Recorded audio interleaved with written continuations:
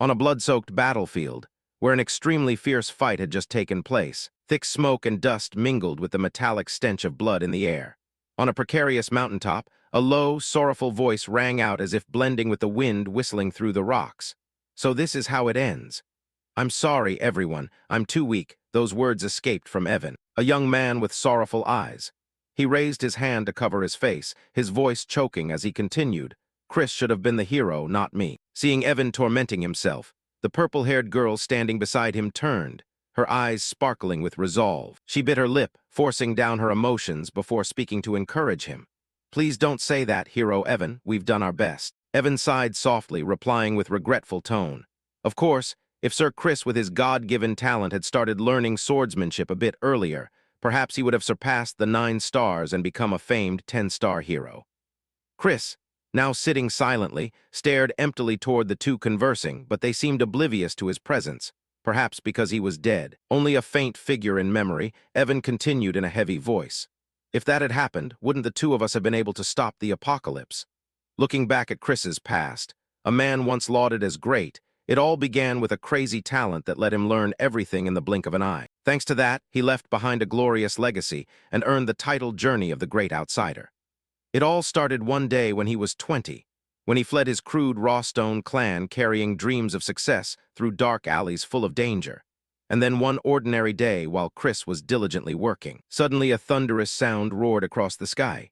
He looked up, eyes wide with astonishment. Above, a mighty legion of cavalry riding jet-black warhorses appeared under the command of a brutal demon king coming to invade the magic empire. That event was later recorded in history with an ominous name: the Age of Destruction. In a remote small town, people gathered densely around a bulletin board. On the old wooden board, a sheet of paper was posted, the scrawled handwriting reading clearly, "Recruiting companions to join the hero." Seeing the notice, a young man with bright eyes rejoiced inwardly. "This is it, once-in-a-lifetime opportunity. I will surely rise to the top and enjoy wealth and honor after the war ends." But life is not a dream. In the end, they still failed, and the valley fell into the hands of the slaughterous demon king. Blood ran in rivers, corpses piled into mountains. Back in Evan's conversation, he continued in a tormented voice, "If I could, I wish I could turn back time so Sir Chris would be chosen as the hero." Hearing this, the young man, now named Chris, fell silent.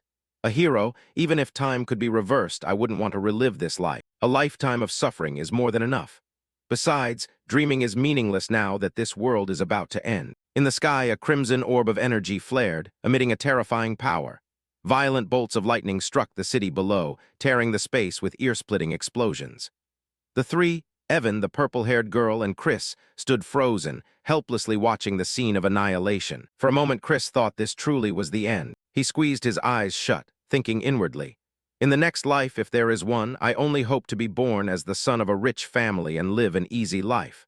That was his final thought. The scene shifted to a peaceful room. Gentle morning sunlight filtered through the window, mingling with the soft breeze of autumn. In the room, a young man sat silently, his eyes fixed on his hands. After a moment of thought, he whispered, "I have regressed." That young man was Chris, this time reborn in the body of a young master of the magic empire. He stepped to the window and threw open the shutters. Before him stretched a magnificent scene, stately castles rising splendidly under the sun. Chris murmured, "The aesthetics here must belong to the Black Demon clan, true to the ominous name. This is one of the 12 pillar houses of the magic empire. From what I've determined, I've regressed 15 years. 15 years before the Age of Destruction began." He looked down at the courtyard. Chris was astonished to see massive demonic beasts, shaggy and careful, tending a riot of colorful flowers. He thought to himself, "I thought I'd seen everything in my past life. Never expected to witness demonic beasts pruning flowers." He turned to the mirror, eyes briefly stunned. "Not to mention, I even know who this bastard is." The body he regressed into was Christian Van Baron Kazar, a notorious name. In another room, a blonde young man was dining with an alluring foxwoman. He asked curiously, the noble Van in his middle name, "What branch of demons is he from?" The foxwoman nodded slightly, her pointed ears twitching. "Indeed, Chris is as quick-witted as ever." She explained the Kazar Countly family is a branch of the Baron Counts, also called the Black Demon clan. "So is that a more powerful house?" the blonde man pressed. She replied softly, "Not exactly. Though only a branch, they still hold a firm position within the Black Demon clan. Moreover, they're unbelievably wealthy. I doubt you'll find a villain in the magic empire who doesn't know of them. The foxwoman continued, eyes glittering. I've heard they have two potential heirs, but the eldest son, Christian, is truly a bastard among bastards, always causing trouble everywhere, to the point the Khazar counts finally disowned him. She reached out lightly, her tone sinking. Ah, but that's ancient history now. Hearing this, the blonde man flinched. What? He's reformed. The foxwoman answered slowly, no, he was murdered by his relatives.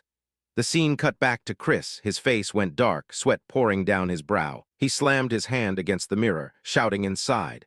Damn it, I only wanted to be the son of a normal, wealthy family. Yet I regress to this place. Why here? Why him? Why this damned predetermined fate? Chris scoffed inwardly. What now? Think, Chris, think. 3 days ago, I awoke in this body with a strangely coincident name. And in 2 years, Christian will be killed and expelled from the Khazar Countly family, a house that values honor above all. Surely this man is incompetent and useless, he thought. So if I just keep quiet and avoid trouble, maybe I'll escape death. Thinking that, Chris paused and fell into thought for a moment, then smacked his hand against his forehead. His expression darkened. There's no way that can happen, mainly because of Ragnarok, the end of days. The slaughterous demon king instigated the war to sacrifice humanity and complete Ragnarok. By the time they realized it, it was already too late. Both the valley and the magic empire were submerged in ruin. So if I want to survive, I must prevent the apocalypse, Chris told himself. The slaughterous demon king is one thing, but a bigger problem is the countless villains in the magic empire loyal to him. To accomplish this, I must become the strongest, stronger than the demon king, and there's only one way. I must become the demon emperor, sit atop the magic empire's pinnacle. He calculated, I have 5 years before the age of destruction begins, worth a try. If successful, not only this mansion, but the entire magic empire will belong to me. The scene cut to another room. A loud shout rang out. Christian, I told you to stay in your room. This is the study of Count Khazar. Seeing Chris enter and kneel deeply, his face darkened. He bellowed, how dare you show your face here so soon after causing that trouble? Aren't you ashamed? His eyes narrowed, his gaze as cold as a blade. If you act wrongly one more time, I'll personally cut off your head. Hearing this, Chris went pale. A bead of sweat rolled down his cheek. He thought inwardly, Count Khazar truly exudes an overwhelming presence. But he drew a deep breath and spoke, making the Count startle. I have come to apologize for all the mistakes I've made so far, Father. He thought silently that to carry out his plan, he must erase the useless image left by Christian. At this, Count Khazar froze and exclaimed, What? Chris continued sincerely, I truly apologize for everything I've done. It won't happen again. The Count replied skeptically, You want me to believe you? Just days after the last incident? Are you mocking me? Chris thought to himself, what was the most recent trouble he caused before I regressed? I've heard so many stories I can't pick a specific one. He bowed his head slightly and quickly fabricated a reason. The fault that made you lose faith in me was my doing. But didn't I say 3 days ago that I'd lost part of my memory? To recover those memories, I've reflected on my past actions and realized how wrongly I've lived. My heart aligns with that truth. After hearing this, Count Khazar's expression remained unchanged. He said coldly, I've heard your excuses countless times. Seeing this, Chris immediately added, Yes, mere words of excuse mean nothing, so from now on I'll prove myself by actions. He declared clearly, Please send me to the punishment cavern. I will stay there for 1 month and show you a different person. The scene shifted to a gloomy forest called the punishment cavern. Amid thick mist and blackened trees, a white building appeared like a lone pearl in the wilderness.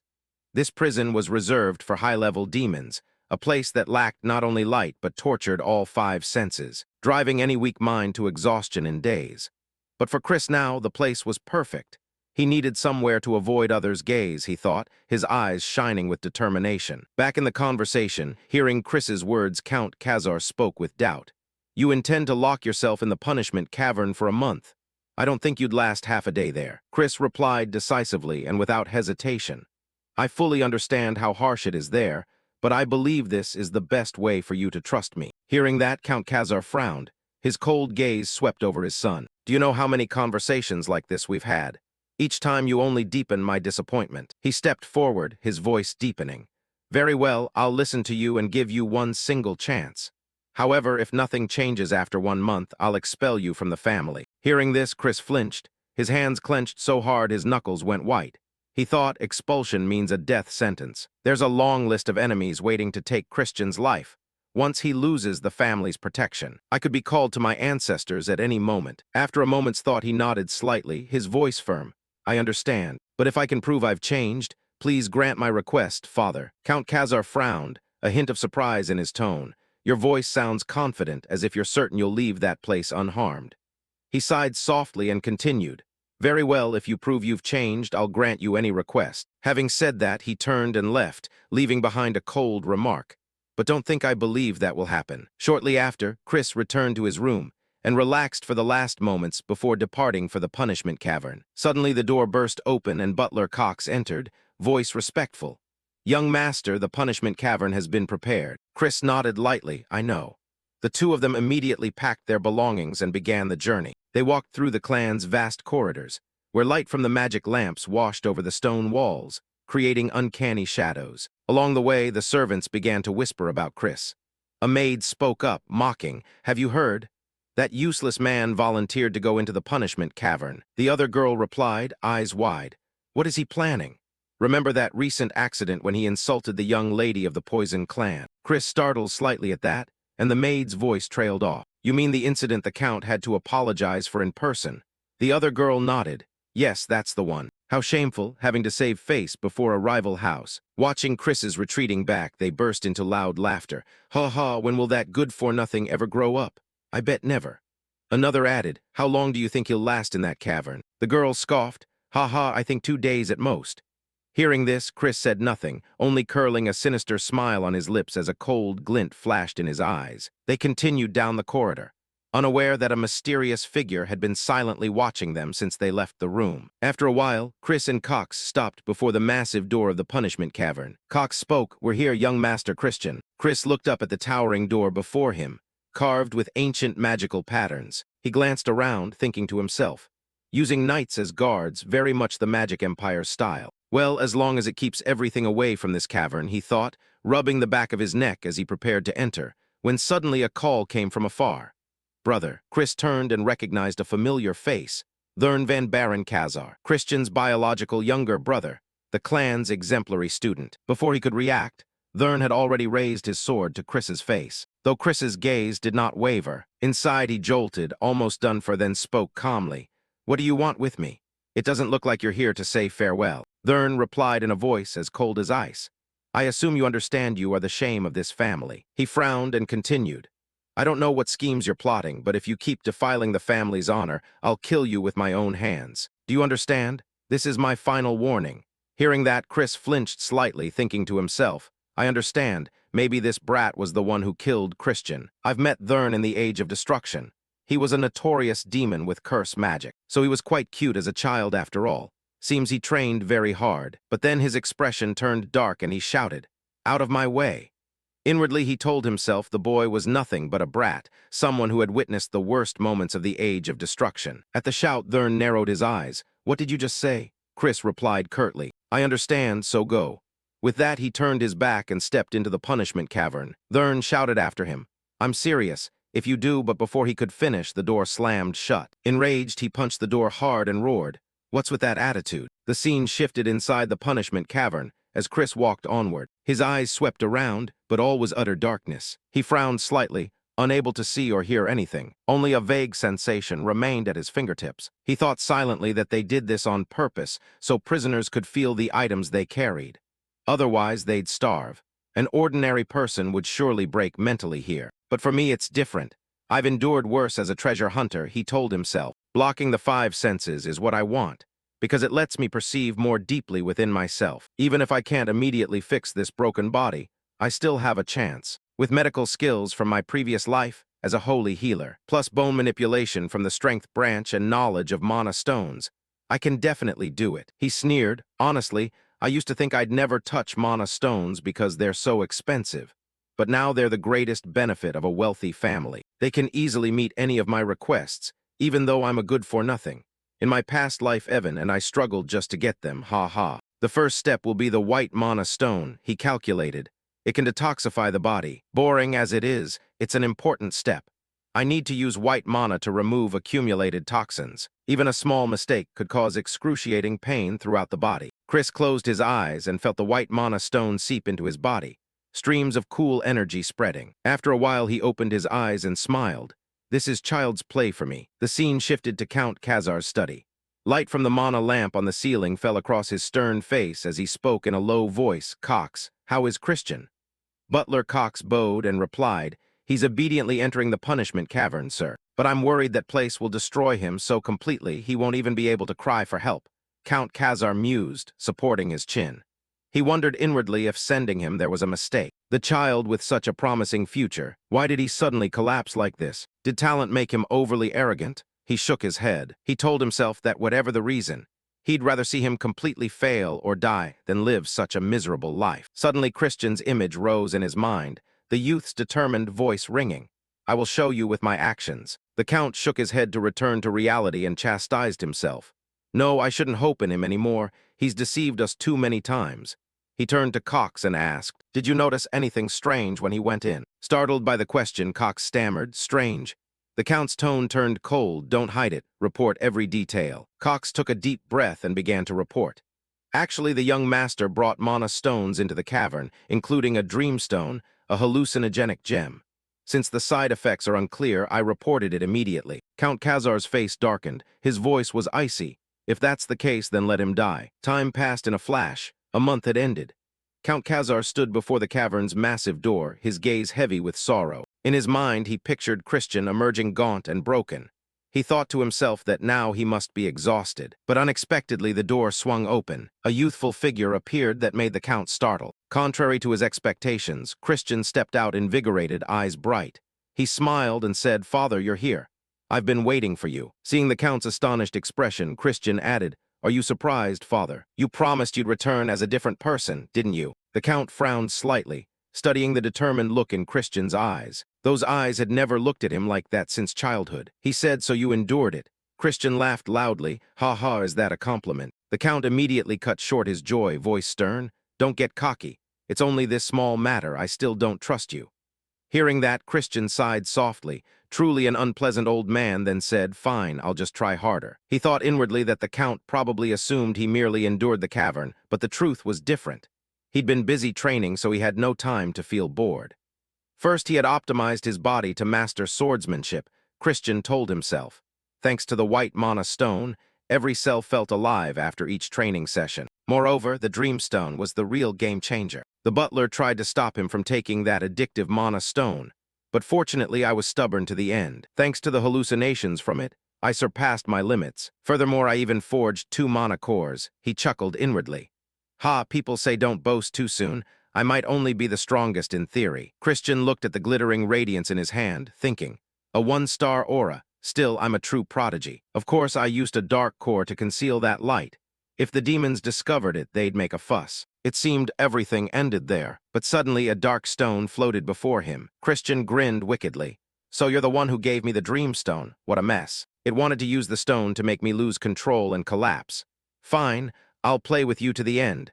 I'll use you as a sacrifice for my breakthrough. Thinking this, Christian spoke.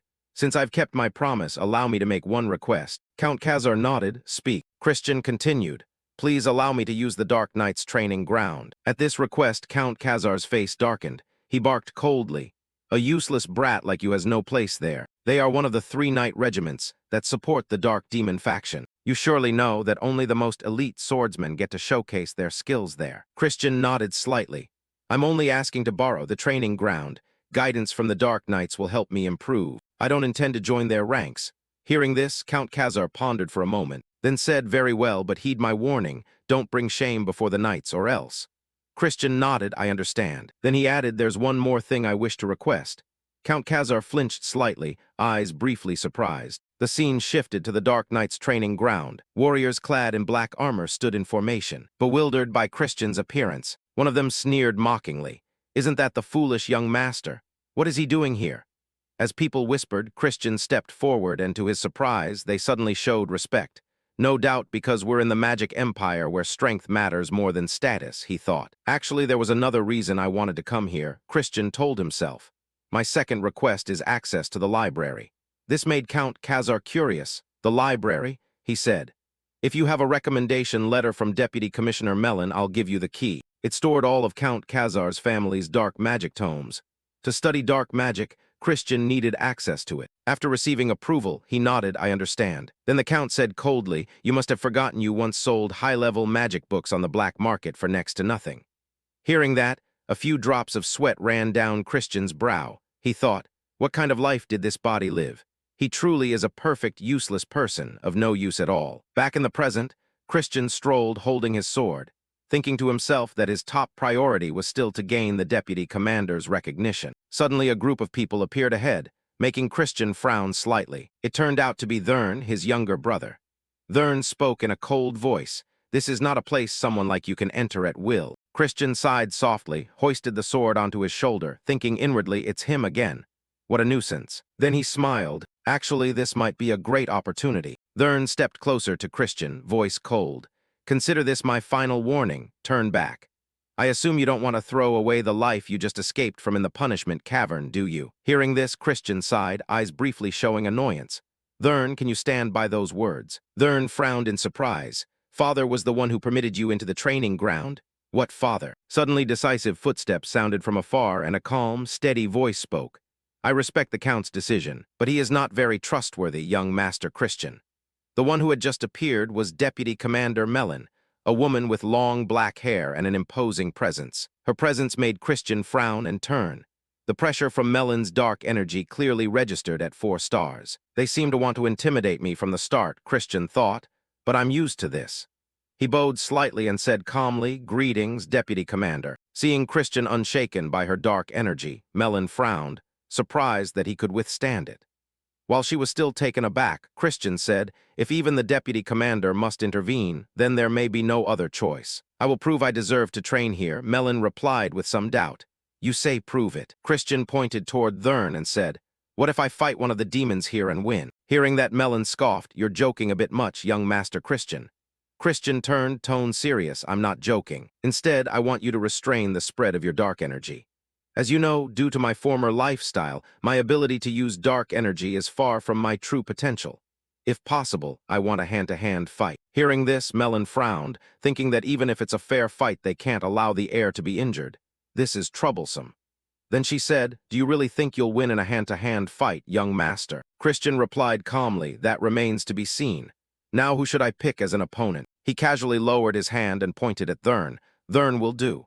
Seeing Christian's hand aimed at him, Thurn's face darkened, voice grating, how dare you? A voice from behind called out, trying to stop it. I think you should choose a more suitable opponent. You do know Thurn's level is 2 stars, right? Christian thought to himself. 2 stars, a level no ordinary 13-year-old reaches unless they're innately gifted. Otherwise, whether 13 or 23, one couldn't touch any strength at that level. But I'm not ordinary scum. He shook his head and said, no, if I'm going to prove myself, I must choose someone stronger than me. I think fighting Thurn is best. Having said that, he looked at Thurn. So, what do you say, Thurn? You're not afraid of your own brother, are you? Hearing this, Thurn's expression grew darker. He snarled, I accept your challenge. Immediately after, the two faced each other, surrounded by the knights present at the training ground. Cheers rose from the crowd. Someone shouted, young Master Thurn, take this chance to crush that bastard. Another added, if you let him walk away, we'll have special training today. Christian rotated his wrist to warm up, then turned to Melon. How do we decide victory? Fight until one yields. Hearing that, Melon's face darkened. She thought, what an ungrateful fool. Then she replied, that's boring. Fight until the other is unable to continue. She added inwardly, it would be perfect if young Master Thurn crippled him, broke 1 or 2 legs. Christian pointed at Thurn. Hey, did you hear the rules? They said you must fight seriously. Thurn roared, insolent idiot. I will shut that mouth of yours for good. With that, he lunged. Christian charged forward and landed a powerful punch on Thurn's jaw. The unexpected blow made Thurn stagger, his face contorted in pain. Christian smiled. What's the matter? The match has just begun. Thurn stepped back, wiping a smear of blood from his lip, eyes blazing. Shut up. Thurn rushed in and threw a punch at Christian, but Christian easily dodged. Honestly, using dark energy, a 1-star demon like me couldn't win. Christian thought, but what about unarmed combat? After avoiding the punch, he kicked hard with his right leg into Thurn's chest, sending him sprawling backward, clutching his chest in surprise. I fought on countless battlefields in my previous life, Christian mused. Moreover, counting the combat power gained in the punishment cavern, I'm already at 3 stars. The crowd buzzed. One man exclaimed, what did I just witness? Thurn stumbled unsteadily, doubled over holding his stomach, blood dripping from the corner of his mouth. Christian taunted, "Don't tell me you're crying. Want me to make you hurt more?" Thurn braced his hands on his thighs, panting. "What trick did you use?" Christian shrugged, thinking how satisfying it was to see him like that, then said, "A trick? There's no trick. You're just weak." Hearing that, Thurn's face turned angry. He shouted, "Fine." Thick dark chi poured from his hands. He roared, "I'll kill you now." A punch charged with dark energy lunged forward, but Christian easily dodged. He laughed, "Oh, you're fast too." He thought, now that's the fighting spirit. Thurn kept throwing punches while Christian weaved left and right, calmly evading. Then he swung his arm to block one of Thurn's strikes, causing Thurn to unexpectedly lower his dark energy before he could think. Thurn took a full hook to the jaw from Christian. He threw his head back and spat blood, and collapsed to the ground. The punch left the surrounding knights gaping, eyes wide. They murmured among themselves, "How could young Master Thurn be so careless?" Another answered, perhaps he restrained his dark energy to avoid hurting his opponent. Ignoring these remarks, Christian stepped closer to Thurn. Even Melon was surprised by his display. She thought, "Is that so? No wonder he lost that day." Seeing everyone stunned, Christian turned to Melon. "How about now? Does this prove enough?" Melon nodded slightly. "All right." Christian smiled and thanked her. In his heart he thought, "Good, it's a success. That way I'll devour all swordsmanship and magic." Scene shifts to Christian's room. He sat on a leather chair and summoned a dark orb to hover in the air with one hand. Looking at it, he thought he'd reached 1-star dark magic. But because he hadn't fully mastered dark energy, and because of the massive residual legacy Christian left behind, everything took longer than he expected. Christian casually picked up a small bell and shook it. Its tinkle rang in the quiet room. He told himself that to use the aura simultaneously, he'd need to raise his level even higher. Right after the bell chimed, a stream of energy suddenly appeared. From that energy, a maid materialized and spoke softly, "Have you called me master?" It was Marie, Christian's maid. Seeing how she appeared, Christian frowned slightly, thinking he didn't expect them to use a high-level evil spirit as a maid. Admittedly, because Christian causes trouble all the time, they couldn't use an ordinary person. "I'll replace her eventually," he thought, then said, "Fetch me a cup of juice. After I drink it, I'll go train." Marie stepped close and whispered in his ear, "Should I prepare the juice with human blood?" Christian waved his hand brusquely. "No need, just make it strawberry." But Marie leaned even closer, eyes glittering. "Human blood tastes very good, sir." Christian frowned and snapped, "I said strawberry." She insisted on human blood. Christian angrily shouted, "Strawberry." Scene shifts to the corridor. Christian slung his backpack over his shoulder, preparing to go train. Cox's voice called from behind, "It's still early and you're already going to train. I'm worried you'll overexert yourself." Christian turned to look at Cox. He continued in a warm tone, "Of course I'm very happy and proud to see you so diligent. I'll always trust you even if others criticize." Hearing that, Christian suddenly snapped, clenching his fist, "I never told you to trust me. Who are you to decide whether to trust me or not?" Cox's face darkened. He bowed his head and apologized. "I'm sorry. I've crossed the line. Have a productive training session, young master." With that, Cox turned and left. Christian watched his retreating back. Christian thought there was something suspicious behind that devotion. Then he turned and walked away. After a while, Christian arrived at the training ground. The people here no longer looked at him with the same probing eyes as before. He thought to himself, their gazes are more complacent now. Now that they're off guard, maybe I can win them over step by step. With that thought, he tossed his backpack to the ground. He grabbed his sword and sliced a few strokes through the air to warm up with decisive movements like a true warrior. A soldier noticed the action. He hurried into Melon's tent to report to the deputy commander. "Young Master Christian is in the training yard again today, sir." Hearing this, Melon fell silent, her expression briefly thoughtful. What is he calculating? What about that one-on-one match the other day? The young master's movements were indeed impressive, but she didn't expect Christian to dispel his dark energy at exactly the right moment. She wondered if Christian had seen through the entire flow of the match. If so, his talent might even surpass young Master Eshid de Baron, the direct heir of the main family. No, he's just a bastard. He squandered all his dark energy through a debauched lifestyle. Now it's impossible to make up that gap. Suddenly, noise from outside pulled Melon out of her thoughts. She stood up, stepped out, and shouted, "Why all the noise? What's going on?" A soldier replied, "Deputy Commander, the matter is, the young master had a minor conflict with a servant." Seeing someone sprawled on the ground, another soldier asked what happened. The one beside him replied, "Cannon is a 1-star demon after all. Could the young master have reached 1-star too?" Hearing this, Melon's face showed a flicker of surprise. Christian paid no mind to the gossip. Turning with a challenging tone, I wanted to witness the famed power of the Black Knights myself, but it seems they don't live up to their reputation. Anyone want to step up? Of course you're not a bunch of cowardly knights, right? Hearing this, the surrounding soldiers clenched their teeth in anger but dared not act. Suddenly, a foot stepped forward from the crowd. It was a muscular fiend with deep purple skin. In a deep voice, he introduced himself, "I am Torin." Seeing someone step up, Christian smiled. "They're trapped."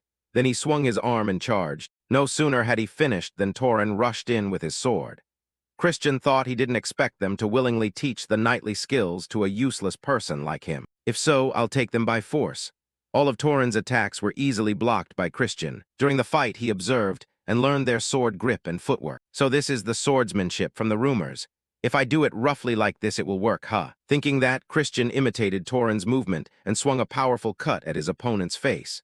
Torin spat blood and fell to the ground. Melon could only stare in surprise, while Christian broke into a satisfied smile. With that single strike, he had defeated Torin. He stepped forward, sat on the fallen man's back, and faced the crowd. Well, the onlookers buzzed. One exclaimed, "Impossible, the young master that strong. Wasn't his dark energy destroyed? How could he be 1 star? The most shocked was Melon. Her eyes went blank. "So I was wrong then." As they murmured, Christian turned with a disappointed tone. "Truly disappointing. It seems I placed too much faith in the knights. If your skills are this pathetic, Deputy Commander will be held responsible." Hearing this, the knights behind were sweating nervously. One whispered, "That madman, should we jump in?" Melon spoke up. "Young master, I understand you're pleased by this unexpected victory, but haven't you gone too far?" Christian took a fighting stance. "Then, Deputy Commander, will you show me the true skills of these Black Knights?" At that, Melon's face darkened. She drew a sword from a nearby soldier's hand and charged at Christian. A thunderous slash tore through the air, but Christian deftly slipped aside and evaded. The attack left a deep groove in the ground. Melon gritted her teeth, threw the sword forward, and shouted, "I can deal with someone like you in the blink of an eye." Seeing Melon furious and eager to strike, Christian said calmly, "Do you intend to use your full strength against someone like me? We'll only use 1-star dark energy, and dark magic is forbidden. Of course, weapons are limited to wooden swords." Melon frowned, puzzled at 1 star. Immediately, a nearby soldier hurriedly swapped her wooden sword for a real blade. Melon thrust the wooden sword forward, her voice cold. "I'll break both your legs using only half that strength." Hearing that, Christian glanced down at his legs and sneered, "I'll bet on these legs." "What about you, Deputy Commander?" Melon answered immediately, "Whatever." With that, she lunged at Christian, shouting, "Don't think you're walking out of here today." A powerful slash tore through the air. Christian quickly raised his wooden sword to block. Instantly, he parried and counterattacked. The two exchanged blows in rapid succession, the clashing sounds ringing nonstop, which astonished the crowd outside. They watched for a moment and then started whispering. One soldier blurted out, "How can he hold his own against the Deputy Commander for so long?"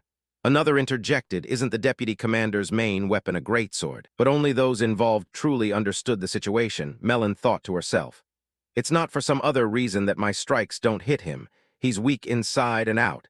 He couldn't possibly be my match." Didn't the same thing happen when he fought Thurn and in the previous match? Seeing her stunned, Christian smiled.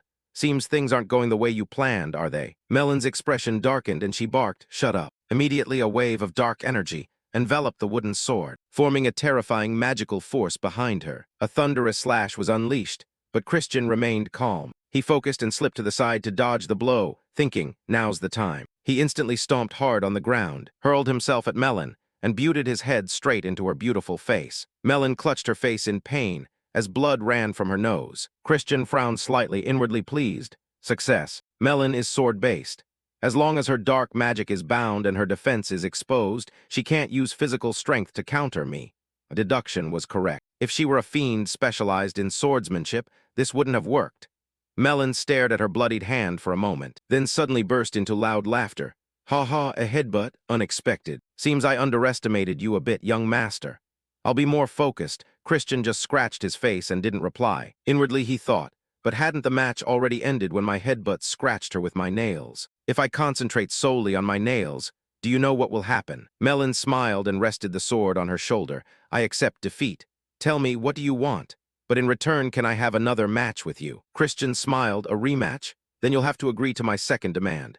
Melon answered, "Anything at all." Christian stepped closer, leaned close and whispered, "So you'll kneel before me." At this, Melon's face fell. She said, "Do you know that's a condition I cannot accept?" My loyalty is pledged to the Baron Main family.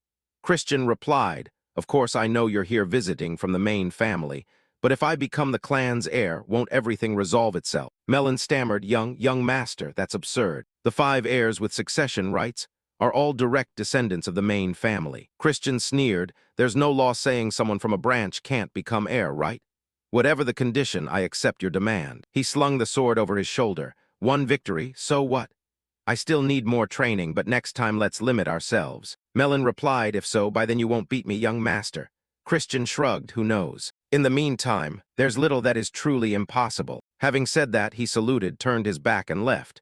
See you next month, then I'll show you where loyalty should lie. The next day, Christian handed Melon's letter of recommendation to his father. He said the fiend's strength is very weak. They need focused training. Count Khazar read the letter. Recalling a few days before when Melon met him, she had said, young master is a genius. Despite his low star rating, he still defeated someone as well-trained as I am. He wondered even about her. Melon replied, yes, it was a rare match I enjoyed. Back to the present, the Count looked at Christian, thinking to himself, this brat. This time he really has. Seeing his father starring, Christian spoke. Is there something on my face? He replied, nothing. Then he held out his hand and gave him the promised key. I'll give you the library key. Christian took the key and quickly left. Outside, he was overjoyed. Excellent. I got the library key and changed Melon's opinion. She's a fiend from the Baron Main family. In the age of destruction, she was a 6-star fiend. To control the entire fiend clan, I need to win her over with my credentials. Not fully conquered yet, but a month should be enough because I'm a genius. Thinking further, he smiled at Count Khazar's expression earlier. Wasn't that the proud look of a father? I suppose fiends have family feelings too. Maybe he's even a better father than the one in my previous life. I won't disappoint you, Count Khazar, he said, then opened the door and entered the library. The scene before him made him exclaim in amazement. Walking around, he thought inwardly, blood magic, summoning research, curses, all the things banned in the Kwong precinct. He casually pulled a book from the shelf. As he took it out, a pair of eyes appeared behind the shelf and startled him into a loud shout. Who's here? It turned out to be Marie. She laughed loudly. Ha ha, what else would it be? I'm the librarian here after all. She looked cute and winked. Could it be you want to monopolize me as your personal maid? Christian's expression darkened. Shut up. Marie pouted, oh heavens. Such blunt words. My heart's pounding here. Christian felt like going mad. He shouted, shut your mouth right now. But Marie only laughed harder. Looking at the book Christian chose, she said with interest, young master, the book you picked contains a 4-star dark magic called the Binding Seal. With your current level, I'm afraid you won't be able to comprehend it. He closed the book slightly, folded his arms and puffed his chest confidently. No problem, I'm a genius. Marie pondered for a moment, then put on an exaggerated face. Oh my ho ho ho, our young master is not only handsome but also a super genius. Seeing her forced expression, Christian snapped, don't force yourself. Marie giggled and continued. There must be a reason you specifically chose that book, right? He nodded slightly. Yes, I need to catch a mouse. Scene cut to the next day. Christian was doing long-distance runs with everyone at the training ground. While running, he thought about suspects in the attempt on his life. First is Thurn. No one in the house despises me more for being useless. Next is Cox. Although not an heir, he comes and goes freely in the punishment cavern. Fiends value strength over status, yet he clings to me, flattering relentlessly. It could also be a third force I haven't noticed. Whatever the case, they want to see me fall. The proof is the dreamstone in the punishment cavern. Perhaps I should play the bastard they expect. Whoever seems pleased when I cause trouble must be the culprit. Thinking this, Christian suddenly stopped and shouted, damn it, this is too difficult. Then he turned his back and walked away. Have fun, I'll cramp up first. The others watched him go, whispering among themselves, what's wrong with him, I wonder. Night fell and the household was dining, when suddenly the clatter of breaking plates rang out. Count Khazar shouted, Christian. But he paid no heed. Turning to the maid, he barked, you should have chosen a decent dish for me from the start. Then he waved his hand. Hey, is that old person still standing there? Remake my food. Count Khazar's face darkened in anger. I was a fool to think you had finally grown up. Having said that, he turned his back and left the dining room. Christian watched his father's retreating figure. Christian felt remorseful inwardly, but it's all for the family's benefit. Please understand me, father. Call me a demon if you like. I've poured effort into spreading rumors that I've become the kind of scoundrel who bullies maidservants while they clean, waving my arms in boredom, spending money like water, living decadently. Staring at the glass of wine before him, Christian shouted, why won't you give me real wine? Mary chuckled, ho ho, but you're drinking wine right now. He snapped angrily, that wine's worthless, you turned it non-alcoholic. She smiled awkwardly, you're still too young, the young master shouldn't drink. Christian frowned, then what of it? I'm the useless one. Marie continued, have you decided to go back to being a bastard? It's fine, no matter what, this lady will always stand by you. Hearing that, Christian frowned and turned away. He drew a magic circle in the air with his hand. But I told you I'm hunting a mouse. Looking at the circle, Mary marveled. Impossible, you've mastered the binding seal? Christian smiled. I told you I'm a genius. I modified it to use at a lower level, not only because of time, but also because I've diligently practiced countless spells. Marie bit her lip. Are you really a genius? Just then Thurn pushed the door open and entered. He approached Christian, seeing the scene he thought, I must pretend to be drunk, and made a drunken expression. What's this, Thurn? What are you doing here? Thurn shouted, is this all you can do? I thought you'd changed for the better. Seeing Thurn's anger, Christian smirked inwardly. He's truly mad. That removes him from the suspect list. He said, Thurn, do you think there's a mouse in the house? Thurn looked puzzled. What are you talking about? Christian stood and stepped closer. Someone wants to see me fall. I'm going to play along for a while. Thurn was shocked. Are you saying it was all an act? Christian poured wine and handed it to Thurn. Yes, even this wine is fake. Thurn asked, who is that mouse? Christian tilted his glass slightly. It's hard to say right now, but they'll take the bait. Saying that, he hurled his glass to the floor and it shattered. Suddenly a butler ran in from outside. What's the matter, young master? Christian continued the act. This isn't the wine I ordered. Send for another bottle at once. The butler stammered. Mr. Cox is currently busy. Christian asked, he's busy? I'll pay him a visit. Thurn was horrified. You act so convincingly. This household is full of actors. Minutes later, Christian arrived at Cox's place and slammed the bottle down in front of him, startling him. Why have you come here, young master? Christian poured the bottle straight over Cox's head. This isn't the wine I ordered. Are you mocking me? Cox rose calmly. Of course not. I'll order the exact wine you need. Christian replied, I don't need you to. He pointed at Cox's face. Go fetch it yourself. Cox clenched his hands slightly, but I'm busy. Christian slapped Cox hard across the face. Do you plan to work like this? Go change your clothes and then go. Cox trembled and gritted his teeth. I'll be back soon, young master. Saying that he left. Watching Christian go, he thought to himself, I must praise his patience in enduring this humiliation. But that suspicious thing. He glanced at the stack of documents stained with wine beside him, casually picked up a bundle to look through. A smile spread across his face. Here we go. If the butler is the mouse, he's certainly involved in the finances, but that's not enough. I need clearer evidence. Just as he set the papers down, Cox entered. Here is the wine you requested. Christian calmly, thanks, you're not mad at me, are you? Cox replied, of course not. How could I dare be angry with you? Christian laughed, good. Ha ha, I don't know if you realize it, but you're the master's favorite. Cox nodded, I'm very grateful. By the way, young master, I have a message for you.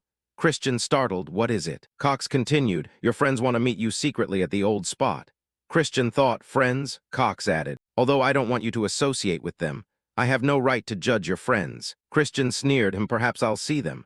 Cox replied, yes, all as you wish. Seeing this, Christian smiled inwardly. Everything was progressing better than he expected. The next day at a tavern, Christian met his wicked old friends again. They drank and joked. Christian, I've heard you've changed recently, but I don't believe it. We know you well after all. He suddenly noticed the small waitress and felt disgusted. Making such a young girl serve drinks was the work of scumbags. The two others raised their glasses, urging, come on, drink, Christian. But he didn't clink glasses. He only lifted the cup to his lips to sip, irritating them both. What are you hesitating for? Finish it. Unable to endure their disgust any longer, Christian threw his cup straight into the fat man's face. He choked and accused him. What do you think you're doing? Christian coolly, just testing the wine. Judging by your reaction, I know this wine is definitely undrinkable. The fat man flustered. Seeing Christian had seen through the plot, he quickly raised his hand to use magic, pressing hard against the waitress's forehead. In an instant, Christian caused the girl to faint. The fat man was stunned. You can even use dark magic. Seeing no one could stop him, Christian stomped on the big table and shouted, I don't think you should be surprised by this. The two were terrified by his outburst. Christian grabbed the fat man's head and smashed both their heads down onto the table. Blood gushed out. They begged in fear, stop, please. The fat man trembled. Why are you hitting me? Calm down. Christian withdrew his hand. It seems you still haven't realized your mistake, have you? Then die. He drew a dagger, his gaze full of murderous intent. After being tortured for a while, both begged fearfully. Spare me, young master. They confessed honestly. We were forced to give you drugs and then frame you. He threatened to expose our drug dealing, so we had no choice. Christian stepped closer. Who ordered you to do this? The skinny one stammered, too scared to speak. He slammed the dagger down in front of them, threatening, "If you don't speak quickly, I'll chop it off." The skinny man, terrified, confessed everything. "Please spare me. I will do anything you command." Christian didn't fully believe him. "Really? You'll do anything?" Both shouted in unison, "Yes, we swear." He barked, "I can't hear you." The two wailed and cried out, "We swear." Hearing that Christian was satisfied, "Fine, I'll remember this. You must be loyal to me unto death." With that, his magic surged forward and forced a slave pact upon them both. Afterwards, they foamed at the mouth and fainted. Over here, Cox ran in to report to Christian's father. "Young master, something's happened." He asked, "What's the matter?" Cox hurriedly said, "The young master has killed someone." Ridden couldn't keep his composure and leapt to his feet. Cox continued with the information. "Last night, the young master drank, killed his table-mate, and threw him into the river. This won't be easy to deal with. What should we do, sire?" Hearing his son had killed and hidden a body, Ridden was horrified and hurried away, not forgetting to order that Christian be brought before the demon court. "I will petition for the right to try him personally."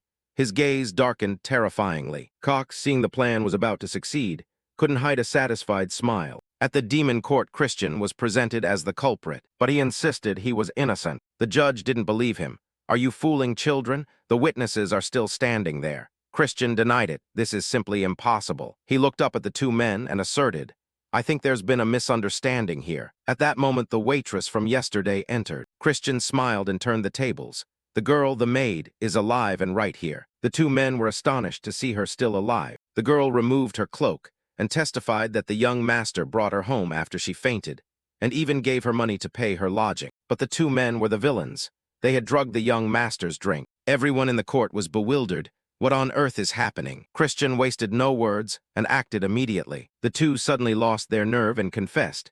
"Yes, we filed a false report. It was all on Butler Cox's orders to frame the young master." Cox denied it. "What the hell are you saying?" He turned to the judge. "Your Honor, they're slandering me. The young master and his friend are blaming me. This jest is not amusing." Seeing Cox react exactly as expected, Christian sighed. "I knew you'd respond like that." He requested the judge, "Father, since I am also a victim, may I make one petition?" The judge asked, "What is your petition?" Christian smiled. "Allow me to, in my capacity as my father's representative, question Butler Cox." The judge was stunned, then accepted. "Very well." Cox stepped onto the stand and was about to speak, but was blocked. "However, if you act improperly, I will revoke your privilege immediately." Christian replied, "I'll be brief." He took the stand and declared, as the representative of the Demon Emperor, the great leader of the Magic Empire, member of the Dark Clan, and representative of Count Khazar, "I will now interrogate the defendant." "Cox, are you certain you will answer me truthfully?" Cox raised his hand. "I swear." Christian asked again in the name of the Demon Emperor, "Are you sure you will answer only the truth?" Cox affirmed, "I swear." Immediately, the slave contract was sealed. Cox clutched his head and screamed in panic. Everyone in the court was astonished. "Is that a binding seal? How could someone like him use 4-star dark magic?" Christian smugly, "This magic has been modified so even lower ranks can use it, but it has a side effect. The target must swear twice." "You're trapped, Cox." Cox was furious but could say nothing. Christian asked, "Didn't you just swear to speak only the truth? Then why did you order those two to harm me?" The pressing of the sigil caused Cox agonizing pain, and he confessed the truth. "I acted on someone else's orders. He knew I was embezzling and threatened me. He forced me to harm the young master. That's why, since you were little." Ridden couldn't believe it. "What did you say?" Christian smiled. "So you admit it. It seems you've been embezzling quite a bit, but I already knew that." He stepped down and demanded, "Tell us who ordered you." Cox stammered, "Please, sire, if I say." Christian intensified the magic. Cox writhed in pain. "It was Lord Eshid who told me." Ridden was shocked. "What?" Everyone murmured. "The second young master of the Dark Clan, Lord Eshid de Baron." Cox panicked. "He'll kill me." I had to run. But before he could do anything, Christian drew a sword from a guard. He immediately hacked Cox down. His head fell before everyone's eyes. Christian coldly accepted the authority from the Count. "I have carried out the punishment of the criminal." Ridden stood dumbfounded at the scene. Ridden approached and asked, "Tell me why you made this decision." Christian replied at once, "If we let Cox live, that legitimate family will scheme and fabricate evidence to cover this up. We cannot coddle them too much. Besides, I intend to make everyone here remember the truth of this matter." This surprised everyone. Christian's gaze grew serious with no hint of joking. "Eshid has been trying to sabotage you." He continued speaking. Khazar only frowned, sweat pouring down. Then he opened a magic space and ordered, "Follow me." They stepped through into a space, a training yard. Christian asked, "Where are we?" He replied, "This is a secret training area. There were too many eyes in the courtroom." He then seriously asked, "When you said Eshid would cause more trouble over the succession conflict, did you mean that? The power and prestige of a family are tied to the heir they support. Your decision is correct, but I feel you acted too hastily. Given the current situation, we must support the eldest miss and the eldest young master, not label him as a mad, bloodthirsty man." Christian looked away, smiling. "There is another option. I will become the heir." His father objected immediately. "That's absurd." He paid no heed to the objection and explained, "Someone from a cadet branch can be recognized as heir if they are capable. That's only a formal rule, not practiced. How could I know? So why do you think Eshid is trying to sabotage me?" Khazar clarified, "When you were young, you may have been more talented than Eshid, but now you've fallen far behind him." Christian didn't yield. "I'll catch up quickly, but to do so I need your help. Please use your authority to propose that I join the Dark Sacred Rite in 2 months." Ridden wondered, "You must reach 2-star rank to participate in the rite. You've only just reached 1 star, right?" Christian wouldn't give up. "I'll reach 2 stars within 2 months. Hearing his son, he was stunned. "What?" Christian smiled brightly and pleaded, "So please help me, father." After everything was settled and they returned to the manor, the servants whispered, "The young master has completely changed." A maid said, "Lately I've heard the Count personally training him." A male servant added, "You mean the training that even veteran knights struggle with? I wonder how long he'll hold out." In the training yard, Christian simply chopped a monster in half, his eyes sharp, binding it with mud sword technique and finishing it with the black scythe sword technique. After the strike, he turned and asked, "Right, father?" Ridden was surprised. "I only just began teaching him the black scythe sword technique today. How did he understand it so quickly?" Christian, impatient, "But do I really have to do it this way, keeping them separated like that?" He looked puzzled. Christian gripped his sword and lunged forward. "I feel there's a more effective way." He appeared at the monster's feet, struck a powerful blow, and destroyed it. Ridden was astonished. "That's mud sword technique. How did you do it?" Christian sighed. "The limbs of that mushroom humanoid are sturdy enough to withstand mud sword technique. But I wrapped extreme sword technique in the black scythe sword aura. The blade flashed with magic, leaving him dumbfounded. A 1-star cannot accomplish that." Outwardly, he maintained composure. "It's formidable power, but using 2 moves simultaneously makes casting the curse more difficult." Christian denied it. "It's not that hard at all. There's no inconvenience." He secretly gasped. 15 days later, Christian lay exhausted on the training field. Sweating, damn it, running was exhausting, but he couldn't slack off. Stamina is the key to raising his rank. During the break, a voice rang out, "Are you exhausted already? The match is coming soon, you know. I'm eagerly awaiting the appointed day." It turned out to be Melon. Christian thought inwardly, "She always carries that strong presence." He stood up to continue training. "All right, I'm doing my best not to disappoint you." Melon sneered with contempt. "I know of your astounding progress, but you're still only a star. If you don't meet my expectations, don't expect me to kneel." Christian said confidently, "Yes, I believe that could happen. Even so, we'll learn something from the match, so it's not for nothing." He heard her speak boldly. Melon left satisfied, still full of vigor. "I hope you surpass your limits and please me." He watched her go and judged that Melon is currently a high-rank 4-star. Within one rank there are 3 tiers: low, middle, high. As a high-tier 1-star, he's still far behind her. But he comes from a wealthy warrior family, a coin-bearing fighter. He tightened his belt and smiled cruelly. Finally, the day of the match arrived. Christian asked Marie, "Have you packed?" And Marie replied, "Of course. It's our first trip together after all. I've dressed very impressively." He was startled and said, "Did I ever say you were coming along?" Marie was touched. "I see, you must be worried I'll get lovesick." "Don't worry, serving the young master is my honor." Christian was exasperated. A Bensi monster can get lovesick. Earlier, he had asked if they could change the servant into a human. Ridden refused. "It's impossible. You've signed a master-servant contract with Marie. A high-level Bensi cannot be managed without a contract." Christian angrily asked, "Then can't you just tell me how to cancel the contract?" He pointed out that he believed it required a deep kiss with Marie. "To be fair, when signing the pact you were dead drunk." Christian tore at his hair. "You're useless, old man." Back to the present, he refused Marie. "In any case, you can't come with me to crowded places." Marie was disappointed. "But I'm really looking forward to this trip." He sweat. "It's just that your spiritual energy can harm others." Marie was aggrieved. "I've been locked in the mansion for decades." Feeling sorry for her, Christian was helpless. "All right, you can go, but don't appear in front of others." Marie was overjoyed. "Thank you, best young master." He waved his hand, just follow me. Christian and Marie set off. Marie wondered, young master, where are we going? He answered, to a place where I can make a profit. Marie fanned her dress, making money fall everywhere. You already have so much money. Seeing the cash rain down, he panicked.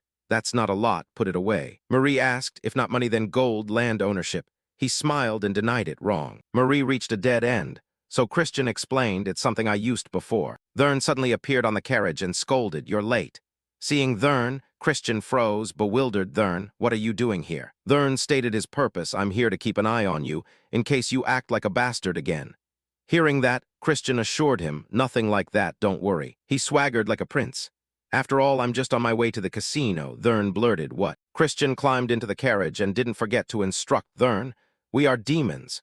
Sinking into drink and gambling is natural. Gambling is even encouraged by the demon emperor and has reasons to be legal. Thurn didn't hesitate and decided, then I'll come with you there. Christian startled, then shamelessly ran onto the carriage proudly. Thurn, could it be you're worried about your beloved brother? Thurn was hit to the core, flinched and denied it. Why would I worry about you? I'm only worried you'll disgrace the family. The carriage set off, but the two kept chattering. Christian said, you know, I think for a bookworm like you this is a bit too exciting. Do you even know the rules?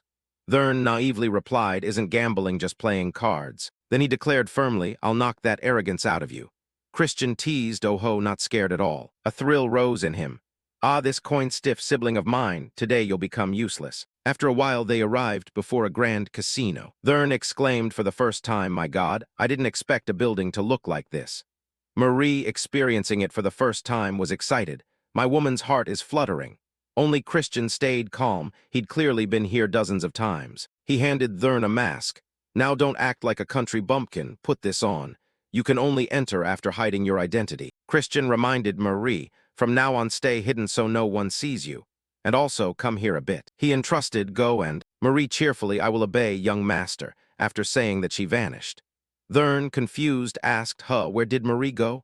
Christian, wearing the mask, replied, that's not something you need to worry about. We should go in. The two stepped into the casino, attracting everyone's gaze. The seasoned gamblers smirked. They looked like plump suckers, unexpectedly walking straight into the tiger's den. Christian leaned close to Thurn and challenged, hey, want to bet on who wins more in an hour? If you win, I'll call you older brother for a month. Thurn, excited, really? He added a condition, but if you lose, you must call me Honorable Emperor Older Brother. Thurn found the form of address odd and turned to ask what. Christian didn't say much and produced a pouch of money. Here's the cash. If you're afraid, forget it. Thurn burst with fighting spirit, snatched the pouch, who said, I'm scared. I'm going first, his eyes blazing with an indescribable fire. At the poker table, the dealer flipped cards and hit a straight flush. The man beside patted Christian's shoulder. Congratulations on your young lordship's win. Wow, you're pretty good. Play more and you'll make a fortune. Christian feigned naivety and happily scooped up the money. Luck's on my side today. He calculated quietly. Just the beginning. They'll let us win a little to reel us in, even though those arrogant suckers bet big. I know exactly how these scammers operate, when suddenly a shout rang out. Thurn clutched his head in panic. Impossible, the cards were clearly good. One of the suckers had fallen for the trick. Christian stepped closer. Hey, shall we go home and sleep? Thurn asked, you lost too? He replied, I only lost 500 rupee. Thurn, not to be outdone, said, I only lost 1,000 rupee. The others, seeing the two talking, quietly made calculations. Christian was pleased. Good, now everyone sees Thurn as a sucker. Certainly a con will lure him in. He asked, so are you going to keep playing? Thurn snatched the pouch. I'll win, here's the money. Christian grinned slyly. Remember, I warned you. Outwardly he said that, but inwardly he thought, don't claim you stopped me. I hope you lose everything and become easy prey, dear brother. Time passed as the people in the casino colluded with each other, pulling many tricks in front of him. Christian's plan was spot on. Finally, Marie returned and whispered, Master, I found the people you mentioned. He praised, well done. Thurn on the other side screamed in despair, I lost my 10,000 rupee. Marie cheerfully, I'm super good. Christian raised a finger, yeah, super good. The two left the casino and went elsewhere. Marie said, it's here, young master, please order the door opened, Marie. The door opened. The people inside jolted, turned, and rushed forward. Who are you? Christian didn't hesitate, removed his mask. Now I guess everyone knows who I am. They stammered as they recognized him. Why yes, young master, what business brings you here? He smiled, call your boss out. A gasp sounded, oh my, young master, you've come to visit. That is Grantle, head of the Grantle Merchants Guild. Famous for his trading skill, but Christian waved a hand, I hope we can speak privately. Grantle, frightened, asked, "What is this about?" He said bluntly, "You cheated my brother. I care deeply about him. How dare you ask what this is about?" Grantle flinched. Impossible. Could the masked man be? Christian confirmed, "Yes, he's the heir of Count Khazar." Grantle waved his hands. "Young master, I swear I only run the casino. What others do isn't my concern." Before he could plead further, Marie shifted form and shouted at Grantle, "Do you want to die?" He cowered in fear, dropped to his knees, knocked his head, and begged forgiveness. "I'm sorry, I'm sorry. If I'd known he was the Count's son, I would never have dared. Have mercy." Christian asked, "That's not empty words, is it?" Grantle affirmed, "Of course not. I'll compensate. How much is enough?" He nonchalantly, 1 million. Grantle was astonished. "What?" He stammered, "Young master, we don't have that kind of cash on hand." Chris lowered it, then 200,000. Grantle cried, "Is that enough? That's all our assets." Christian's gaze turned threatening. "You must give me one more thing." Grantle, helpless, asked, "What is it?" After forcing Grantle to hand over the money, he used it to buy up weapons. Marie was amazed. "I didn't expect you'd use 200,000 rupee to acquire combat gear. What a brilliant plan, young master." Christian smoothed his hair, arrogant. "Of course it's brilliant." Marie noticed the sword at his side, but the sword they gave him was grenade. She wondered, isn't that the holy sword heroes acquired by sacrificing their souls? I've heard many demons covet it, because heroes used it after falling from grace. But now it's all settled, Chris said calmly. "It's fine, it's all part of the plan." Not wanting to hear her prattle, he handed her something. "Enough, take this. Haven't you been staring at it? It's that one." In Marie's hand was an exquisite necklace. She was moved. "Before death and even after death. This is the first time I've received a gift like this. Thank you, truly." Christian turned away, waved his hand. "All right, let's go home." Marie smiled brightly. "Yes, master. I'll put my whole heart into it as thanks. From now on, I'll make the blood sauce even tastier." He refused. "I've told you I don't drink that. You repay my kindness with hostility." Marie was puzzled. "But it was in the strawberry juice you've been drinking all along, master." Christian was helpless. "Don't joke so creepily." He brushed away some thought. "Wait, I feel like I forgot something." Marie also wondered, I'll probably remember later." Back at the casino, Thurn still sat there trembling, with only a single rupee left in his hand. Early the next morning, Thurn screamed loudly. The kid ran over. He yanked the blankets and pillows off the sleeping Christian. Thurn confronted him. "How could you abandon me?" "I was almost sold off like a slave. Luckily, someone recognized me." Christian yawned. Sorry. I knew Grantle helped you." Seeing his expressionless face, Thurn growled. How could he not know he was wrong? Now Christian reminded him, "Don't you think something's off? You lost, so you must keep your promise. From now on, call me respected Emperor older brother." Hearing that, Thurn went pale and sweat poured down his face. He clenched the blanket in his hands, angrily resigned. Christian picked his nose and said, Say that again." Thurn, furious, ripped the blanket apart and shouted, "Respected Emperor older brother." Christian flicked the booger from his hand, smiling, "Good, and remember to always respect me." Thurn was so angry he felt like vomiting blood. He left but didn't forget to threaten that one day he would make a comeback. Just wait. Christian rested his chin on his hand as Thurn departed, thinking that if that child ever truly tried to kill him, it would be entirely the child's own doing. Eshid, son of Langham, future head of the Dark Demon clan, the strongest young master. I can't sense anything from him because I'm not the real Christian, but if I want to become clan chief, I'll have to face him. He clenched his hand, determined. Just wait, I'll help you avenge this. Thinking that, he turned and considered. To do that, he first had to win over Melon. Christian noticed the sword lying among the luggage. After changing clothes, he stepped forward and picked up the sword from the grenade floor. At one time, countless people had tried their strength against it. This sword had once been treated as a display piece because no one could lift it. Curious, he gripped it, wanting to test himself. The moment he touched it, the sword emitted a repelling force. It made his hand throb with dull pain. He nodded just as he thought, it rejects dark energy. Of course, it was crafted to use holy light power. He took repair tools from the box. You're just a sword anyway, I'll fix your aversion to dark energy. Christian gripped a hammer and struck down hard. Each blow carried immense energy. But what broke was the hammer, not the sword. He looked at the pile of tools. Hurt, grab another hammer. He smiled cruelly, prepare yourself.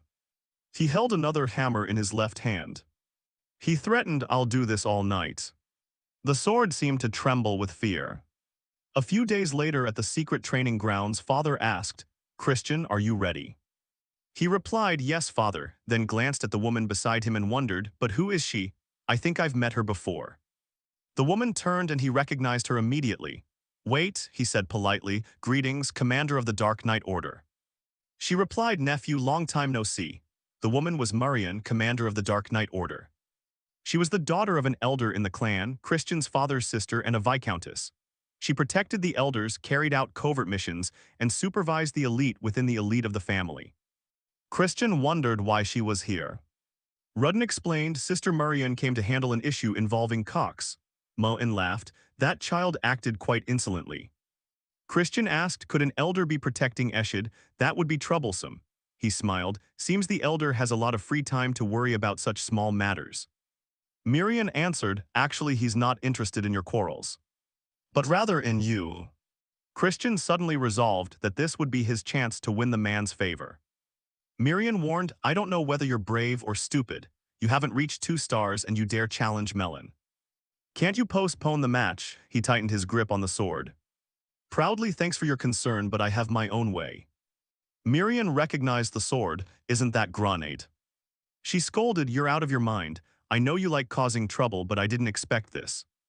She asked Ridden, didn't you say Christian has changed? Are you protecting her? Be honest. Miriam couldn't believe someone would change by using a holy sword in a duel.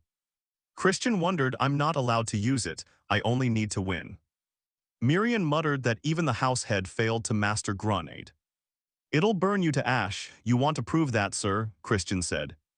He held the sword firmly without feeling anything, confident, I'm fine. Miriam doubted, is it fake? Seeing her disbelief, he tossed the sword. Would you like to try? When Miriam touched it, the repulsion effect appeared. She threw it to the ground. How could you?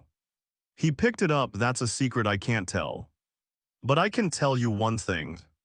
The reason I can wield it when the house head cannot is because I'm skilled. Rudden, hearing this, wore the infatuated expression of a doting father. Suddenly a voice rang out, the young master is still amusing, huh? Tamming even a holy sword, it was Melon. She stepped out from the portal. I don't care what you say or what you have, so what?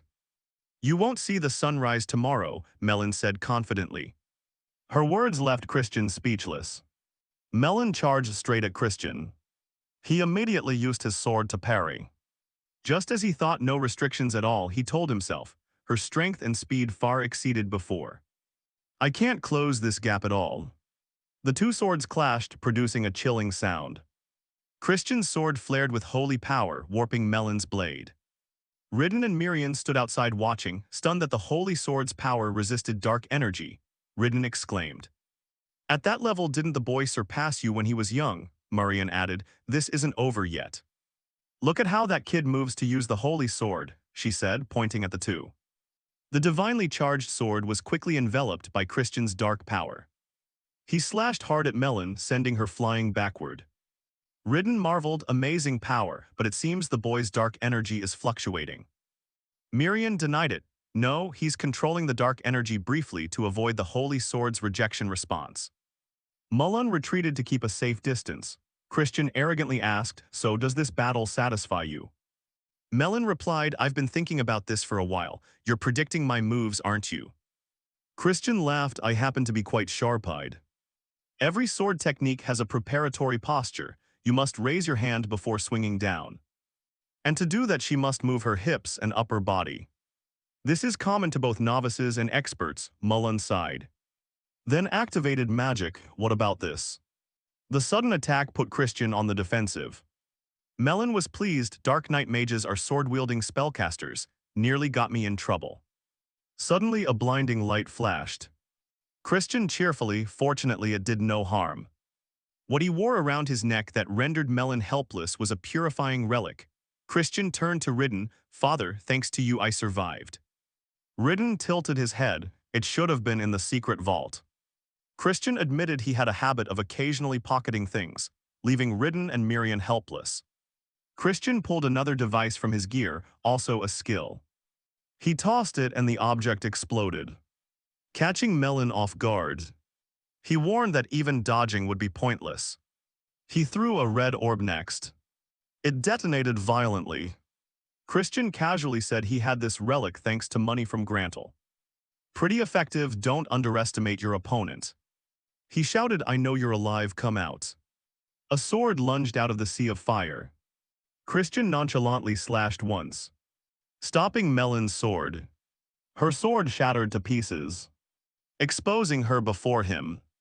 Ridden proudly boasted to Miriam, see, I told you the boy is a genius. He tossed a corroding gem into the air. Miriam was silent, focusing her observation. Melon stepped out of the explosion, her body radiating murderous intent, young master. She grinned broadly, rushing at him with glee, this is fun, what will you attack with next? Miriam flinched, oh my Melon's lost her mind, we must stop her. But Christian quickly dodged Melon's punch with one hand. He lightly deflected the blow and stepped back. Melon was stunned, you actually blocked my strike. Finally, he pressed his sword to her throat. Christian, excited, it seems the victory is mine, are you satisfied now? Blood trickled from the cut on Melon's face. Ridden beamed with pride, Miriam was helpless. Melon laughed, you really asked that, I can't stay calm anymore. Christian replied, then please answer my earlier request soon.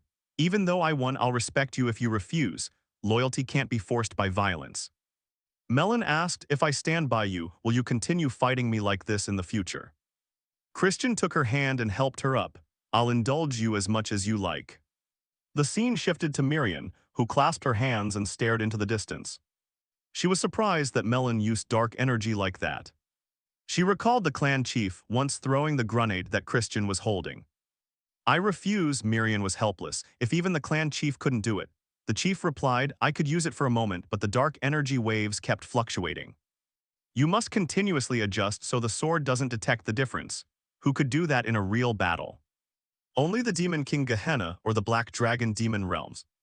Otherwise, only a crazy bastard who controls dark energy as easily as breathing could wield it.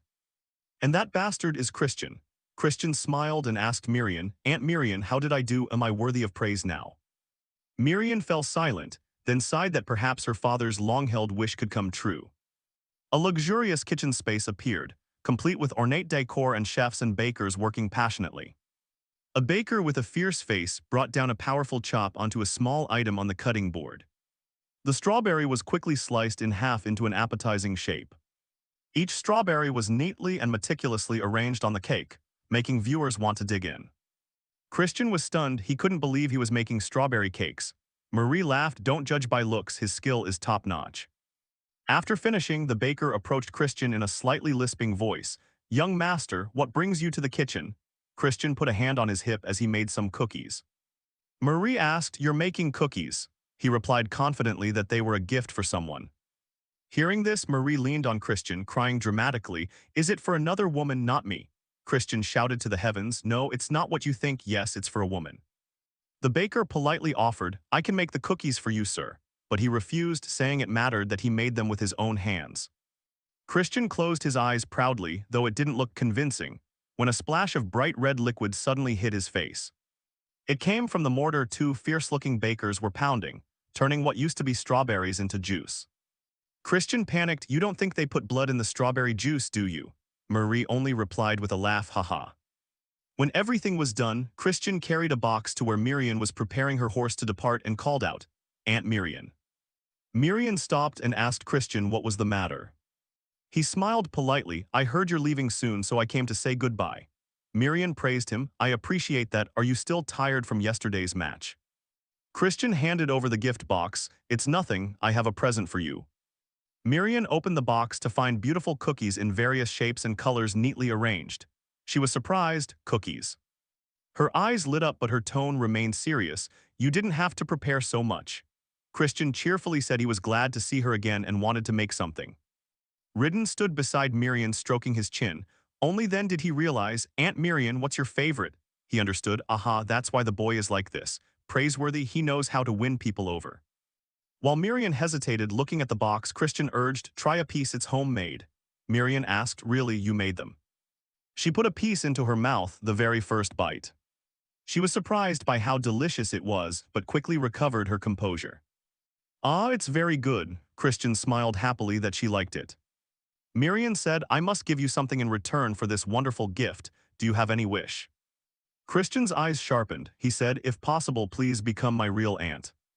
Miriam grew serious. Since we share blood, your words carry meaning. I heard from Ridden that you're practicing dark holy arts. Is that true? Christian smiled and nodded. Miriam continued, I understand, so you want my support in the upcoming succession struggle. She bowed her head and sighed, but unfortunately she could not grant his wish. She explained that, as you know, elders from the main branch must be fair to the candidates. That is the rule. Christian replied, no, I'm simply making a sincere request. I want to be closer to you, aunt. Miriam asked incredulously, really, you truly have no other motives? Christian calmly, of course if you support and secretly assist me. I certainly wouldn't refuse. He looked at Miriam with sparkling eyes. She ate a cookie and said, I don't dislike your honesty. My nephew makes delicious pastries and gave them to me personally. I can only cheer you on. Christian beamed and thanked her. Miriam asked, but next time may I have more of those tasty cookies? He replied, that depends on you, ma'am. Neither noticed Ridden beside them wiping away a sentimental tear. Christian teased, blowing a kiss. If you make me sad, I'll sulk and stop making this flavor. His childish act made Miriam laugh, but she suddenly asked, Christian, what do you think about joining the Black Shadow Order? He hesitated at that. Miriam urged that he stood out in the duel with Melon. You could surpass the elders, but your opponents won't be easy to defeat. I'm afraid your talent will wither before it fully blooms. Christian answered firmly that if he failed to follow his own path, he would rather die, he declared confidently. I understand your worries, but I don't think I'll lose. Miriam looked at him, thinking to herself that his confidence was unreasonable. But with this child it might still succeed, she said. I understand you're a demon anyway, I can't stop you from walking a bloody path. She mounted her horse and emphasized, be wary of the highborn ladies. Ridden warned, you mean Julian, not Eshit. Isn't she the most elegant one? Miriam tightened the reins, you'll understand soon enough. Christian smiled, thank you very much, aunt, I will remember. Miriam turned and gave a gentle smile, farewell, my nephew. After she left, Christian returned to his room and flopped onto the bed. The silence in the room was oddly profound. He thought his father and aunt were very powerful, 6-star level. But he hadn't heard much about them in the last Great War. How many strong warriors were in the Magic Empire? Surely enough to easily overwhelm the Kingdom of Light. He recalled his past life, where the Kingdom of Light was extinguished by the flames of war. He did not want history to repeat itself. Christian clenched his hand in determination. He had to grow stronger faster. 1 month later his father called him in. You called for me. Ridden rubbed his temple. Yes, I have something to discuss. But before he could speak, he widened his eyes in surprise. Before him stood Christian with a different, refined appearance. Wait, have you reached 2 stars already? Ridden, with cold eyes, thought to himself that such growth in just 1 month was remarkable. He shrugged lightly and asked, Father, why are you surprised? I promised you, didn't I? One side questioned, the other was angry. Rudden placed a letter before him, news from the main family. He sighed, his face falling. I've submitted your name and Thurn's as candidates for the Dark Holy Trial, but they only accepted Thurn. The reason hit Christian like a punch to the chest, the extravagant expenses. Your promiscuous, flirtatious habits destroyed everything, damaging property while drunk and even stealing. It was all true. Christian felt his spirit drift away upon hearing it. He fainted on the spot. Ridden angrily asked, how dare they look down on my son?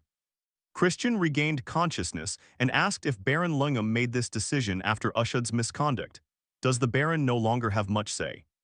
Suddenly both of them exclaimed in unison, Loin da Baron. He's a direct line scion of the main family, the shining star of the Dark Holy Trial, the ritual where candidates absorb pure darkness from a negative dimensional space.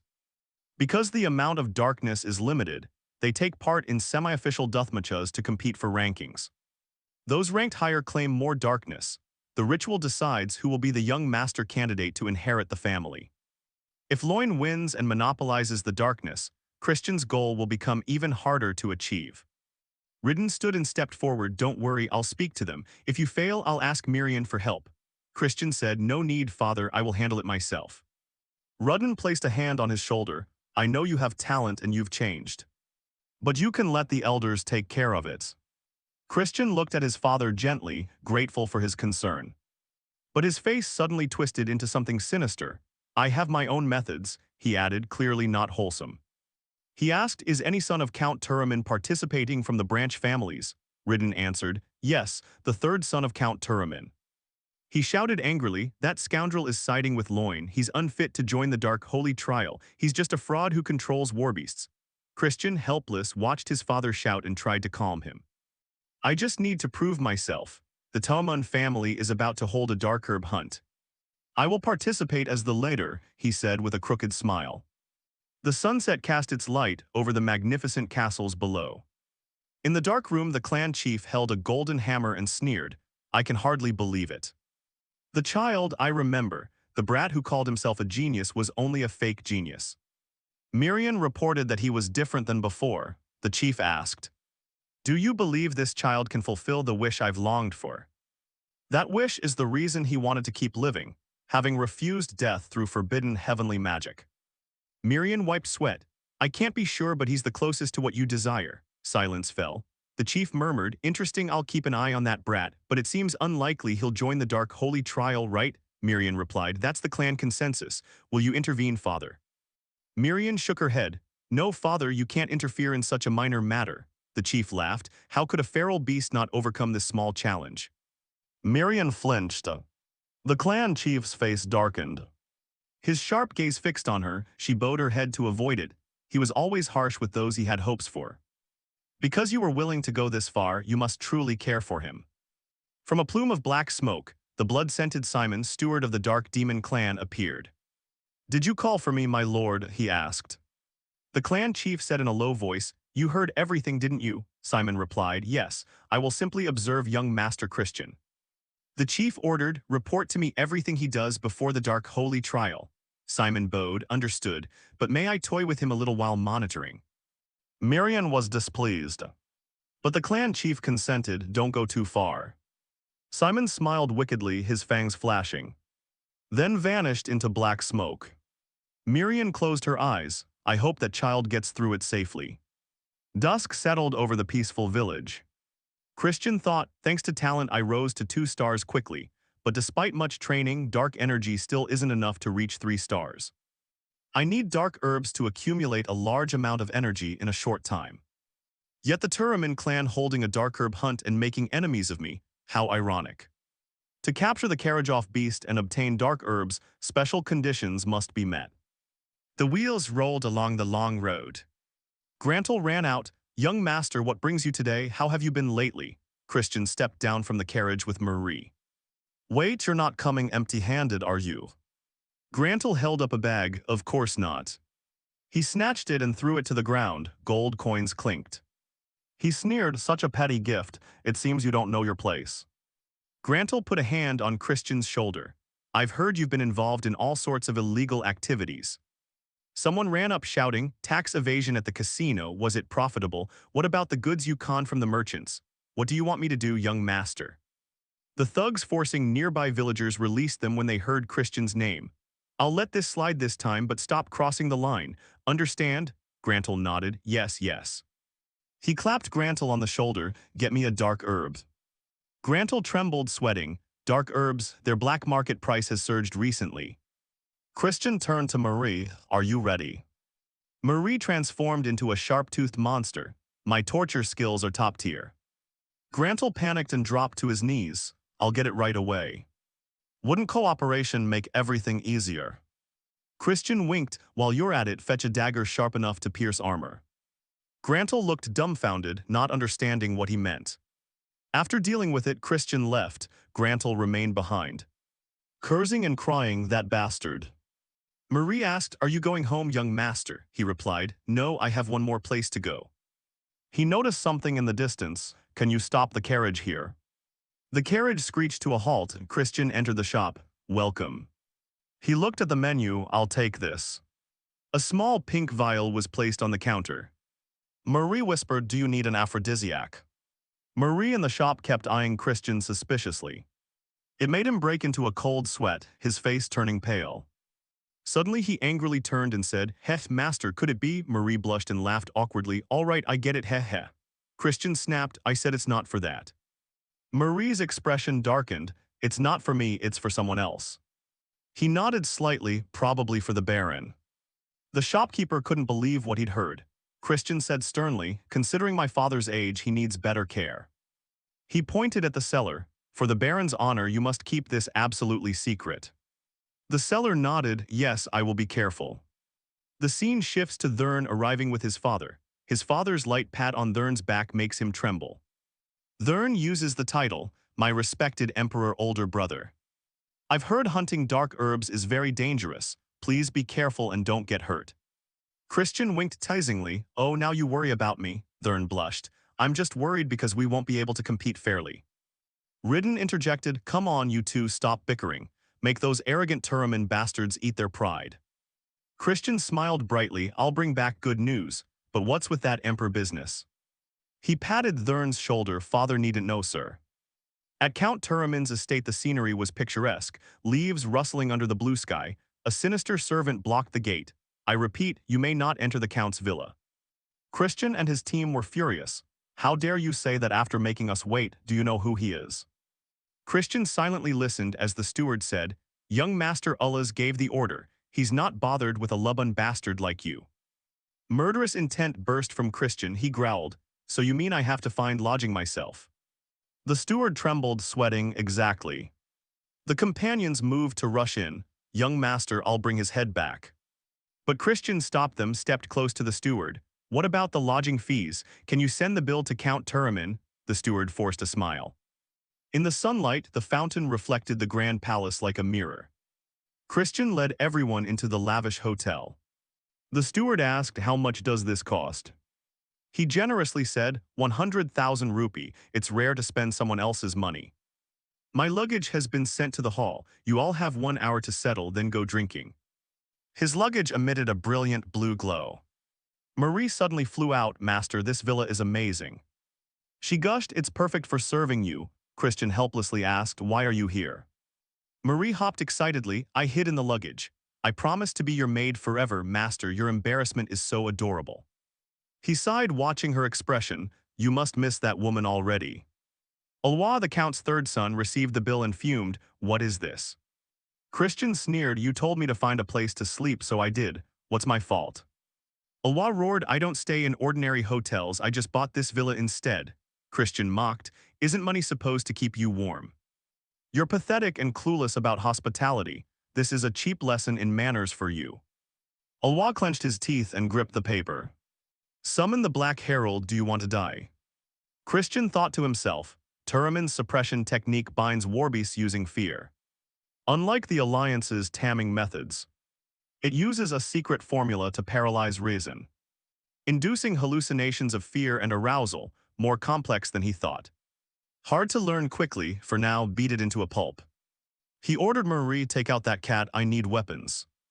A sword appeared in his hand as he taunted. What are you waiting for? Charge like a demon. Ullaz ordered the black leopard to attack. You bastard, don't command me. Fang's razor-sharp saliva sprayed everywhere. Christian blocked the blow with his long sword. But the bite was too strong, the sword cracked and splintered. He was thrown back, rose amid dust. His counterattack wasn't bad, but how could 2 against 1 be fair? He taunted, if I win, I'll be the bodyguard instead of the guide. This is how I get paid, you cheap friend. Ulwa flew into a rage and charged on the leopard. You arrogant bastard. I'll make you kneel, his eyes burning red. The black leopard slashed with its claws, but as it lunged, Christian had vanished. Ulwa stared blankly, where did he go? Christian appeared behind him. Struck the cane into his nape, Ulwa screamed in pain. He paused, does it hurt? Don't bawl, I'm not going easy because you cry. The two sides faced off, one like death incarnate, the other blinded by hatred. The black leopard cautiously knelt, trembling. Ulwa roared, you bastard, how dare you do that to my Choco? Christian laughed, I only used a 2-star illusion spell. Seems your pathetic suppression can't stand up to it. Ulwa summoned a magic array, calling forth a huge black steed. Christian sneered, do you know what garbage's nature is? Before he finished, Christian unleashed a strong strike that shot over Ulwa's head, bringing him down instantly. The black steed shook its head in fear. Christian asked, "We don't have time to wait for transformations, you know." He entered the casino. "Young master, are you sure? There's plenty of time, should I rest?" Christian, irritated, "What's wrong with the incompetent doing incompetent things?" He turned to Marie. "Right, Marie, bring ginger water, everything's fine. As long as the young master doesn't drink alcohol." He burst into tears. "Damn it, I want alcohol, I don't want ginger water." A Turamin servant interjected. "Didn't young Master Ulwa order you to keep an eye on this bastard?" Christian taunted, "Why not join in the fun? Master, you won't be sober by morning, I'll beat him like it's nothing." "I'll keep it secret, what do you think?" The two growled, "No need for you to worry, sir." Christian smiled, "Then keep watching to your heart's content." Dusk fell, he still played cards, tossed them aside and drank his share. "I won't yield this time." Night came and they hadn't stopped. The two stewards looked at him as if they wanted to devour him. Christian was drunk, passed out with a card on his forehead. When he woke, he acted as if he'd never been drunk, cleaned up and left. He thought the pets were a nuisance. It was late, he should act. He said, "Marie, I need to get somewhere quickly, don't follow me." Marie, sadly, "The aphrodisiac from this afternoon." Christian, startled, "What?" Marie whispered, "I knew it. It's not for the count but for the young master to use. So sad I can't share your bed. But I'll cheer on your nighttime activities." Nightfall covered the mountains and forests. Christian wore a hood and slipped along the road. This is Turamin's secret area, monster energy is thick, just as rumored. He brushed the canopy, almost at the hunting ground. A camp appeared with two large flames. There were only two guards. Lax indeed, he used the invisibility magic learned from Marie to slip past the guards. Marie appeared. "Young master, what are you doing with invisibility magic?" he snapped. "Why do you keep bringing that up?" He infiltrated the base. Saw the magic array under the moonlight. The bizarre dark herb hunting ritual matched the rumors. He recalled the instructions. To get dark herbs you must force Karajov to offer its life, terrified enough to choose death. He drew a line on the ground. Light exploded like a massive blast as fear and pleasure connected. The useless pill would be reborn into a dark herb. That is why Turamin lids, overpowering monsters with fear. He grinned, planning to steal their ultimate skill. Give Karajov a mixed aphrodisiac to drive it mad and monopolize the dark herbs. But there wasn't enough time to learn it, he needed another method. A chill at his back made him turn, but he saw only endless night. He stepped toward it, hearing leaves rustle. A shadow led to a vast cavern. A terrible demonic intent poured out. "Don't tell me this is the Gehenna Fissure, the demon realm is dangerous." The array inside blazed. He halted. "Wait, what if I lure Karajov here?" He took out the vial, the bait to lure it. "Good, can't wait any longer." Christian stepped deeper into the cave, unaware a red shadow with claws was watching. It was Simon, who knew the brat was this interesting. Fighting fiercely, the Turamin made the overseers let their guard down through incompetence. "All its movements were within my sight." Simon smiled, his fangs flashed. This made me want to give him an even bigger baiting. He stepped on the magic array. Reached his hand into the fissure. Gray matter flowed down, creating a grotesque scene. A voice rang out, "What is your wish?" Simon licked his lips and reached toward the fissure. The next day, at the hunting score hour, someone planted a flag in the ground, none other than Ulwa. Christian was also present in his group. Observing, "Ulwa must think he looks cool despite being beaten to a pulp." Ulwa snapped, "Shut up, you fake. Why carry the holy sword if you can't even use it?" Christian replied, "It's more effective than a cane, want to try?" Ulwa changed the subject and ordered, "Lure the beast to the altar. Whoever is assigned to guard it, stand beside it with me." Simon watched silently from a distance. And Christian had clearly spotted him. Ulwa urged Christian to answer, but he only said, "Whenever you want." At the altar, one guard told Christian to stand elsewhere. "You're obstructing the hunt," Christian said coldly. "Lie there if you like, but don't run to me crying for help when everything goes to hell." The remark angered the man, but Ulwa cut him off. "Don't wear yourself out before we even start." "The useless one can go guard the flag," Christian declared. "I'll protect the flag with my life." He sat under a tree muttering, "I want to see them try their hardest. Then accidentally fall into my trap." He had prepared a dagger and the aphrodisiac pill. The others began searching the area. Hearing a noise, Christian knew the monster was coming. At last Karajov appeared, a level 4 magic beast. Christian asked why it looked so silly. Its appearance was strangely cute. The others asked Ullaz if he was ready. It's time. The beastmen in the group urged them to use the subdue skill. Ulwa raised his hand and began an incantation. While Karajov slammed its beak to the ground, teammates cast slowing spells. They supported Ulwa's approach with the subdue skill. Suddenly Karajov's gaze shifted. It roared and turned toward Ulwa. He panicked and raised his hands to defend himself. But a heavy blow knocked him sprawling. Everyone realized the toxin from its small feathered tentacles. They quickly formed a defensive perimeter around Ulwa. But Christian shook his head, thinking it was futile. It had gone berserk because of the aphrodisiac I gave it. Ullaz pinched his nose. Fortunately, they had taken an antidote beforehand, but it would still be dangerous if it persisted. He shouted for someone to try to stop it. Karajov leapt into the air, aiming straight for Ulwa. The group screamed his name. Ulwa closed his eyes in fear. But they opened in surprise to see Christian standing before him. He used the holy sword to block the strike.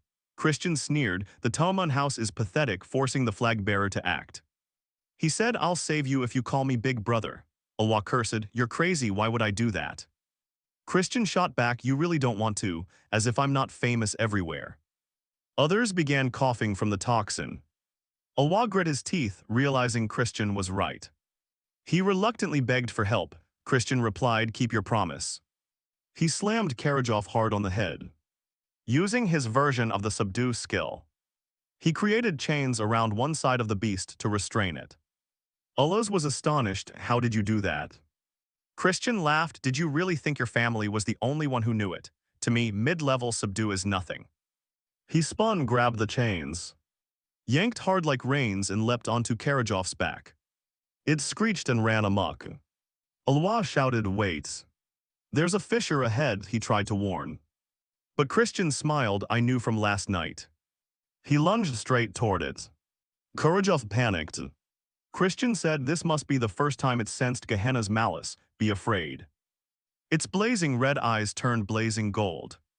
Christian tightened his dagger, stabbing through the beast's shell, killing it on the spot. The others ran over. "Are you okay? This cave is dangerous. We need to get out fast." Christian replied, "Don't be weak," and pulled an inner core pill from the beast. Ulwa's group was astonished. It was an inner core, not a dark herb. Ulwa grew annoyed. The beastman under his command asked Christian, "What are you going to do about this? If you hadn't interfered, none of this would have happened." Ulwa cut him off. "Enough, leave it." He turned to Christian, thank you for saving my subordinate, helping them complete the task without anyone seriously hurt." Christian was surprised by Ulwa's admission, thinking to himself he felt a bit bad, worse knowing he'd swapped the aphrodisiac pill. Still, he had to do what needed doing, tell Ulwa to call me Big Brother as promised. "You going to swallow your words?" Ulwa retorted, "I never promised that. I'm 2 years older than you." Suddenly the cavern trembled violently. Everyone was thrown down by a terrible pressure. Ulwa panicked, "What's happening?" Christian realized something as 2 huge blue eyes appeared before them. He looked slightly worried.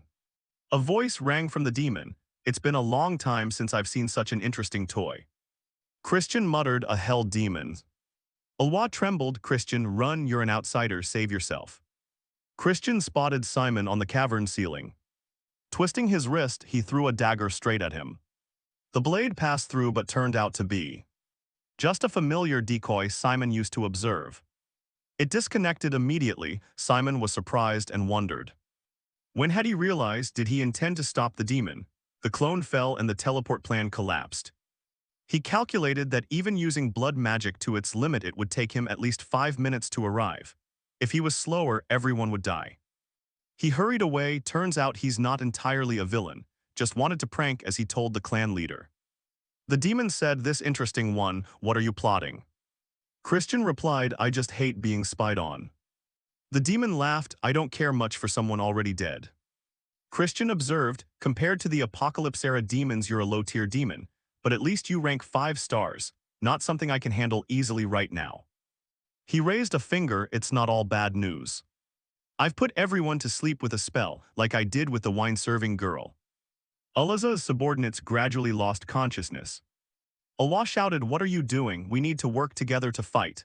Christian praised, "You're resistant to magic, impressive." Then he punched Allah straight in the gut, sleep. The demon asked, "Do you intend to offer them to me? Sacrifice them and I'll spare you and grant blessings." Christian snapped, "Shut up. My principle is not to bargain with demons." He drew the holy sword. The demon considered the idea intriguing. But sneering that a holy sword you can't wield is trash, it fired a spell at Christian. He blocked with the sword but lacked the strength. He was slammed into the cave wall, unconscious. The demon grabbed him by the arm and lifted him up. "Last chance, offer them and you'll be released." Christian spat in its face. "Why do you think I can't use the holy sword?" He broke free, clung to its leg, and hunched as it landed. He activated a different energy core. The tip of the holy sword reformed in a radiant glow. The demon panicked. "How could someone like you wield the power of light?" Christian asked, "So now you see your life is in danger?" The demon replied, "This won't stop me," and formed a massive red orb. Christian braced himself, widening his stance. He shouted and unleashed the Tuhai Fogwan technique. He swung his sword, creating a huge wave of golden light that barreled into the demon. It screamed, "Impossible." Reeling from the blow, it fell to the floor. It seemed Christian had killed it. His eyes were weary from pushing his body beyond its limits. His vision narrowed by the second. He collapsed, everything blurred. A flashback to a past life. His friend Evan exclaimed, "Did you really replicate my ability?" Christian roughly replied, "Yes." Evan said, "You truly are a special character." Tuhai Fogwan symbolizes the light that split the Dead Sea. But ironically, even using swordsmanship, you did not become the Mayer family's light. Still, you will surely be the light that saves the world. A blue finger touched the pool of water. Christian remained on the brink of death. A woman spoke, "Interesting, I am Mefina. First throne of Gehenna's seventh realm. Reinforcements enter the cavern carrying a vial of cure." Christian closed his eyes. Mefina said, "I look forward to your future actions." Scene shifts to the Turaman Count's house. Christian said, "My head hurts so much. I can't believe I lay here for 2 days, what a waste of time.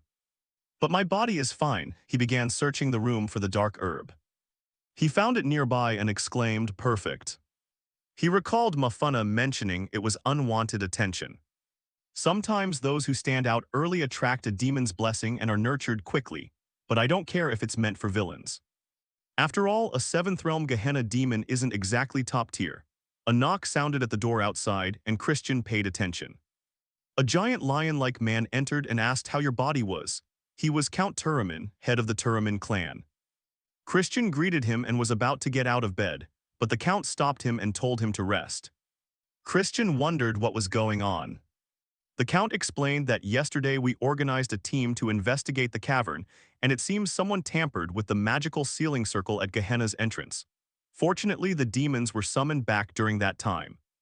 But even that brief moment was enough for people to die. Christian wondered if they really believed it was a reverse summoning. Absurd. They could hardly imagine I killed it. I don't need an excuse to get an A+. The Count said, "I want to begin with an apology. I'm sorry for treating you poorly based only on rumors that you were useless." He bowed his head. "Thank you, you are a benefactor of the Turaman house. I am grateful to you." Christian replied, "Not at all. As a member of the Dark Demon clan, I only did what was necessary. Though my conscience was hurt, I decided to stir the waters a bit." The words seemed to resonate with the Count. He nodded, "You're right. If there's anything I can help with, say so. So long as it's not impossible, I'll make sure it happens." Christian thought for a moment and said, "In that case, I hope the Turaman house will let go of the old grudge against the Khazar house. Instead of a relationship like enemies always barring fangs, I want us to have a friendly relationship, compete but plan progress reasonably, worthy of our shared bloodline."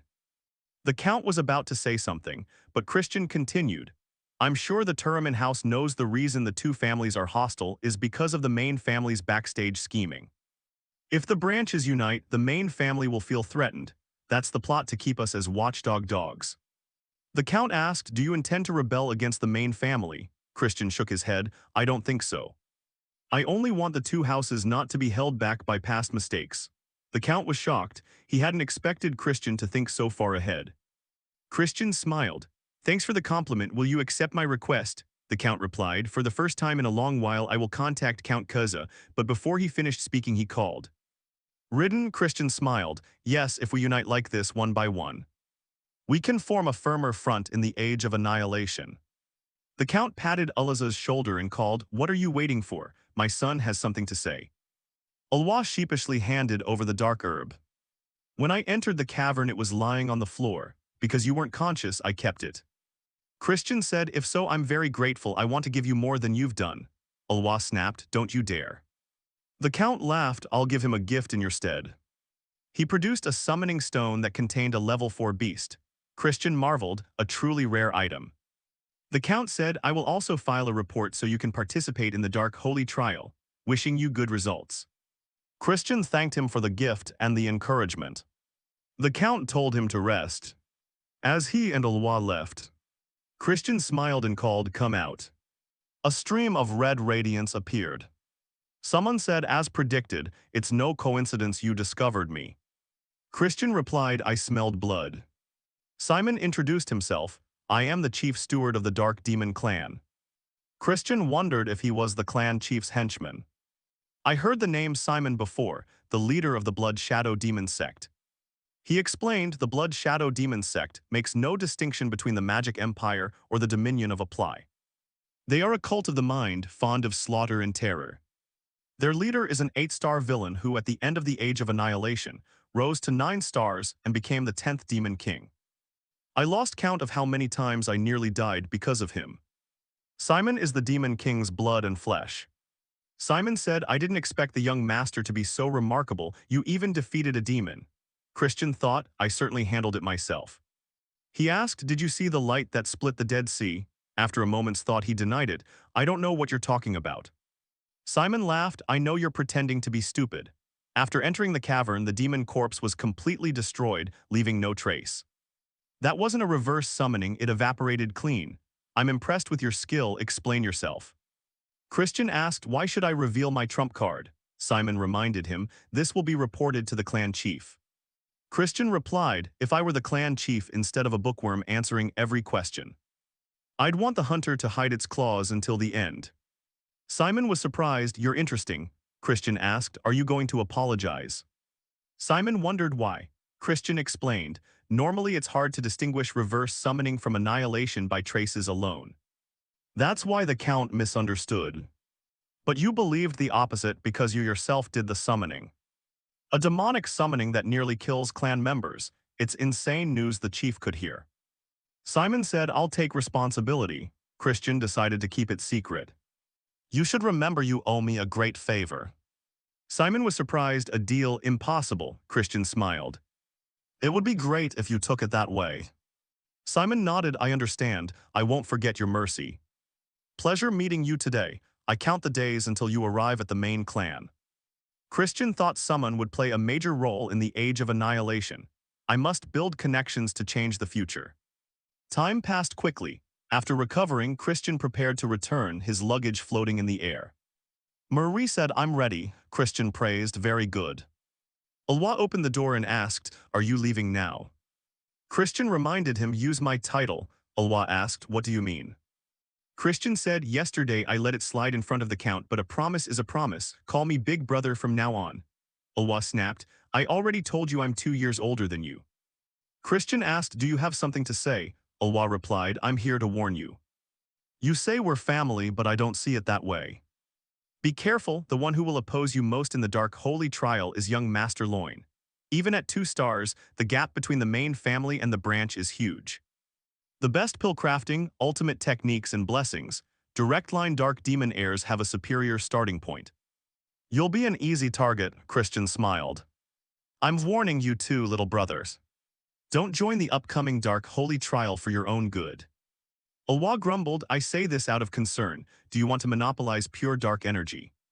Christian replied, Remember, no matter who the opponent is, they'll regret facing me in the Dark Holy Trial.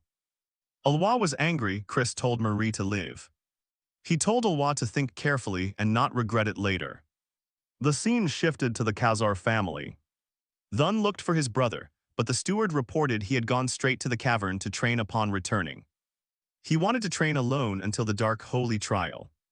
Not long after, Thurn caught up to Christian and called him formally respected emperor older brother. Thurn said, "You promised to duel me when you returned." Christian was surprised. "You've grown fast, reaching 2 stars in the general rank, impressive progress." He said he was busy training and realized he would also participate in the dark holy trial. Christian worried that won't do. He told him to wait. After he finished training, they would duel and Thurn should train too. Thurn demanded a promise, "Don't delay like last time." "Be careful," Chris smiled, "all right." Thun left. He thought the boy was really stubborn. Seeing Lori Ten's silhouette, the image of the green-haired girl flashed in his mind. She asked, "You promise, right?" The memory made Christian smile. He whispered, "The boy is like me." In the training area, Christian sat on the bed looking at the dark herb, thinking there was half a month left. He chewed it. It tasted bitter. He lay down trying to absorb it. It slid into his stomach. He muttered, "More chaotic than I expected." A strange sensation appeared. He asked, "What is this?"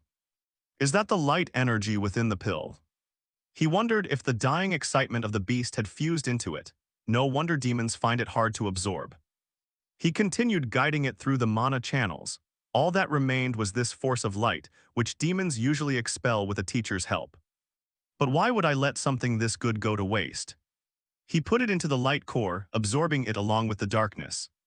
Light and darkness flowed through the conduits to their corresponding cores. Christian opened his eyes. They flashed brightly, then closed, revealing darkness. At the same time, the scene shifted to a red-haired woman.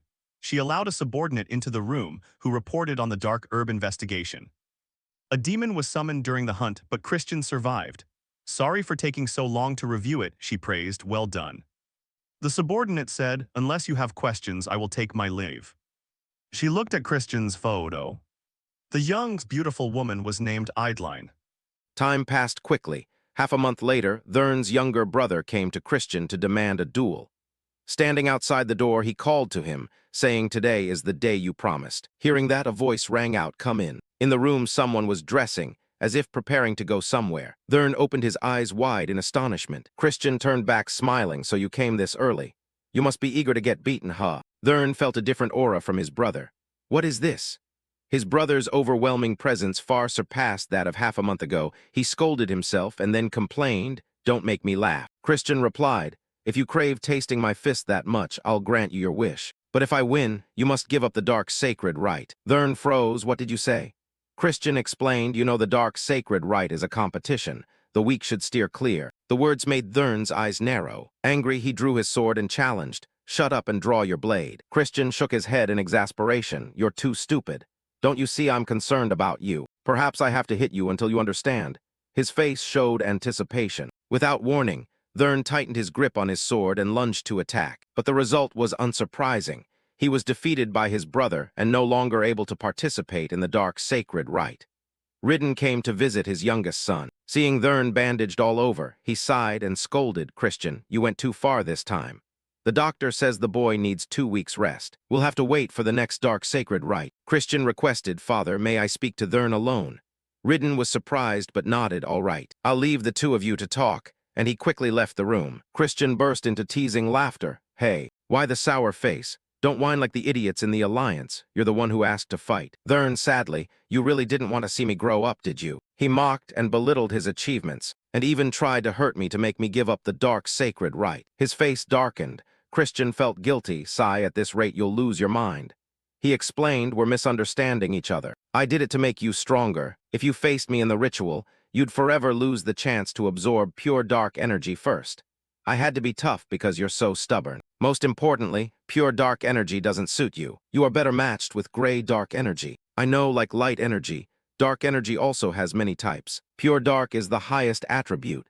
Just below it is gray dark, which is especially suited to curse magic." Based on memories from a past life, Christian asked, "You find learning curse magic easier than swordsmanship, right?" Thurn widened his eyes. How did you know? Christian couldn't say he had seen it in the future, so he made up that he realized it while sparring with him. He had fought his best, but if you absorb pure dark before mastering gray dark, it will cause problems when learning later. Not impossible, but it will slow you down. I know you want strength quickly. This is my sincere advice, from someone who always supports your growth. He took the dark potion from the previous hunt and gave this gift to him. Thurn was surprised. Isn't this dark potion? Why are you giving me something so precious? Christian waved his hand. Because you're my brother, what other reason do I need? Actually, I think I've already had the better share. The words moved Thurn. Tears rolled down, but he held them back. He clenched the black handkerchief and asked, if you could change things, why did you act like a fool when Mother was dying? Do you know how much she suffered with you not by her side? Christian did not recognize that memory. It was not his. He sat down beside Thurn and whispered that at the time he didn't understand. Time passed. The scene shifted to the main family estate, where the dark sacred right candidates had already arrived. They dismounted from the carriages. Christian complained he needed to stretch.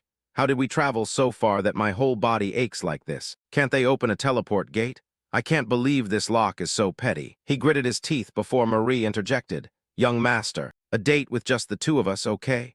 Christian rolled his eyes. Oh, my heart's racing, but you weren't the one looking for that. He surveyed the carriages in the yard and thought that since the main family allowed one companion, he had chosen Marie bound by contract. He noticed a few people whispering about him. Marie covered her mouth. Ooh, the young master is famous already. Simon appeared and greeted, greetings, young master. In just half a month you've improved so much. Christian thought, does the family secretary have nothing else to do? Simon dropped the mocking smile.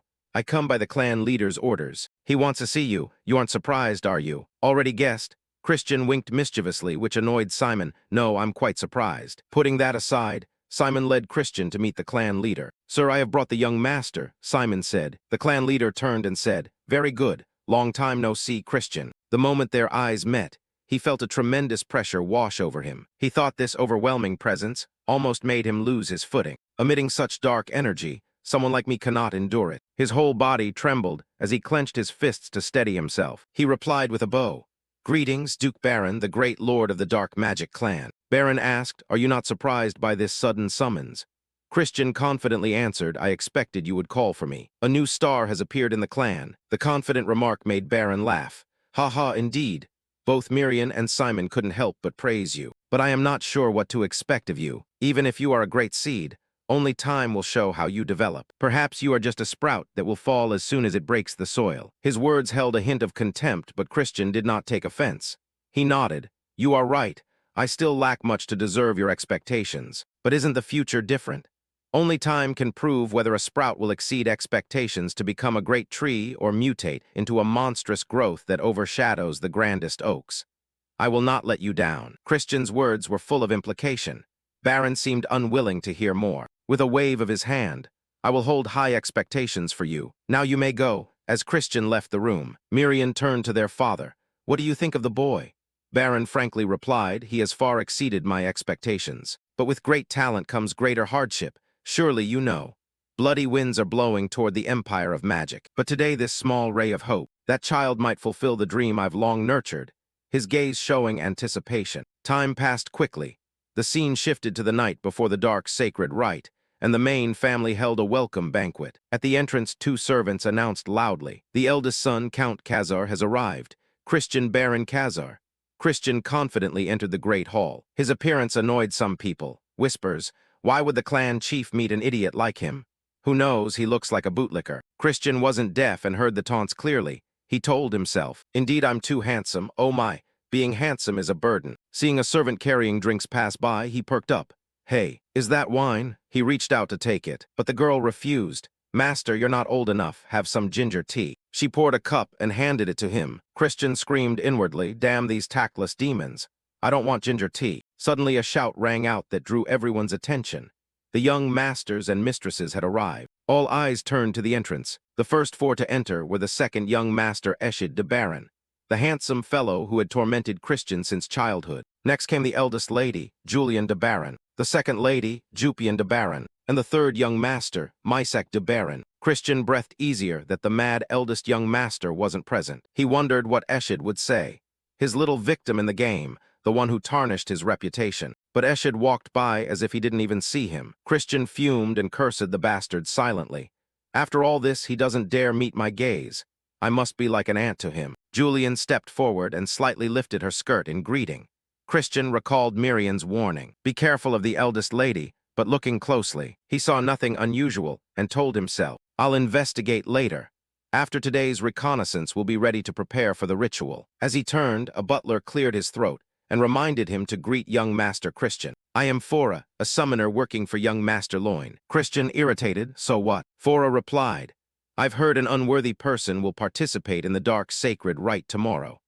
I'm worried someone lacking ability could cause an accident and disgrace the dark magic family's reputation. Christian understood his meaning. You think I'm not competent, right? Fora answered, then you must prove otherwise. Christian looked up to the second floor, where Loin was standing. He cursed under his breath. If you don't like it, come down yourself. But I'll speak plainly at the ritual. I'll just toss this cup aside. Proving myself is no trouble. Now show me your little trick. Fora, why the hesitation? Right here and you don't even have a weapon. Christian waved his hand. Do you expect me to use a weapon against you? Fora roared angrily, you'll regret this. Christian sneered, who will regret it? I think you'll be the one regretting it. The confrontation drew Julian and Jupian's attention from afar. Time passed quickly.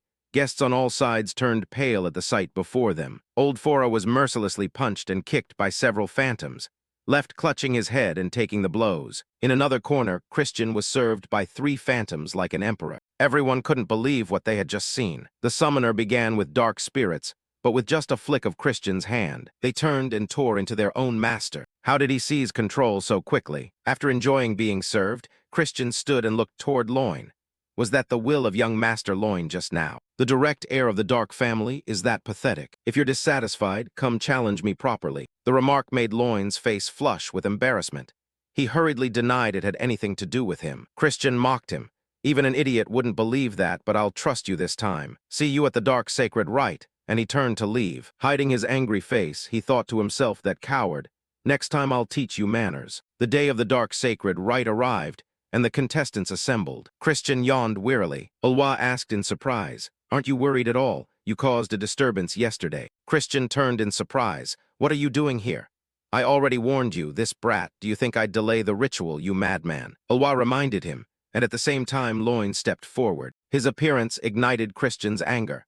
He restrained himself from rushing forward to punch him. The host appeared and announced whether everyone was present. I am Sebastian, deputy steward of the main hall.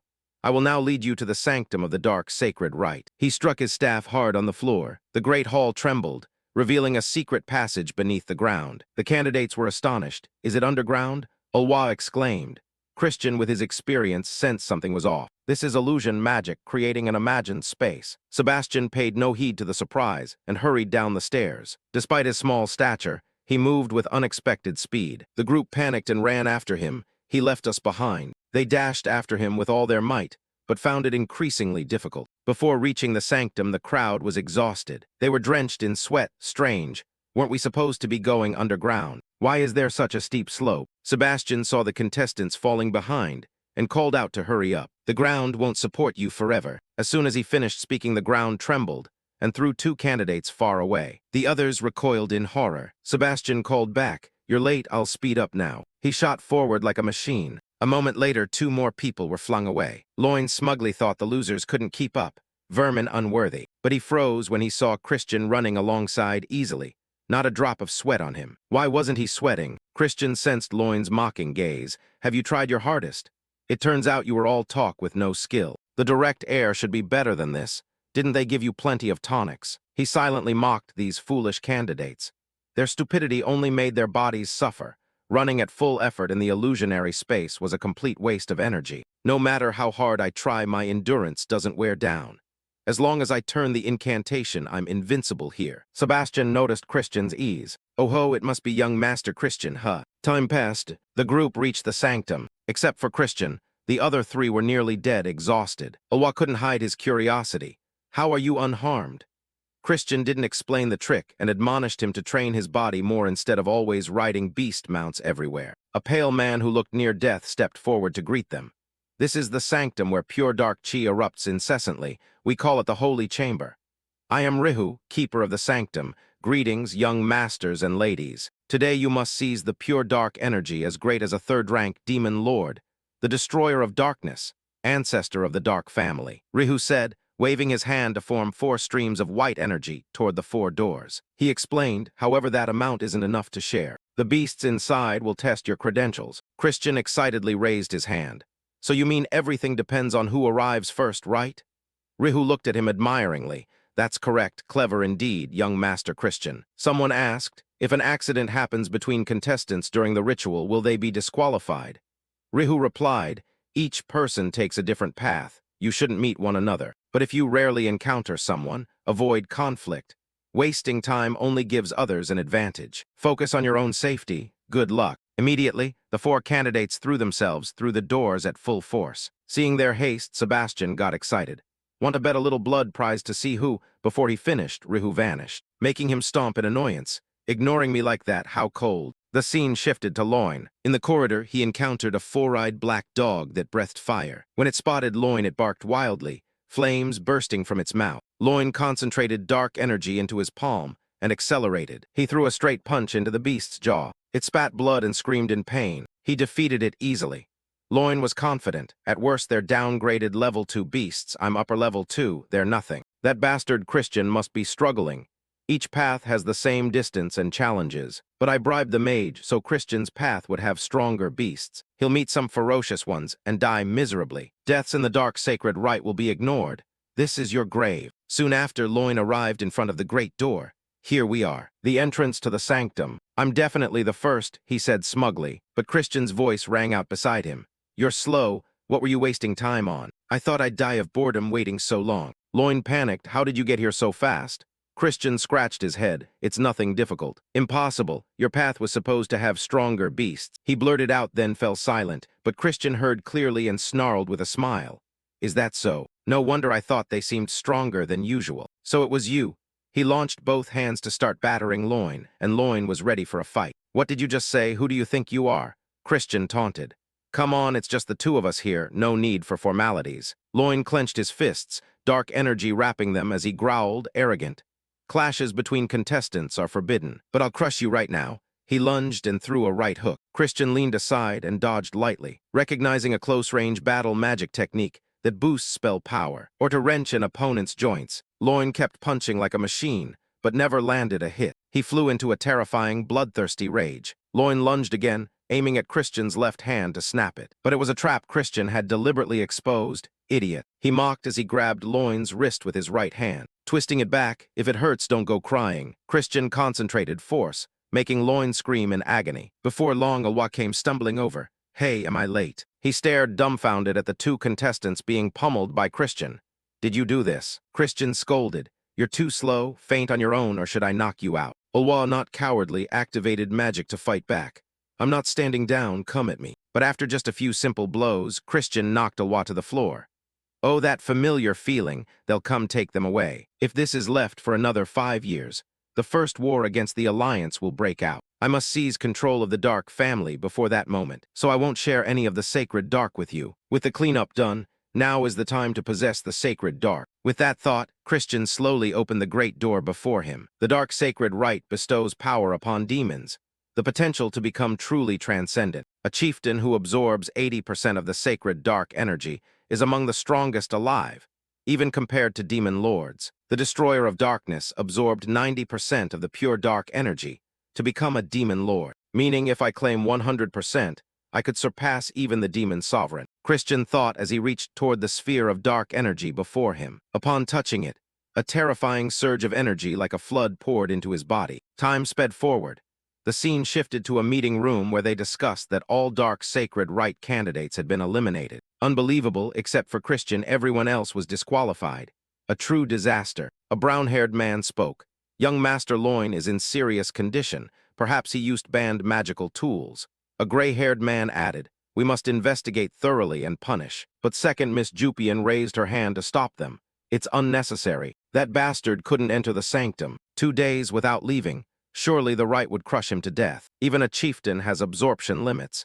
If he dies, there won't even be a body. She rose and left, her face radiating killing intent that the 2 subordinates didn't notice. Jupian vowed to herself, Even if he survives, I will kill him with my own hands. When my father died in the war against the Alliance, Loin and I were adopted by Count Langham. My standing in the clan is unstable. If Loin doesn't receive the dark sacred right, no one will support his succession. Christian, I'll repay this humiliating debt. She gritted her teeth. In another corner, the servants whispered about Christian. That useless one still hasn't returned. A young maid asked. The woman opposite waved and laughed. He's surely dead, punishment for greedy arrogance. Look, she's still waiting for her master, but she'll soon meet his ghost. No sooner said. The pouch on her back was pierced by a blast of energy. Marie stepped forward angrily. My heart trembled waiting for the young master, but if you keep making noise around me, you will become ghosts at my hands, understand? Her face was ferocious. The two servants fled in terror. Marie worried inwardly. Please just come back. Having a man keep a lady waiting like this isn't cool at all. The scene shifted to Christian, hovering in a violet space as a crushing pressure squeezed his breath. He's only at 70%. It's harder than I thought. No, I must endure. The real trial begins at 90%. If I exceed the core limit, it'll shatter, and I'll die before the battle even starts. Suddenly he remembered, that's right, the Dragon Heart. The Dragon Clan possesses the largest reservoir for power cores. If I simulate a Dragon Heart for a few minutes, I can endure it. Thinking that, Christian applied his demonic power to simulate a Dragon Heart. But before absorbing much more, the heart cracked. He cried out in pain and hastily stopped. No, this is the limit. A voice rang out, do you need help? A towering female silhouette appeared. Christian thought, what a demon here. A demon's power communicates with darkness. It's no trouble for her. Mefina smiled. I can help you with no conditions. Christian asked why. She replied, smiling brightly, it was just a whim. Now take my hand and absorb all the dark sacred right. She reached out to him. 1 week later, Chieftain Baron enjoyed tea. He asked Simon, still no news. It's hard to say if he survived, his tone disappointed. Miriam Christians blamed his boundless greed. Why did he take such a gamble? Simon added, Count Langham, the acting head, agrees with you. He wants to close the entrance to the sanctum early. Shall we order it? Baron pondered for a few seconds. That brat wants to test this old man. Hyatt Angia, do you think that reckless child is still alive? Simon shrugged. Probability is nearly 0, but isn't he interesting? Baron sighed and ordered him to extend it 1 more day. Simon smiled, I will obey. Miriam exhaled in relief inwardly. Christian's energy core was flooded with pure dark energy. As a result, his heart ached, and the core could explode at any moment. Mefina told him to take her hand before it was too late. Instead of accepting help, he stubbornly refused. She said he was utterly foolish. He should know humans have limits not to be crossed. Hearing this, our Christian grew angry, saying it seemed she had forgotten something because they were in a world full of concept. Christian's next action shocked her as he began to glow. His hair turned gray and his eyes glowed red. Christian sprouted red horns and transformed into a demon. The recent act of demonification stunned her. Honestly, it looked pretty cool. This technique is the ultimate secret art of a mysterious clan. A forbidden incantation where a human temporarily becomes a demon to unleash explosive power. Though powerful, it causes mortal injury to the user. Previously, Lena died after using this incantation. Perhaps that fox girl taught Christian all the information about the demon clans. If he removes the amplification, parts of the incantation for dark energy, he could exploit the dark energy of this world and create a vessel to collect energy without suffering any penalty. Once the dark energy vessel was created, energy would slowly accumulate and stabilize. With this plan succeeding and a container, he could gather energy with over 90% purity and seize the entire sacred darkness. Mefina couldn't believe it when Christian formed a black crescent moon. There's no way a lowly human like an insect could surpass human limits, as she claimed. He confidently declared it was because he was a genius. As he left the space, he told her she could continue living here, but he would be leaving. As he departed, she said they'd meet again another time. Hearing that, Christian turned back, and just before the teleport gate closed, he raised his middle finger and told her to get lost. She was silent for a moment, then understood his meaning and laughed. Christian escaped. Cursing, she said he'd go mad if they met again, and called her a noisy demon. Christian wondered how much time had passed since he left. Probably a week, so the family must be in chaos. He dispelled the demon form and said it was time to play a prank. After a while, a butler burst into the Lord's office to report that Christian had returned. Upon hearing this, everyone in the room was shocked and asked how he was still alive. The acting head, called Count Langham, told his subordinates to recount the details. They said Christian survived, but was barely clinging to life. As a result, he was utterly exhausted. According to the healer, he had sensed pure dark energy, but it was very chaotic. Making this energy difficult to use, One person cursed Christian, saying nothing could be expected from someone like Christian, and that he couldn't possibly have absorbed more than 80% of the sacred darkness.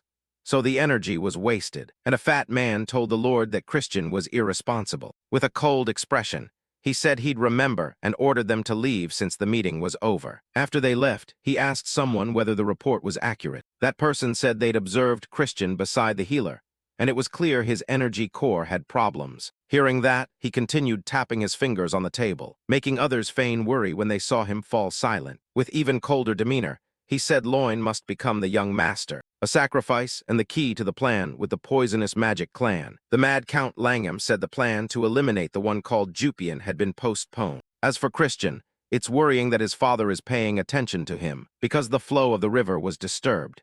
Hearing this, the man fell silent as if he needed to use the restroom. After a few tedious knocks on the table, he ordered the matter to be brought to the Hall of Darkness the next day. He would announce the handling before the vassals. The next day, when summoned, he thought they were trying to get rid of him, because they had gathered all the important people. Count Langham asked Christian whether he was aware of his transgressions during the sacred rite. Christian said he knew, while the leader observed his energy core was distorted. He demanded an explanation, and Christian said his peers were unworthy of the lineage, so he should have struck them harder. Upon hearing that, an ugly woman in a vest grew angry. Count Langham explained that Christian's mistake was that, despite monopolizing the precious resources of the dark magic clan, he had not achieved results commensurate with that privilege. Christian asked on what criteria he based that conclusion. He said the minimum purity was 70%. Christian asked what punishment he would face if below 70%. The fish-faced man said he would inherit no dark magic techniques,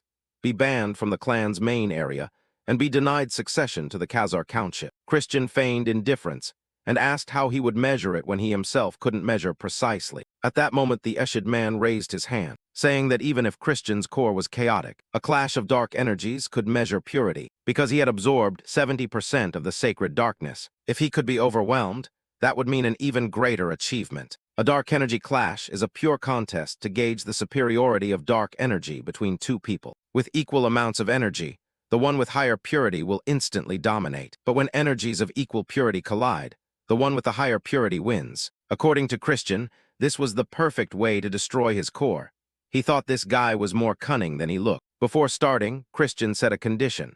If he achieved sufficiently impressive results, they must back him and allow him to challenge for the position of young master. Hearing this, some were shocked, but his rotten elder brother agreed, saying it didn't matter main branch or cadet when aiming for the young master's seat. When others fell silent, he said that's the way of the magic empire, where the strong rule the weak. Stepping onto the stage, he told Christian that in a dark energy clash, if not controlled properly, the core could be damaged. To equalize levels, he would only use low-grade 2-star dark energy. When they unleashed their energies, Christian said he didn't need to do that and should mind his precious core. When Eshid released his energy, the rotten guy said hearing him made him eager. On collision, Christian immediately overwhelmed his 2-star energy. The man was shocked that his energy was nullified without Christian needing to gather power. He used expert-level 2-star energy, but the result remained the same. Christian watched the display, saying it was disappointing. He provoked him further, saying he acted arrogant but was actually so weak. Angered, he unleashed his aura. Others said it was 4-star dark energy. If it hit, it would shatter Christian's core. A dragon-shaped energy formed around him, but from the other side another energy took shape. A gigantic claw appeared, large enough to crush the dragon. So enormous the dragon looked like an ant. Christian told the man that in an energy clash, if not properly controlled, the core could be damaged, so he should be careful. The energy that injured his core made him spit blood. Christian withdrew his energy, thinking it wasn't enough and that he should have smashed the man's core. Cleverly, he announced to everyone that Christian's purity was at least 90%. Upon hearing this, everyone was shocked, and Christian turned to the Lord and said he now had the right to become the young master. Hearing that, Count Langham was stunned, showing no reaction on his ugly face. As usual, the rotten man continued tapping his fingers on the table, then told Christian that, as promised, he would be allowed to take the young master examination. However, no member of a cadet branch had ever taken this test. As acting head, he would randomly select a test for him. Christian thought to himself that his meaning was to give an impossible exam. His abilities would be evaluated in 2 stages. First, he must prove his talent. Next, he needed to accomplish a feat worthy of the young master position. Christian asked how he would demonstrate his talent, and the man demanded he reached 3-star rank within 3 months. Christian calmly said that if that's all, he's a genius, so it shouldn't be too hard. The man fell silent, then said he looked forward to seeing what Christian would achieve in 3 months. Afterwards, in a quiet room, the two rotten men sat facing each other. Sipping tea, he was disappointed in Kid, saying it was all his fault for underestimating Christian. Thus, even his energy core was damaged. They had to deal with Christian quickly if he became a problem. He told his subordinate not to worry, because they had deliberately not absorbed more than 70% of pure dark energy. The higher the purity, the harder it is to upgrade energy. This difficulty increases exponentially, meaning reaching 3-star rank would take many times longer than others. He asked what the other thought about Christian having absorbed 90%. Even if he were a genius, he couldn't surpass that barrier. Turning to Christian, Marie brought him food, saying news of his performance had spread throughout the manor. She said he made her proud and her heart fluttered for him. Christian replied that was embarrassing. Marie said that while waiting for Christian, she realized her true feelings. Each day waiting for him felt like eternity. Hearing this, Christian recalled earlier memories. The fox girl worried, while the saintess said with his agility he couldn't possibly be harmed. Ranya told him to give her his hand. Hearing that, the fox girl said she could frankly say she was worried for him. Upon hearing this, she shyly said that even the hero worried about Christian. Remembering it all, she happily thought that after escaping the hellish mark, she only wanted him dead. His life was full of bloodshed until he met people with warm hearts. When Marie prepared blood juice, Christian said he could now speak words he couldn't before. Thanking Marie for waiting for him, hearing this, she bashfully said that he finally understood her true feelings. She pretended her heart was racing. Christian said she didn't have a heart to begin with. She sentimentally said her heart had been stolen.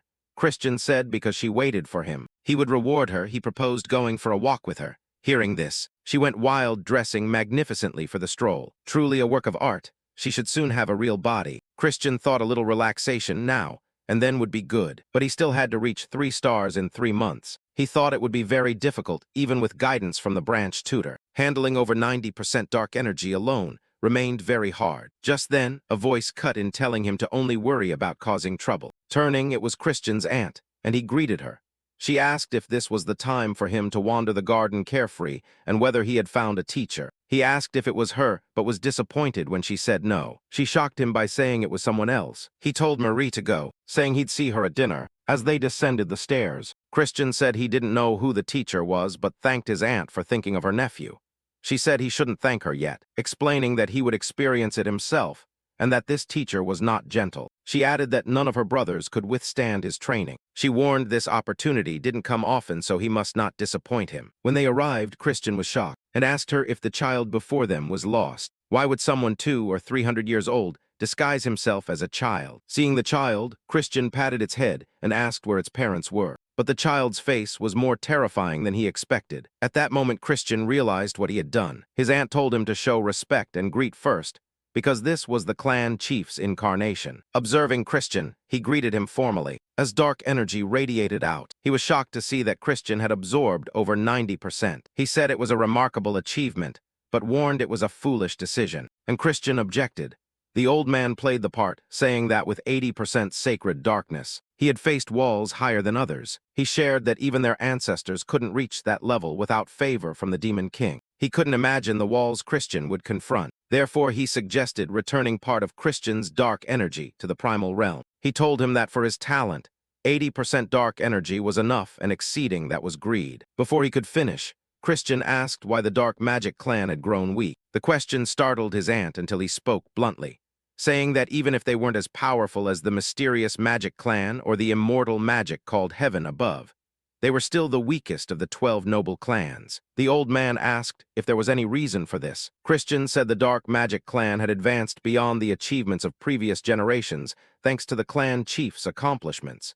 Yet other forces claimed the dark magic clan was not what it used to be. He said there was only one reason.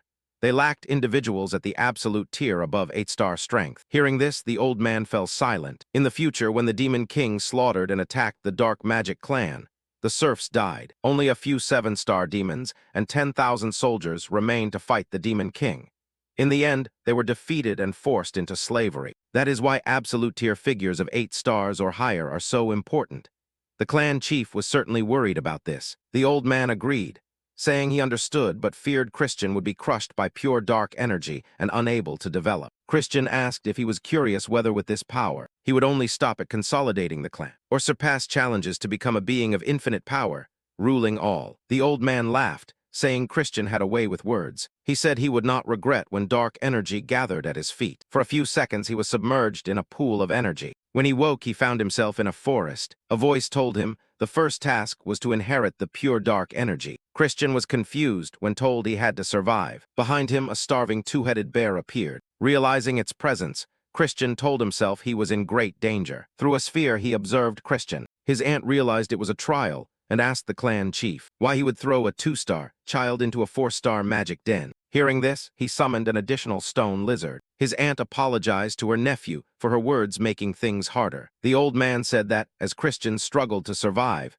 he would confront the true nature of pure dark energy. Understanding comes fastest and deepest when pushed to the brink of death. He hoped he would not be seriously injured. Sitting in his chair, he asked if Miriam was ready. She was prepared with a box full of sweets. He hungrily said that he didn't understand why every time he used dark energy he craved sweets. This madman turned on a light and said watching the video in the dark was the best. He excitedly watched his nephew's result. Christian faced the two-headed bear and the stone lizard. A single blow could end him. The lizard sprayed poison. Christian dodged. The poison melted the trees in an instant. Still, this was only a training exercise.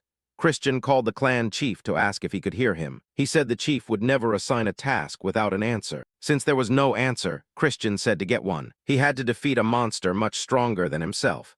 His aunt thought inwardly that he just wanted to see him beaten to a pulp. Christian confidently said it would be as easy as turning his hand over as he prepared to strike in one blow. At that moment, the bear was attacking Christian. As the strike was about to hit, Christian thought its speed and power were immense. Dodging the blow, Christian told himself he had to find a way to defeat them. From the observation orb, the old man acting the part said Christian truly had talent, explaining that Christian's movements were different. But Miriam said that after all, Christian was still just a child. They were shocked to see Christian had defeated the bear, which left them completely surprised. Cutting to Christian, he asked them how it had been so easy to bring it down. Christian explained the bear had high strength and defense, but low agility and magic resistance. Thereby, Christian exploited its weakness, injecting dark energy into its heart at the right moment. Miriam was stunned by the technique Christian used, but before she could speak, the red-haired man summoned himself and said it was a use of H-1EAFC, H-1E7Y. He told the child that it was his favorite technique. Cut to Christian.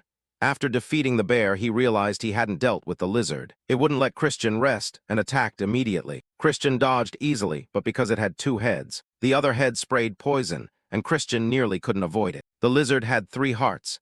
If he didn't destroy all 3 at once, it would regenerate. Christian tried a different method, using dark energy like a rope to bind the lizard tightly, immobilizing it, and then applying extreme force. The whole monster was destroyed when the 3 cores shattered. The red-haired man said Christian had used an applied version of H-1EAFC, H-1E7Y. The old man acting said he couldn't see clearly and told him to step aside. He angrily asked Miriam if she had taught Christian, but she immediately denied it, saying she knew nothing. He said that was not something one could learn, but the redhead said if so, then there was no need to teach dark magic. The clan chief fell silent. After finishing up, Christian was returned to reality. With a fox-like smile, Christian said he had much to think about, but it was a great lesson. Thanks, clan chief. As Miriam and the redhead were silent, Baron arrogantly said no, but would begin comprehensive dark magic training. Baron told the worthless ones to leave, and they obeyed. As they left, Miriam worried that this child might be too harsh on Christian. He asked before the first magic transfer, what did Christian think of dark magic? Christian frankly said it was to overwhelm opponents with perfect dark energy. He asked Christian to explain what perfect dark energy was. Christian was anxious because he had no answer. He told him to look carefully when opening a certain lock. The next second, the whole place trembled. He said this was the origin of all darkness, as the place was engulfed by dark energy. If he descended the 12-deep stairway, 12 abysses awaited Christian, and Christian would have to swallow the taste of the Lord in the darkness. Before him, energy gathered, forming a dagger of pure energy. The old man swung the dagger. Christian felt the strike symbolized death, a single blow that could kill him. The space behind shattered. Christian struggled to breathe from the sensation of the blade, clearly cutting his throat. He explained it was the sword of concept that only cuts what it intends to cut. When the sword vanished, he prepared to leave, saying he would give 1 month to hone the black sword he had just seen. He left without explaining how, leaving Christian puzzled. Early the next morning, Christian walked around the training grounds, then continued doing one-arm push-ups. The harsh training made Christian sweat profusely. Taking off his shirt, Christian's back looked much more toned. But that was only a dream because Christian was still as thin as a baby doll. Afterward, he sat in meditation, telling himself to return to training. Pure dark energy gathered around his hands, forming a dagger, but it failed miserably. Christian was displeased because he forgot to count his failures. Even when he managed to summon it, it could only last a maximum of 10 seconds. Moreover, it was nothing compared to the clan chief's black sword. That sword was stronger and more primal. He had once said that descending the stairway of 12 abysses awaited those who sought wisdom. Accept and praise it. Christian thought that incantation surely hid a secret. A month later, the pair Miriam and the old man acting went down. He said Christian must have failed enough by now to recognize his limits. He asked Miriam if she was worried about Christian. Miriam said there had to be a faster method, because there were only about 2 months until the succession test. The old man acting said that with the purity of Christian's dark mana, rapid growth through forced advancement was impossible. If pushed, he'd only hit a massive wall, so it was better to build a solid foundation. When they arrived to face Christian, he was extremely surprised that the dagger had been summoned. Christian said it was time for him to appear. They were shocked, and Christian thanked the clan chief, saying that thanks to him, Christian reached 3-star rank faster than expected. Before he finished speaking, the sword vanished. Christian said that pretending as the chief had seemed to be the best thing he could do for now. Christian took about a week to summon the black sword, but felt it like an empty shell. The mysterious incantation he had shared earlier about the 12 abysses meant the black sword must contain every attribute of mana. He was stunned because it truly was the black sword. Not only did Christian exceed expectations, he also grasped the full meaning of the task. According to the clan chief, it usually takes a year to summon a basic black sword, and a lifetime is not enough to understand the 12 kinds of mana and awaken the true black sword. Yet Christian did it in less than a month. Christian could truly be the only hope at the end of the cursed path of demons. The cold man smiled, told Christian to prepare. From tomorrow, the lessons he teaches will not be easy. Instead of worrying, Christian confidently said it's fine, and that he trusted the clan chief. Having overcome the first obstacle, Christian made a mischievous face, thinking about raising a glass to celebrate. Christian went to the wine cellar and danced wildly. Christian thought he deserved a rest to drink the expensive wine he once couldn't even dream of. Christian thought he should drink quickly before Marie came and took it away. Someone called him back. It was a beautiful face saying, "Christian, drinking at midday again as usual." Christian wondered who this 3-star demon was. Judging by her eye color, she wasn't from the dark family. With a serious expression, Christian asked if she knew Christian. Upon hearing that, she was shocked, and her servant was also surprised. She asked what Christian meant, and then flew into a rage, slapping Christian with magic. Christian fell, and the servant told her to let it go. There's no need to get involved with trash like Christian. As she turned away, the old man from the exam appeared holding a bottle of wine. Christian angrily called her rude and asked who she was. The man said she was Princess Marissa of the Poisonous clan. Hearing that, Christian was stunned because she could be Christian's fiancée. More precisely, his former fiancée. Christian would be in big trouble after this because he might have caused the problem. Shift to Marissa as he walked down the corridor. Her anger clearly written on her face. In a flashback, Marissa at 8 years old was playing with ants.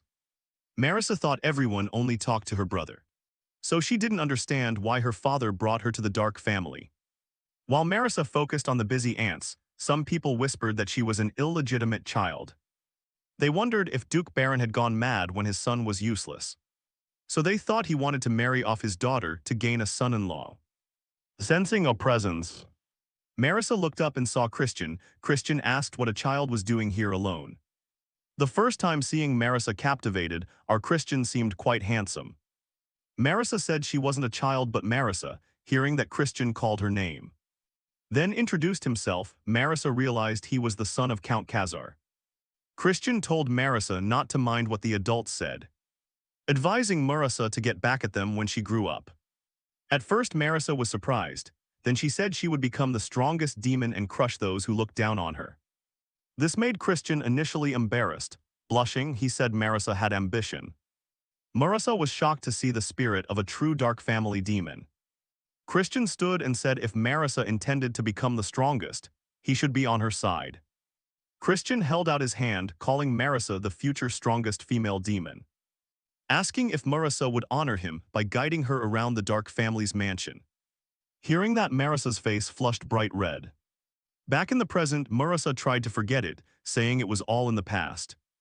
Even though the engagement was arranged for peace between the two families, the future Marisa once dreamed of that kept her awake had vanished. That version of Marisa was gone. When rumors of Christian's misbehavior reached Marisa, she burst into tears. A moment later, Marisa arrived at the patriarch's office. Duke Baron welcomed her and asked her purpose for coming. Marisa said Duke Baron surely knew a relic had appeared in the neutral zone between the two families. Duke Baron asked what the Soul family intended to do since they took a relic last time. He asked if Marisa would concede this time. But Marisa said no. She asked if Duke Baron would do the same if he were in her position. With some courtesy, Duke Baron said Marisa wanted a fair competition. Marisa proposed each family send a team. Whoever finds the relic first keeps it, but teams are limited to 10 third-rank demons or below to avoid direct conflict. Marisa wisely said that if there were heavy losses, only the enemy would benefit, especially given the instability in the Four Kings Abyss. Duke Baron knocked the table and said he accepted the conditions. Marisa, being clever, suspected why Duke Baron agreed so easily. Duke Baron added a condition if the Soul family broke the agreement. The Dark family would take not only this relic, but the previous one as well. Marisa demanded an explanation, and Duke Baron mentioned trickery and ambushes. Because traps and ambushes were Marisa's specialty. With a serious look, Marisa said that would not happen and accepted the additional condition. Duke Baron asked whether Marisa would personally lead the Soul family's expedition team. Marisa confirmed that was the plan. Duke Baron said he looked forward to seeing the famed might of the V-1E-1N D-1ED9C. Marisa bowed to Duke Baron and said she would await the Dark family's team on the day of the expedition. As Marisa left, Duke Baron was silent for a few seconds, then rose and stared at the chessboard. Ridden held the Black King and toppled the White Queen. As the Black King stood towering, gaunt, Duke Baron said a beautiful stage full of screams had been set for Marisa. 2 months passed and the seasons changed. While Christian poured himself into training, many others also began to change their paths. Some old conflicts over love faded away, while those who lost the competitions were left behind. Meanwhile, the jealous sharpened their blades, and others began to act for the coming future. While a mysterious figure lurked in hiding, others acted for their futures. Christian faced the useless Duke Baron and was asked to prove his worth. Seizing the opportunity, Christian summoned the Dark Sword. Seeing this, his brother Croissant's face darkened. Looking at their expressions, Christian thought it was a priceless moment. The old man playing a part warned not to reveal the true Dark Sword or he'd give harder tasks. He told him not to be arrogant just because he was a prodigy. Now Christian smiled inwardly, telling himself he had restrained himself today as advised, but looked forward to seeing their shocked faces later. Duke Baron said he would acknowledge Christian's achievement and set a second test. They would soon send demons to find the relic in the neutral zone. Since the Soul family would also participate, if Christian distinguished himself, Duke Baron would recognize him as heir. Christian was surprised because it sounded too easy. He asked if he would go alone. Duke Baron said Christian would join the team led by the second princess, Julian. Duke Baron said this mission originally belonged to Loin. With arrogance, he said this was an opportunity beyond Christian's station. So Christian should consider it an honor. Christian solemnly said he would obey. As he left, Duke Baron's brother asked their father if he worried Christian would make more achievements. Duke Baron stopped him, saying not to worry. Everything was going according to plan. Duke Baron said to be ready when the time came. Outside, Christian thought he'd expected to be sent on a deadly mission, but Christian had a bad feeling. Recalling Duke Baron's words, Christian wondered what had happened to Loin in the original timeline. Initially, the chosen heir this time was not Christian but Loin, however. Christian had never heard of Loin during the Great War. In the past, Christian was forced by the Fox girl to pet her repeatedly. If he stopped, she would say nothing. So Christian had no choice but to comply. She recounted the demon talisman incident, a relic dispute between the Dark family and the Soul family. This incident is little known, even though the Dark family's team was wiped out during the relic expedition. The Soul family also suffered losses, but both sides kept silent. The important thing is that this event sowed the seeds of disaster. She said Nordia died at the hands of Marquis Langham, if not for that. The Demon King's massacre would not have so easily conquered the Dark family. The Demon Talisman incident accelerated the Age of Destruction. The annihilation of the Dark family's team meant that instead of Loin, Christian was placed on the death list. But there was no evidence of excessively risky actions. Currently, Christian was only 3 stars and couldn't do much. So he needed to prepare and go out. Julian told Christian to wait, asking where Christian was going with that attitude. Christian asked Julian why she cared where he was going. Julian said she heard Christian was joining the expedition team this time in place of Loin. Julian didn't like it, but Christian said he didn't need to do anything right away. Julian insulted him, calling Christian an idiot who couldn't do anything immediately. Hearing the insult about her brother, Julian threw a dagger at extreme speed. Christian clearly saw the dagger's motion. With fluidity, Christian dodged without blinking. Seeing the graceful move, Julian was shocked. Christian said that was enough greeting. Christian said since they disliked each other, it was better to keep their distance. Not giving Julian a chance to speak, Christian said he had things to do. When Julian retrieved her dagger, she was angry because she had tracked the motion with her eyes, but hadn't been able to dodge. Christian deliberately let Julian know. Julian thought Christian might be more dangerous than she had imagined. Julian thought that because Christian had nothing to do, he wandered all over the city. Christian grabbed a mug of beer and downed it at once. But before he could finish, the tavern owner snatched the mug from his mouth. Then he went to the gambling table and won a lot of money. The poor walking skeleton ran around with heaps of skewered meat until the child beside him felt bored. Christian said it had been a long time since he'd rested, and now he could live a lazy life. While continuing to gorge on meat, Christian thought the shop he sought must be nearby. But first he needed tea to drive away the bugs clinging to him. Christian was annoyed because they looked like the people that bastard had sent. Suddenly a mysterious figure grabbed him, telling him to keep quiet. Christian looked and saw a very beautiful girl. Christian asked who she was.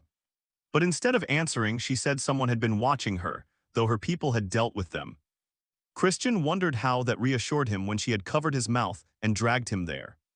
Christian asked again who she was, and she mentioned something like the 4 kings. Hearing that, Christian was shocked. She said she was trying to prevent unrest from spreading across the kingdom. They should move somewhere else, and she asked if Christian wanted to join her. Christian was silent for a moment, then told her to lead the way. As they went deeper into the alleys, Christian asked how far they would go. She continued, saying that demons in the king's realm were disappearing without a trace. Even supposedly safe districts in the city were gradually being destroyed. Christian surely knew the kingdom was fracturing due to conflict among 3 houses in a power-dominated place. And the heads of those houses cared nothing for the lives of ordinary demons. So she concluded that purging criminal forces required help from multiple houses, but she could not expect aid without offering something in return. She would provide information that could calm the storm within the Dark family. She said Marquis Langham was colluding with a senior member of the Soul family, and their target was to assassinate Princess Marissa of the Soul family. Hearing this, Christian was shocked and worried because not only he but Marissa was being targeted. He did not understand why they would do that. If both houses lost their core figures, the troublemakers in the kingdom would become bolder. Ultimately, the balance among the 12 demon houses would collapse, leading to a greater catastrophe. Therefore, she wanted help preparing for this expedition. When she revealed her passionate face, she said she hoped to become the heir of the Dark family and confront those who threatened the peace. Christian was confused that she even knew about the Relic expedition and praised their intelligence network. With a serious expression, Christian asked why he should trust her without evidence. If she wanted cooperation, she had to stake something. She froze for a moment, but Christian deliberately told her to get lost if she had no guarantees. She told Christian to wait and produce something from her cloak. Seeing it, Christian was so shocked he fell silent. As Christian bid her farewell, she also turned away and a figure emerged from Christian's shadow. She told it why she could not reveal her true identity to Christian. A demon figure said it was for her own good, because if Christian were endangered and exposed her information, everything would be worse. As she began to change form, she said she would observe from the sidelines for now. She gave her name as Idline. Back with Christian, he walked normally, but then began to laugh wildly because she had given him a VIP card. The thing he saw at the dark auction house. A secret method for trading relics and rare creatures. Only nobles or verified wealthy buyers are granted entry cards. Previously, none of the hero group had a card, so it was very difficult to enter. The card bore the name Leah de Balfman, a name Christian had never heard. Christian recalled what had happened, but felt it was still too early to trust. So Christian decided to make further preparations for the expedition. Christian told a man he wanted to send a messenger pigeon. The man told Christian to write the message and send it. Christian wrote something we do not read. Then a cute owl flew away as Christian watched. Christian told himself the task was done. Now Christian had to visit a fellow about his baby outfit. After a long journey, Christian arrived at a lavish, magnificent place where light from crystal chandeliers glittered like stars reflected on the polished marble floor. The air exuded nobility, making Christian's heart race with awe mingled with curiosity. As he stopped before the massive gate, a tall man in a glossy black suit stepped out to block the way. He looked Christian up and down and sneered, "Hey kid, this isn't a place for you, get lost." Christian, his face hidden behind a mysterious mask, remained unshaken. He slowly raised his hand to reveal a VIP card glinting under the lights and said coldly but confidently, "How about this?" The card flashed like a declaration of authority. The man opposite immediately went pale, eyes wide with shock, stammering, this is."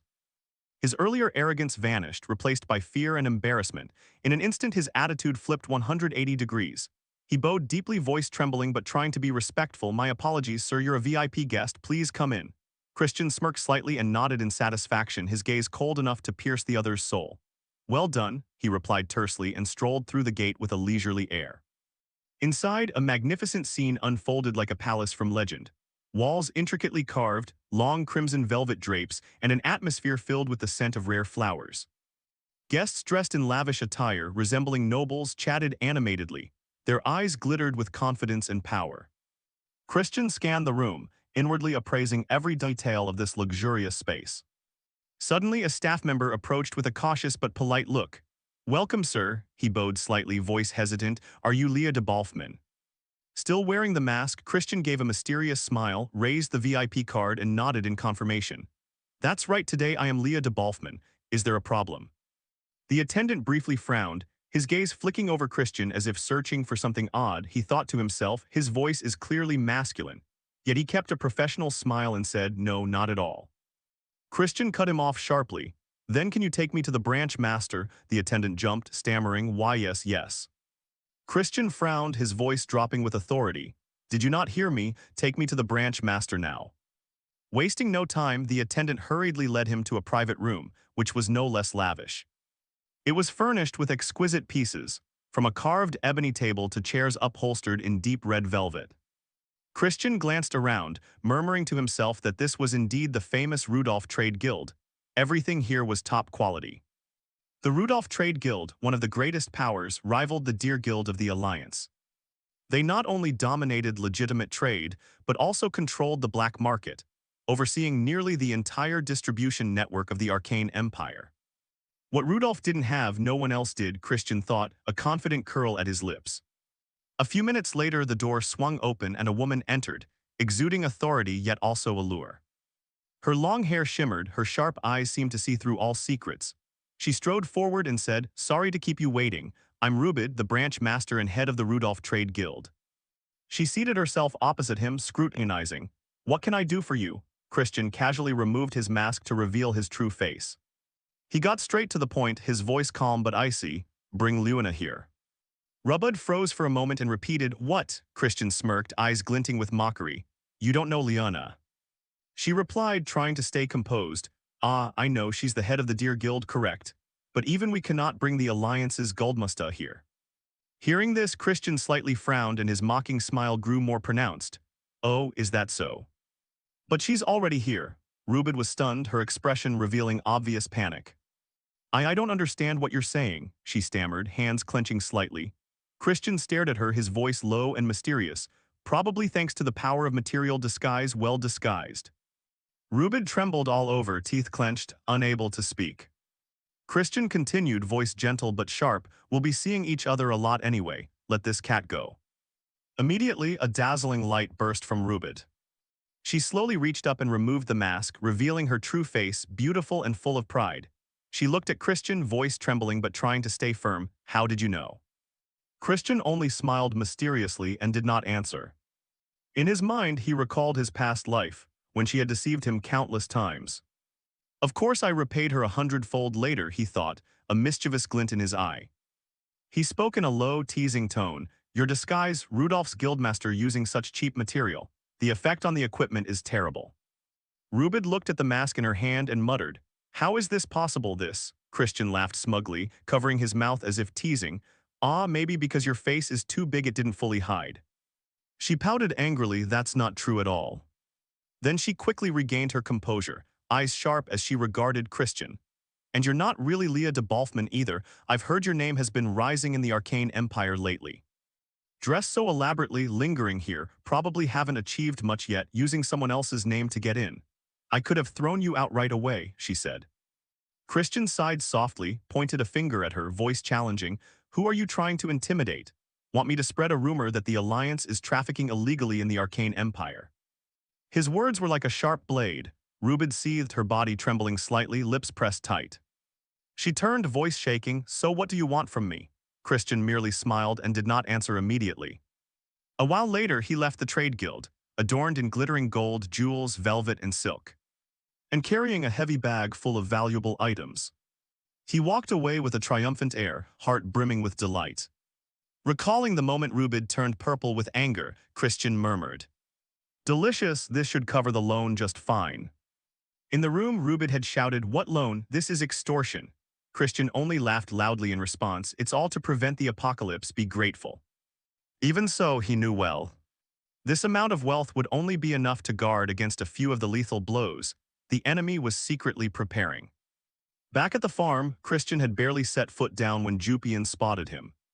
The man turned, voice annoyed, hey, where have you been wandering off to?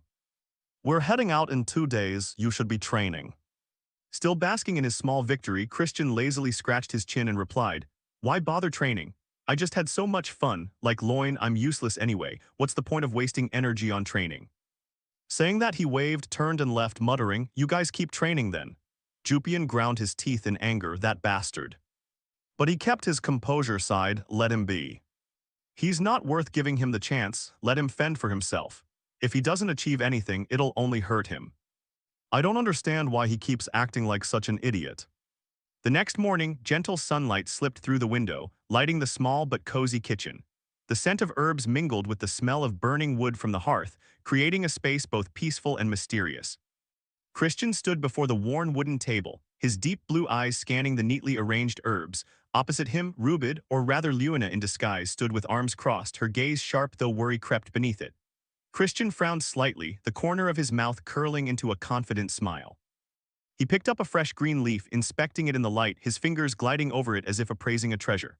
Well done, he said in a warm but authoritative voice, a flicker of satisfaction in his eyes. Rubid frowned, curiosity mixed with suspicion. She stepped closer, voice low and sharp. What do you intend to do with all of this? Christian didn't look up, merely shrugged and replied calmly, none of your concern, anything else. Without waiting for an answer, Rubid snorted and moved to the corner of the table, placing an old leather suitcase on the wood. The iron lock clicked harshly as she opened it, revealing strange items inside. A golden toad glinted metallically, a folding umbrella bore bizarre patterns, and several other artifacts looked as if they'd stepped out of a myth. Christian rolled his eyes, a mix of surprise and mockery flashing across his face. He muttered appreciatively, quite a crude pile of goods, these days I have no choice left. Rubid's eyes sparked with irritation at that. She turned and headed for the door, her tone cold though tense. I don't know what you're scheming, but this means my identity remains hidden, right? Christian looked up, nodded lightly, the mysterious smile still on his lips. Of course, see you again. She paused, turned back, lips pressed tight, eyes blazing with anger. I don't want to see you again at all, she growled, her voice echoing in the kitchen's hush before she disappeared through the door. Christian stood there watching her retreating back, murmuring, Luna, or should I call you Rubid now? War will break out soon, his voice lowered, carrying a gloom like a premonition of the coming storm. Suddenly, Rubid spun around, her expression darkening, brows knitting as if his words had struck a deep fear. Continue, she said, voice trembling slightly. You move between the Alliance and the Dark Empire, you must know how unstable the continent is right now. If war truly breaks out, all routes will be sealed. I'll have to cut ties with the Alliance or the Empire and my profits will be halved. Do you understand that? Christian smirked, his gaze cold as a blade. You think I don't know? Considering recent rumors from Dominion, war isn't unreasonable. Rubid pressed her lips together, her expression turning grave. In her hand was a crumpled report recording the latest intelligence from the Territorial Guild. A kingdom unstable, civil war spreading. Scout units were sent to probe Alliance forces. The Dark Empire's smuggling rights were threatened and required countermeasures. She thought heavily to herself that the atmosphere in Dominion had indeed been off lately. Many houses were pushing for war with the Alliance. After a moment of contemplation, she looked up and stared at Christian, suspicion heavy in her voice. Why are you telling me this? Are you asking a mere merchant like me to stop a war? Christian laughed, his smile bright yet enigmatic. Of course not, he replied. His eyes glittered as if seeing the future. But you could become my sponsor. I'll make a future without war come true. Rubid was stunned, eyes wide. Can you do that? How? Christian stepped closer, his voice low but persuasive. You know, for Dominion to start a war, they'd have to pass through the Southern Protectorate where the Dark House resides. If I become the heir and prepare for war, we can avoid the worst outcomes. It's also the only chance for you to keep your revenue from being cut in half. He stopped and extended his hand with a steady look. Will you join me? Rubud hesitated, her gaze flicking over Christian's face. She thought inwardly that his eyes were not those of a liar. Investing in him might be worth trying, she decided after a brief moment of doubt. She reached out and took his hand, voice resolute. All right, I accept. But if you betray my trust even once, I will. Christian smiled and cut her off. Rest assured, I'm not a two-faced man, he mused inwardly. Moreover, I have plenty of reasons to use you. He waved a farewell with a flattering tone. Take care, you filthy money grubber. Rubid ground her teeth, eyes flaring with anger, but only snorted coldly and turned away. That afternoon, Christian sat in a corner of the room. Sweat streamed down his forehead. Before him lay a mortar and a block of herbs as hard as stone. He pounded with the pestle, each strike sounding dry and harsh. Wiping his sweat, he sighed in exhaustion. If even a high-ranking figure of the Dark House got involved, it'd be best to prepare an antidote. He glanced at the pile of herbs beside him and muttered, It's been a while since I prepared my own remedies. Hope my skill hasn't faded. Memories surged through his mind like a flood. Months earlier at the Guild of the renowned medical family, Ella's loud shout, the white-haired girl, still echoed. Fan harder, haven't you eaten? Ella snapped. The 26th of the renowned medical family stood behind, voice steely. Didn't I tell you? Some herbs only take effect when boiled on high heat. Christian, soaked in sweat, fanned and scowled. Hurry up, the pot's hot enough, then lie down. He remembered the first time he met Ella on the battlefield during the First Great War. Though young, she was forced to go to war carrying the pain of her entire family, slaughtered by the blood-draining Demon King. The renowned medical family, the foremost healers in the Alliance, had become a thorn in the Demon King's side. And Ella was the sole survivor. Ella looked at Christian. Her eyes were both curious and suspicious. You look strange no matter how I stare at you. With just a few words you recreated our clan's elixirs. How have I never met you before? Christian replied sarcastically, the renowned medical family a genius. Even the patriarch is frail and sickly like this. Ella coughed violently, blood spattering, hands clenched as she roared. How dare you? I'm alive after what the Demon King did because of my medicine. Her voice deepened with pain. I cannot just lie here in that hellish world. Those writhing in agony never find relief. It was tragic that the line of the renowned medical family ended here. Christian looked at her with a flicker of pity.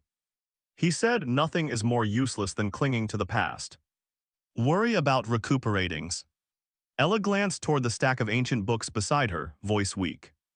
The book recording our clan's secret techniques, only a portion survived the war. Please take it. She coughed violently, blood soaking her sleeve. Christian hurried forward and gently said, rest. Ella grasped his hand, eyes resolute. I have one request. Please save those who are suffering in my stead, if you can do it. I'll be at peace, do you accept? Christian was silent for a few seconds. Then softly, from now on may I call you master. Ella smiled, tears welling. Someone like me doesn't deserve to be a teacher, let alone a master, but I've chosen the right disciple. After a period of study, Christian became an outstanding healer. He was called a saint on the battlefield. Looking at the pill in his hand, he murmured, "Master, perhaps you now live peacefully somewhere, but in this life I will still keep my promise." At the family manor beneath the deep blue sky, a messenger bird circled carrying the letter Christian had sent home. In the luxurious parlor, a servant bowed and reported, "Sir, the young master has sent a letter." Count Kazar, Christian's father, brightened with joy and stepped forward laughing. "Ah, finally some news." He held the letter and muttered, "According to Sister Miriam, the boy secured the safety seal, just like I was in my youth." Reading the scrawled lines on the paper, he frowned. I wonder what he wrote. He turned to the servant and smiled. "It seems I must prepare a few things for this son of mine." Seen the Biskin Mountains the next day, a hazy dawn spread over Biskin, where the border between the Dark House and the Poison Clan merged in cold, perilous air. Jagged stone peaks were shrouded in mist as if hiding ancient secrets. Jupian's expedition gathered on a clearing, tension thick in the air. Stern Jupian stood before the troops and spoke sharply, "Do not act alone, travel in groups, at least 2 people." The subordinates answered in unison, clear and firm, "Yes, ma'am." Jupian turned to Christian with a severe look, but before she finished, Christian raised a hand to interrupt, eyes sparkling with nonchalance. "I'll go alone," he said calmly but arrogantly. Jupian flinched, brows knitting. "What?" she snapped, irritation flashing in her eyes. Christian shrugged, a mocking smile tugging at his lips. "Going alone is more comfortable. At your snail pace, how long will it take to search this area? The toxins are probably already dealt with, and if we dawdle, they'll get there before us." Jupian's face darkened, hands clenching as her voice dropped with warning. "This is an area with monsters of level 4 and above. If you get into danger, don't expect us to save you." Christian smirked, eyes lazy with slight boredom. "Don't become a burden to me." He replied, then suddenly pulled a small glass vial from his pocket containing a few pills that shimmered blue. He held the vial up calmly. "These are a special antidote for the Poison Clan, take them." Jupian sneered, eyes full of doubt.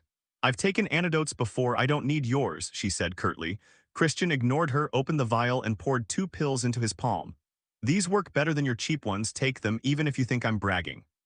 Saying that, he popped the 2 pills into his mouth, eyes flashing with mischief. "Fine, suit yourself." Jupian ground her teeth, anger flaring in her eyes, but before she could retort, a sharp voice rang from afar. "Oh, my internal conflict so early." Marissa approached with an elegant air accompanied by another, her hair glittering in the sun as a mischievous look swept over Jupian. "You're too slow," Jupian said coldly, her tone full of reproach. Marissa shrugged, a half-smile of challenge on her lips. "I arrived on time, you're just impatient. Should I praise you for not cheating by scouting ahead?" Jupian growled, eyes sharp as blades. "No traps or ambushes during the expedition, remember." Marissa curled her lip, mocking, "You're really grumpy, we're enemies, do you expect me to speak politely?" She stepped closer and leaned toward Jupian. Her voice dropped provocatively, "No need for that." Jupian turned and decisively ordered her subordinates, all Dark House units, depart. Marissa also turned, waved a hand to signal the start of the exploration. "Anyone who has checked their comms, proceed." The subordinates responded in unison, "Yes, ma'am." Christian stood to the side and muttered, "Then I'll go ahead." Without waiting for a response, he turned and strode straight into the dense forest. Leaving Jupian frozen for a few seconds, she muttered to herself, eyes flaring with anger. He tossed away his comms, what the hell is he thinking? In the Biskin forest, Christian cut through the trees, his steps brisk but alert. Ancient canopies blocked the light, creating a gloomy space where the wind howled like death's whisper. Suddenly, a pack of monkey-like monsters burst from the undergrowth, screaming. With practiced skill, Christian dispatched them easily, his blade flashing in the gloom. He muttered, "In my past life I roamed the demon realm till my soul's wore thin, I could distinguish monster zones with my eyes closed." To encounter a level 4 beast, he'd have to go deeper. As he walked, he recalled Jupian's words, "Don't expect reinforcements if you get into danger." He laughed and shook his head in denial. "Does she really care about me?" "No way, she looks like she wouldn't bleed even if stabbed." He frowned, a flash of vigilance in his eyes. After all, Count Langham's plot had probably begun. He hadn't spotted any assassins nearby. First, he had to find the relic. Suddenly, from a distance, a familiar figure appeared. Marissa stepped out of the bushes, her hair glittering and her gaze sharp. Their eyes met and the air seemed to freeze. Both fell silent, a strange awkwardness settling over them. Christian thought to himself, "I didn't expect to wander into the Poison Clan's territory." He waved his hand gently, "I must have taken a wrong turn, I'll go another way." Marissa nodded slightly, a hint of embarrassment in her eyes. Be careful, she said softly but meaningfully. Christian continued deeper into the forest, his guard up. Suddenly he stopped, his eyes flashing as if he'd noticed something. Their target was to harm Marissa, who in the Poison clan would be audacious enough to sacrifice a princess. He turned and called loudly, "Hey Marissa, I want to ask you something." She turned back with curious eyes. "What is it?" Without thinking, Christian blurted, "You're a bastard child, aren't you? Are you hated within your clan?" As soon as the words fell, the air froze. Marissa was stunned, eyes wide, her face flushing with anger. "You bastard," she shouted, lips pressed tight, her gaze igniting with fury. Christian hastily raised his hand, voice apologetic. "That's not what I meant, I slipped up. Back then I wasn't even considered fully human by them, sorry if I was rude." But before he could finish, a streak of blue energy shot past his head. It plunged into the base of a tree behind them, carving a deep hole. Christian went pale, sweat beading on his brow. Marissa stepped forward, eyes blazing, her voice ice cold. "Apologize properly right now." Christian stood frozen, thinking to himself that her anger wasn't like a mere family quarrel. To learn the real motive, he had to find the mastermind. But first, she was in danger. He took a deep breath to break the tense atmosphere. "Hey, you're breaking the rules, you know that," Marissa flinched. Her voice trembled. "What did you just say?" Christian pointed to the struck tree, calm in tone. "Look at this tree. You struck first, which means the Poison clan violated the rules and the Dark House reclaimed the relic. Am I wrong?" Marissa snorted coldly and took 3 colorful glass vials from her pocket. Her gaze turned icy because he'd insulted her family. Because of the humiliation after being jilted, this is self-defense. Having said that, she swung her arm and hurled the 3 glass vials straight at Christian. Thud, the 3 vials exploded, unleashing a cloud of poisonous smoke in vivid colors. Christian coughed violently, his face going pale. Strange runes began to appear on his body. He clutched his chest and collapsed in pain. Marissa stepped forward, her voice cold. "This is Simo Blue Flower. With a snap of my fingers, the poison will erupt through your body. Apologize." She produced 3 more vials, eyes merciless, demanding he kneel and beg for his life. Christian stammered through the toxic haze, "Come on," but she didn't let him finish and threw 3 more vials. The poison cloud grew denser and Christian was nearly immobile, his body trembling when suddenly, from within the smoke, his hands shot out. He grabbed Marissa's wrists, rose to his feet face to face with her, his eyes shimmered with a strange resolve. Time seemed to stop, carrying a miraculous, romantic tension on the edge of life and death. His voice was warm and a bit nonchalant. "I'm afraid I can't do that." At that moment, Christian's whole body glowed with blossoming flowers that emitted sparkling light, breathtakingly beautiful yet lethally dangerous. The light felt like a warning, seductive and terrifying, making anyone who looked shudder. He stepped forward slowly, leaning close to the girl, his voice low and suggestive. "They don't call you the little poison without reason." A mischievous gleam lit his eyes. "I've heard this poison causes agonizing death if not cured. True?" The girl flushed briefly, a hint of shyness crossing her clear eyes, but she immediately shoved Christian hard away, resolute. "Impossible. I'm the only one who holds the antidote for this poison." Her lips pressed together, gaze icy and challenging. Christian smirked, confidence spreading across his face as he tilted his head arrogantly. "Have you ever heard of the Healer clan? I was inspired by them and made this myself." He held up a small vial, its light sparkling across his face. "Call it a universal antidote, what do you think?" Hearing this odd claim, the girl frowned, her delicate brows knitting in suspicion. "What the hell are you talking about?" Before she could react further, Christian suddenly swung his arm and struck her hard across the neck. The lightning fast blow stunned her. Her eyes widened for a moment before she collapsed. She passed out in his arms. Looking at the beautiful girl lying quietly in his arms, Christian whispered softly. His voice was deep and determined. "Rest a while, I'll definitely save you." He gently propped her against an ancient tree trunk and expertly bound her with rope, his gaze never leaving the tranquil face lost in unconsciousness. She looked like a fairy in a dream, achingly beautiful, but Christian did not let emotion sway his resolve. He took a small orb from his pocket and murmured, "It's time." His finger traced the orb's surface and instantly a topographical map appeared, its dim light illuminating the dark forest. He pinpointed his location, his sharp gaze scanning every detail on the map. Suddenly, from one direction, the girl's guards received a signal. A blue-haired man frowned and muttered. A message from Miss Marissa, reconnoiter the mountain wall. The other replied suspiciously, why the sudden change of plan? Then a triumphant smile spread across the blue-haired man's face. He clenched his fist, excitement in his voice. Heh heh, now we don't have to flee from those damn Poison Clan idiots anymore. Christian hid in the shadows and heard every word clearly. He curled his lips in a confident smirk, eyes flashing with assurance. Now I can devote myself fully to finding the artifact. Scene shifts deeper into the forest. Christian moved nimbly through the canopy, his body light as a ghost, his speed leaving only gusts of wind. He murmured as he went, his voice low and haunting. Relics were granted power by demons or constellations, hidden away for centuries. Or they fell from the sky as tests for the lowly creatures of the mortal realm. Go ahead and try using them. He recalled Ranya's tale, the chatterbox of the shadows, a relic once discarded for unstable power until Count Langham studied it for 2 years to find a way to use it. And that's also why Lord Norgaju lost his life.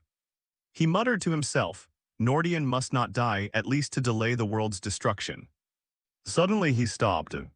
His keen eyes spotted a leaf with a bitten-off corner. As if something had taken a bite out of it. He crouched to examine strange footprints imprinted on the ground. His mood darkened and he muttered warily, footprints in this demon land where no one is meant to live. A relic can't walk on its own, someone arrived before me. Christian immediately activated his stealth skill. His body blended into the space, invisible like a phantom, and he pushed deeper into the forest. There a group of people were buzzing with talk. One man spoke anxiously, haven't the dark house arrived yet? Another replied, not yet, my lord. A youth standing among them said coldly, how long must we wait for these slow-witted fools? Christian hid in the shadows watching each person. His eyes flashed as he sensed their energy, one Poison Clan member at 4-star level. The woman was about 5-star. But the remaining man's aura was dark, his energy core unclear. Who was he? Suddenly a masked man spoke with contempt. Marissa, that girl is the root of all trouble. I wouldn't mind if she were dead. Christian narrowed his eyes, thinking that from the way he spoke he was likely a direct heir of the Poison Clan. It turned out to be a struggle for succession. A man in white nodded gravely, either way this will sweep away the rest.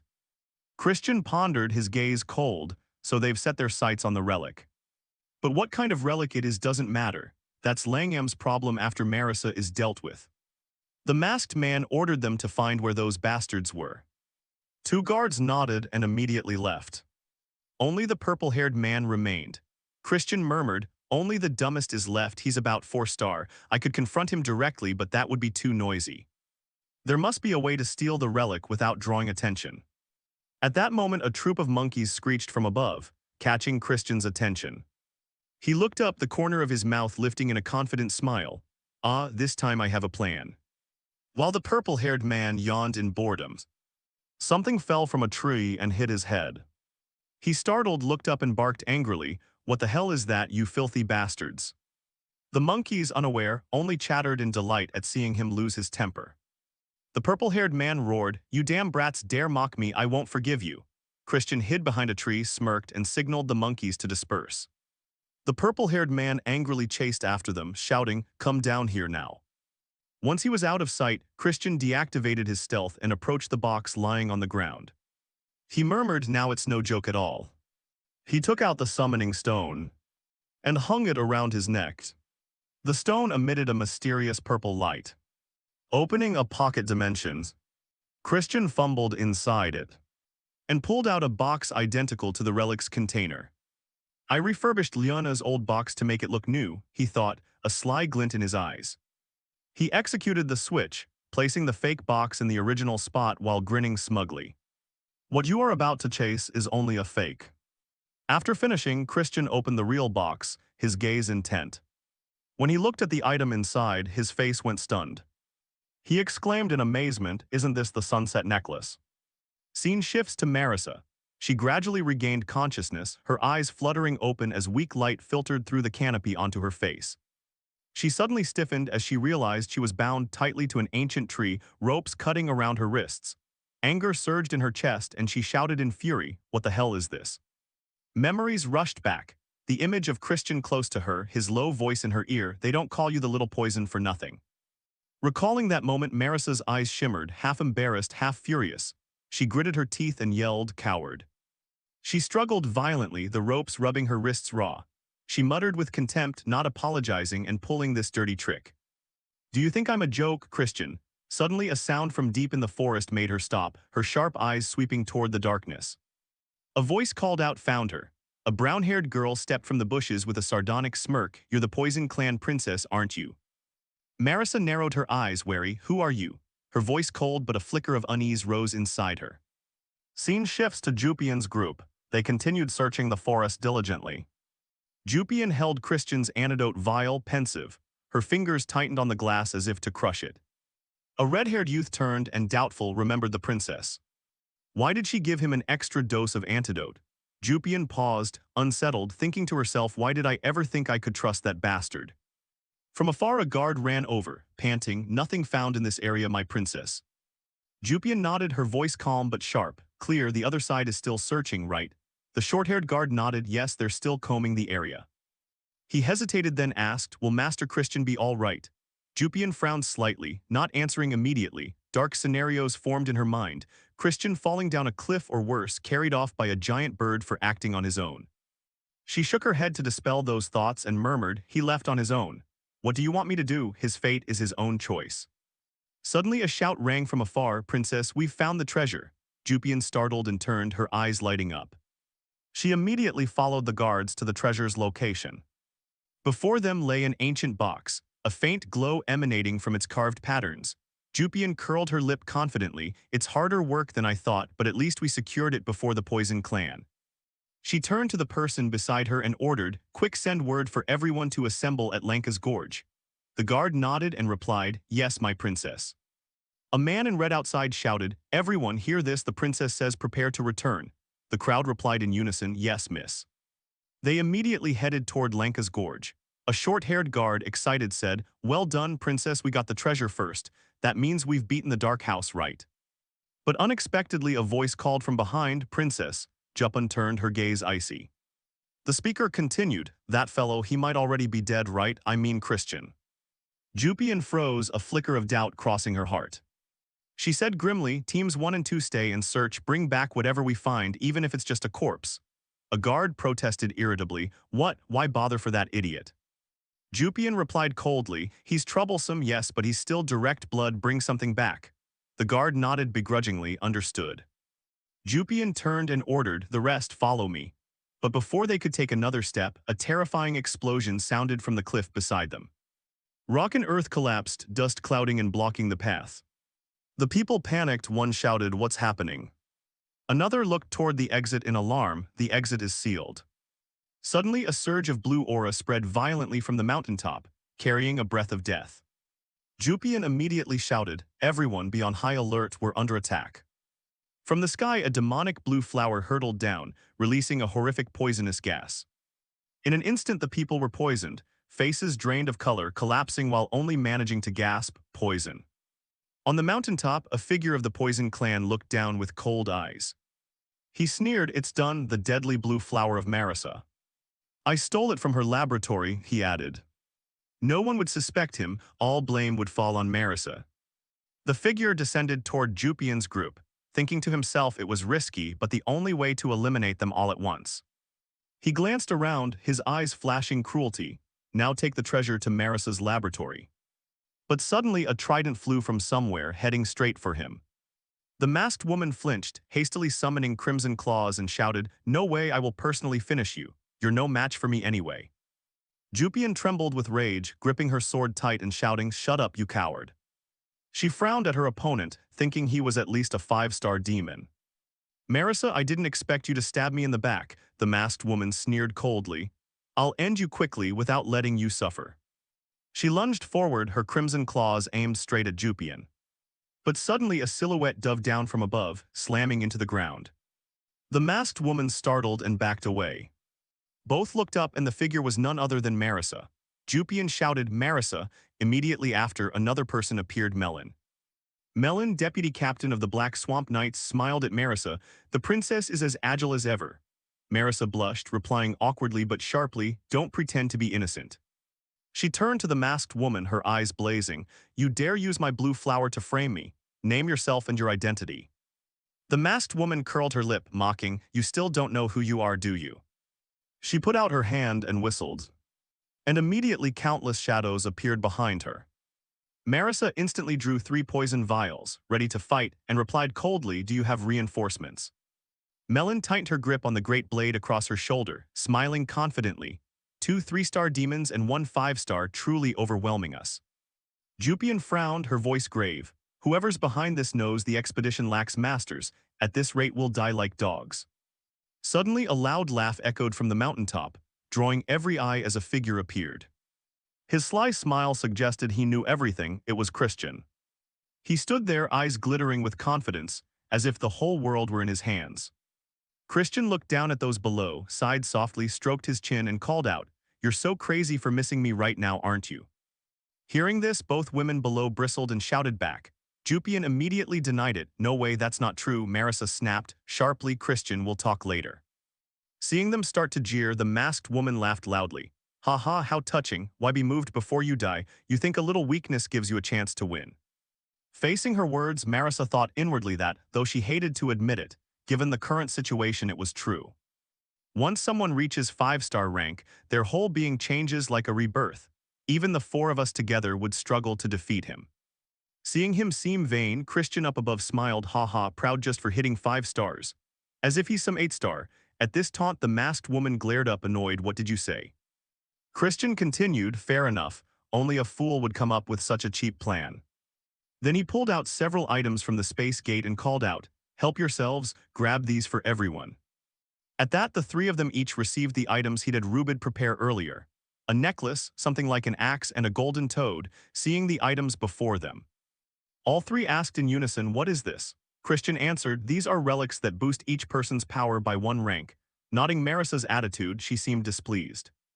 Christian called down, "Don't you want one?" Hearing that, Marissa's face darkened. She ground her teeth and stammered, "Of course not at all."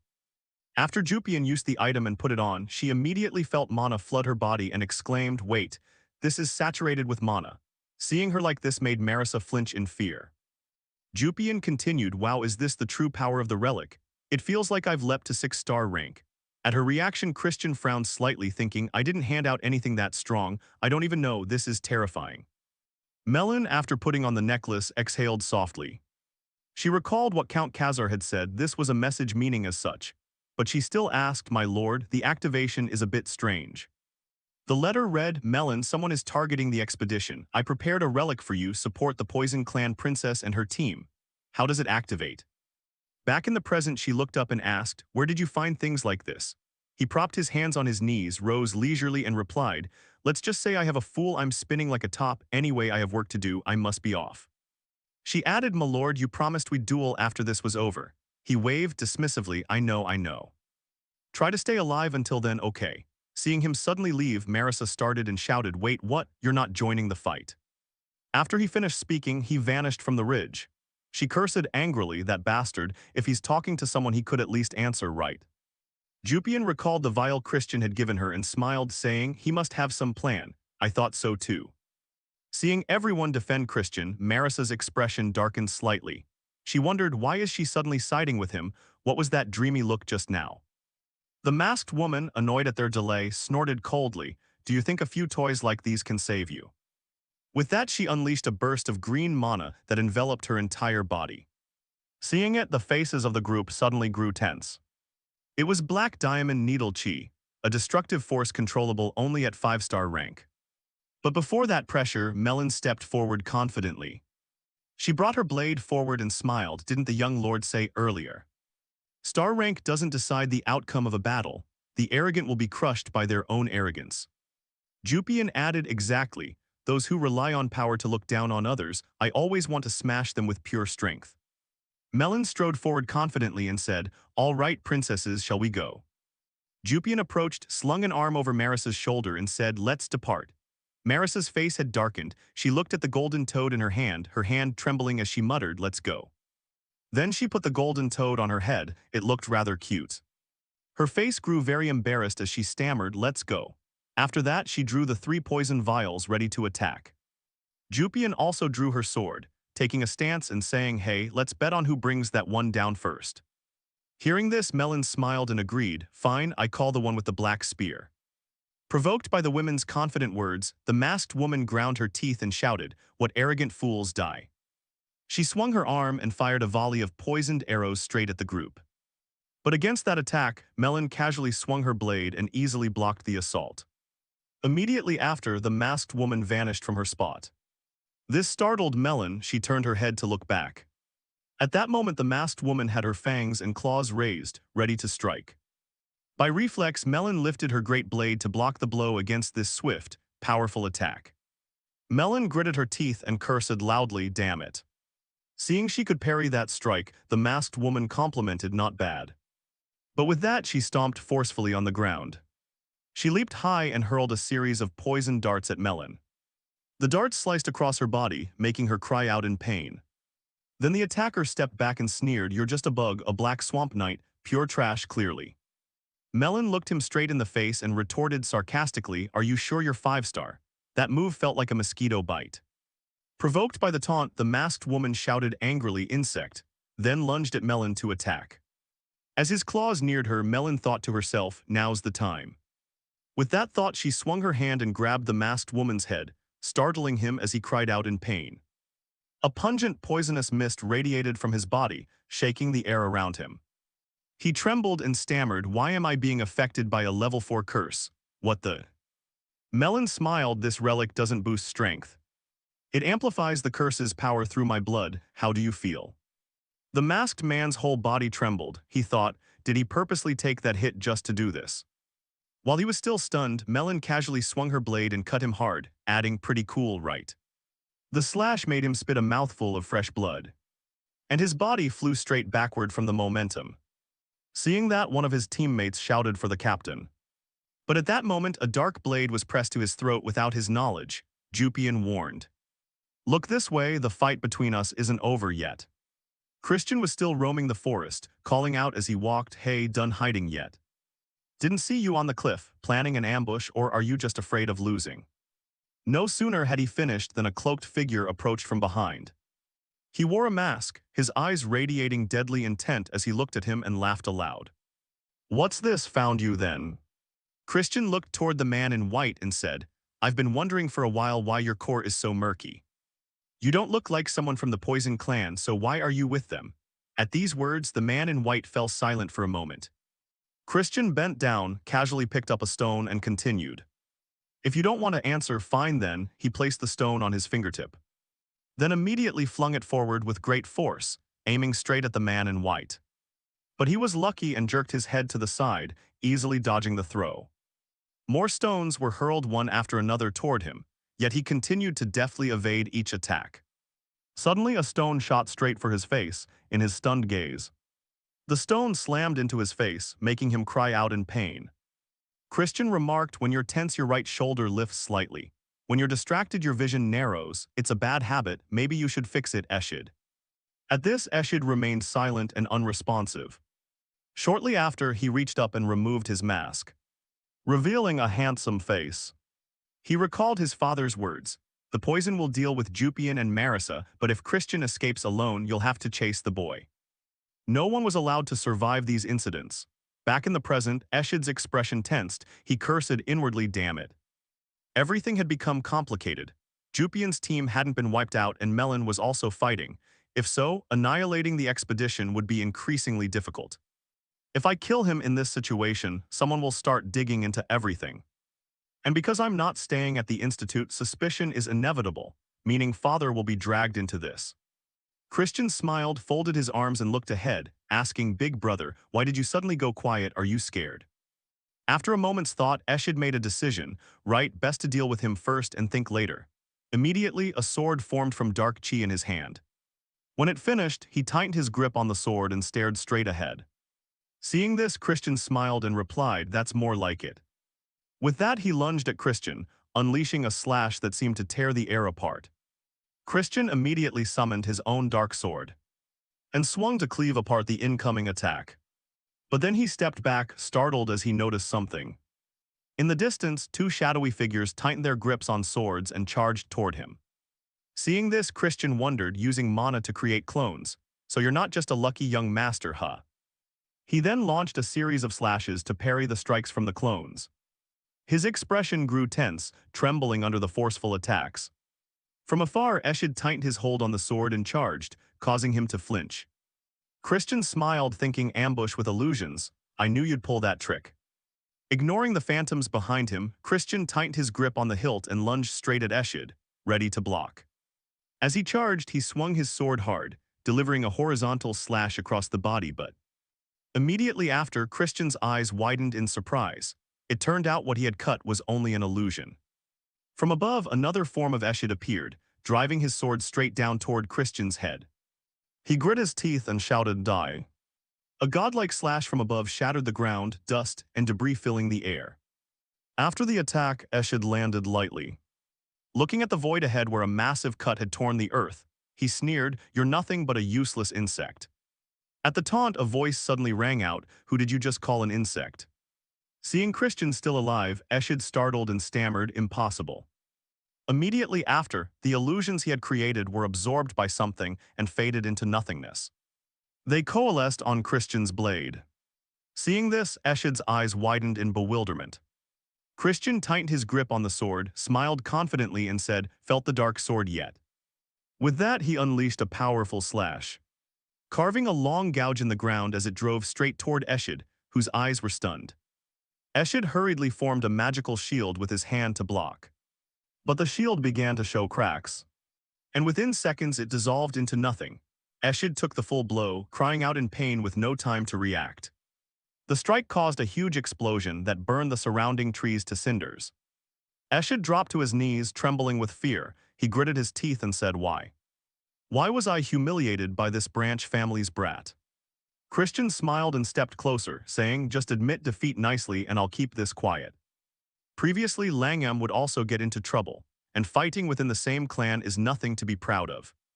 These words startled Eshid. He looked at Christian and thought, does he know the whole plan? But how? Then I must kill him to avoid future trouble, but killing him is impossible. There's no choice but to wait for another opportunity. After thinking, he spoke, "Thank you for preserving your brother's honor." Christian stepped closer, offered his hand and said, "It's nothing. This is the pride of a true demon clan." Eshid took Christian's hand and nodded, "That's true." But Christian squeezed his hand tightly, voice icy, "Did you think I'd say that?"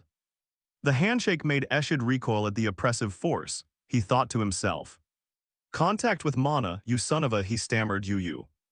Then a large amount of mana from Christian's hand pierced through Eshid's body, spraying gore everywhere.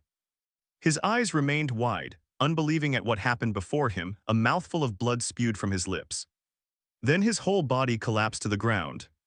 Looking at the man before him, Christian said, "You're nothing but a deceitful fool."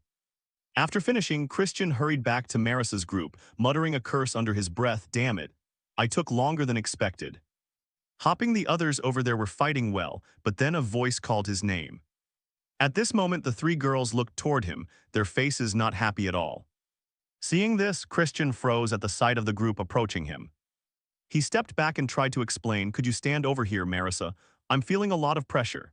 Hearing this, Marissa grew angry, clenched her fists and shouted, "Is this the artifact you gave me?" Melon spoke up, "The mission is complete, my lord." Hearing this, Christian nodded with satisfaction, "Good. What about those demons of that extremely poisonous mage?" Marissa replied, "They died and turned to dust shortly after. Perhaps he prepared to erase the traces." Christian nodded, "I see, well done." Jupian looked at him and asked, "But where did you just come back from?" Taken aback, Christian awkwardly scratched his ear and answered me, Just scouting around here." He sighed, confidently tapped his chest, "A noble like me shouldn't be fighting." His words sharply contrasted with his body covered in wounds. Marissa looked at him and said, "Then how come someone like you returned with so many injuries? Are there still traitors among those poisonous mages?" At that, Christian's eyes widened. He brushed his hand off and changed the subject. "I told you no, let's just withdraw." He thought to himself that he had deliberately handled things from a distance. By now they either sobered up and fled or were recalled by their subordinates. Honestly, making a fuss would only drive Marquis Langham angrier. The constellation's emblem was stolen, and 3 people survived. That was enough. Cut to 1 week later, the incident had shaken both houses. Christian sat dejectedly before a table laid with countless lavish dishes. On the surface, the blame fell on the poisonous mages and they were in a difficult position. But in the end, matters were settled by compensation agreed upon by both sides. Of course, the main reason it ended that way was that they knew we had uncovered Eshid's and Marquis Langham's involvement. Still better than the last life when everyone was assassinated. Duke Huam also no longer had to hand the demon god talisman to Langham. Melon returned to the Dark Mages after leaving the canyon. Marissa also promised to keep Melon's participation secret and then left. Marie approached and poured him wine, cheerfully saying, "Ho ho ho, young master, even if you have no appetite you must eat to recover." Christian replied miserably, "My whole body feels torn, why should I eat?" Marie answered, "Hearing you makes my heart feel ripped to 1,000 pieces." Christian frowned, puzzled, "Even your heart aches." She formed her hands into a heart and exclaimed, "Oh my, your words are so ironclad, my heart's beating out of rhythm. Even if you're a bit rude, even worse, I still love you." Faced with such affection, Christian shouted angrily, "Don't say those strange things, and I already told you, your heart stopped beating long ago." Marie stepped closer, grabbed his hands, put on a stern face. "Impossible. Whenever I look at you my heart races so painfully." Confronted with her serious expression, Christian stammered, "Don't deliberately try to move people like that." Marie's tone immediately softened, "Come on, open your mouth." Christian dodged the spoon Marie offered, frowning slightly, "My hand isn't broken, I can feed myself." At this, Marie moved even closer and whispered, "Ho ho ho, you're so shy, this side of you is adorable too." With that, she shoved the spoonful into Christian's mouth, making him startled but unable to avoid it. Marie laughed loudly, "Ho ho, you must eat well so you'll have strength tonight. How do you like this special soup?" Christian's eyes went dead from the sudden action. He stammered, "You didn't cook it, did you?" Marie replied, "But it's full of my love." Amid their sweet exchange, Jupian sat opposite, arms crossed, observing and brooding as if invisible at the table. Christian turned to her and said, "Miss, how much longer do you plan to stay? You're not fully recovered yet." Jupian replied coldly, "I'll leave after observing a little longer." Then she rolled her eyes, looked away and continued, "I'm the one in charge here." Christian smiled, thinking to himself he'll get a stomachache, though in many senses. Marie glared at Jupian angrily and said, "How dare you flirt with my young master?" Then she stepped closer to Jupian, laughing loudly, "Ho ho, would you like a drink, miss? I'll get you some blood juice." Jupian coldly declined, "No, I don't like blood juice. I prefer onion juice." The remark made Marie's face go blank, frozen for 5 seconds. Then her whole body deflated in disappointment. "Onion juice isn't my specialty." Seeing the intimidation fail, Christian sighed quietly, thinking this girl is unexpectedly a tough opponent. He looked at Jupian and asked, "Hey, do you have something to say?" She immediately snapped, "I hate you, I will crush you one day." Christian curled his lip and sighed, "Sure, try it if you want." But Jupian's expression suddenly turned shy. She said, "Anyway, thank you for this time."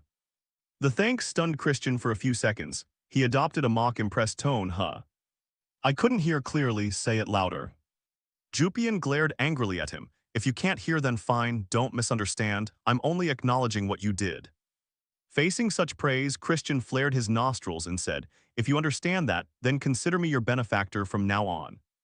Jupian continued, "That smile of yours today will be the last time I see it. The Marquis has promised, so you may soon be officially named the legitimate heir. Once you become the legitimate heir, everything will be different. I mean, you should brace yourself for that." Christian silently agreed, "Surely it won't be like before. Until now I'm someone they wouldn't bother to trample, but once I'm an equal heir they'll all rush to crush me."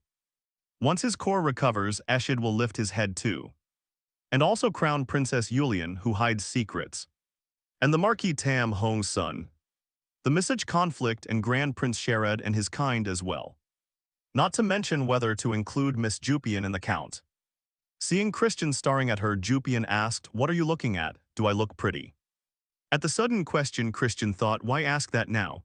I feel there's an insurmountable wall.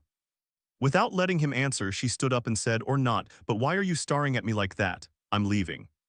Having said that, she turned her back and left, after Jupian departed. Christian breathed a sigh of relief, happily phew, finally gone. I'm drained, now I need to recharge. But then his whole body trembled with anger. He turned toward the main door and shouted, "Hey, didn't you say you were leaving?" Suddenly he paused. Looking toward the approaching figure, it was Miss Marissa. To the astonishment of Christian and Marie, she entered, exuding pride tinged with a hint of embarrassment. She spoke in a soft, awkward voice, is this all right? Christian, equally embarrassed, replied with a strained smile, I'm doing okay. That awkward reply made the room tense, as if they were both hiding something. Christian thought to himself, why is she here again? Please don't start nagging about being tied up the other day. But at that moment she cut off his thoughts, her tone more serious. My father wants to see you. Duke Huam, head of the extremely poisonous demon house, warlord of the 8 stars. Hearing that name, Christian was startled, thinking he wants to see me. What's going on? The scene shifted to Marissa's mansion. Christian walked beside her, full of doubt as they approached the Duke's audience chamber. After a silent stretch, she suddenly turned to him, her eyes glittering with worry. But how did you know a plot was being arranged? Christian answered calmly but confidently, I have someone feeding me information. Those words made Marissa's face fall, as if a heavy secret pressed on her mind. She recalled Melon's words. The vice commander of the Black Wolf Knights of the Dark Demons had told her, I am Melon, sent by young Master Christian to infiltrate here. Marissa had angrily shouted then, infiltrate?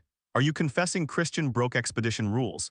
But Melon cut her off immediately. Someone is targeting the expedition. The young master asked me to help you and the expedition fight them. Hearing that, Marissa's eyes widened and she blurted, what? Back in the present, she turned to Christian, voice accusing. If you knew there was a plot, you could have just warned me, why hide it? Christian looked her straight in the eye, his voice warm but resolute. I feared you'd be in danger. If the culprit is from the extremely poisonous demon house, an heir like you would be a primary target. The succession struggle there is brutal. Marissa froze, her eyes sparkling with mixed emotions. She spoke in a trembling voice, you don't suspect me. I'm indebted to you, thank you for saving my whole expedition team. Saying that, she looked at Christian shyly, her eyes shining as if wanting to say something deeper. Christian smiled, sincere, because to me you are important. Those words made Marissa's cheeks flush, her eyes widened and her lips trembled. What? She touched her cheek, flustered. Why is my heart suddenly racing like this? But Christian immediately cut off her thoughts with a teasing yet pointed tone. So why not become political partners in the future? Marissa started, her heart pounding. What? He continued confidently, not a bad proposal, right? Don't worry about the past. I'm not planning to resume or reverse the broken engagement. We'll be strangers, trust me. Those words cut like a sharp blade straight into Marissa's fragile heart.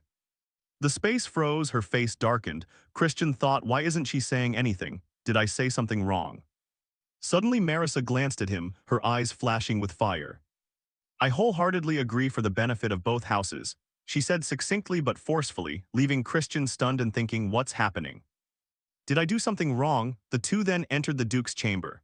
Marissa spoke respectfully, my lord, I have brought Duke Baron's young master here. The man in the room was pensive, then turned around. A deep voice resonated, well done, Marissa. It was Duke Huam, warlord of the extremely poisonous demon house. He looked at her with a hint of sadness and said, why call me lord? Didn't I tell you to call me father? Marissa blushed and replied softly, we're in front of guests, please be discreet. The Duke laughed, ha ha, I know that's a bit much. Instead, dine with me, I've prepared the young venison you like. Marissa sighed softly and nodded yes. Then she bowed and excused herself, not forgetting to glance at Christian with a meaningful look. Christian watched her go. He silently marveled, I didn't expect Duke Huam to dote on his daughter so much. He stepped forward and bowed, greeting the Duke. Huam got straight to the point, his tone light but cold, I heard you've matured. But remembering the crime you committed against my princess, I still want to tear you apart. Christian was startled, his heart pounding, but the Duke continued, if not for you Marissa would have been harmed, I'll let bygones be bygones.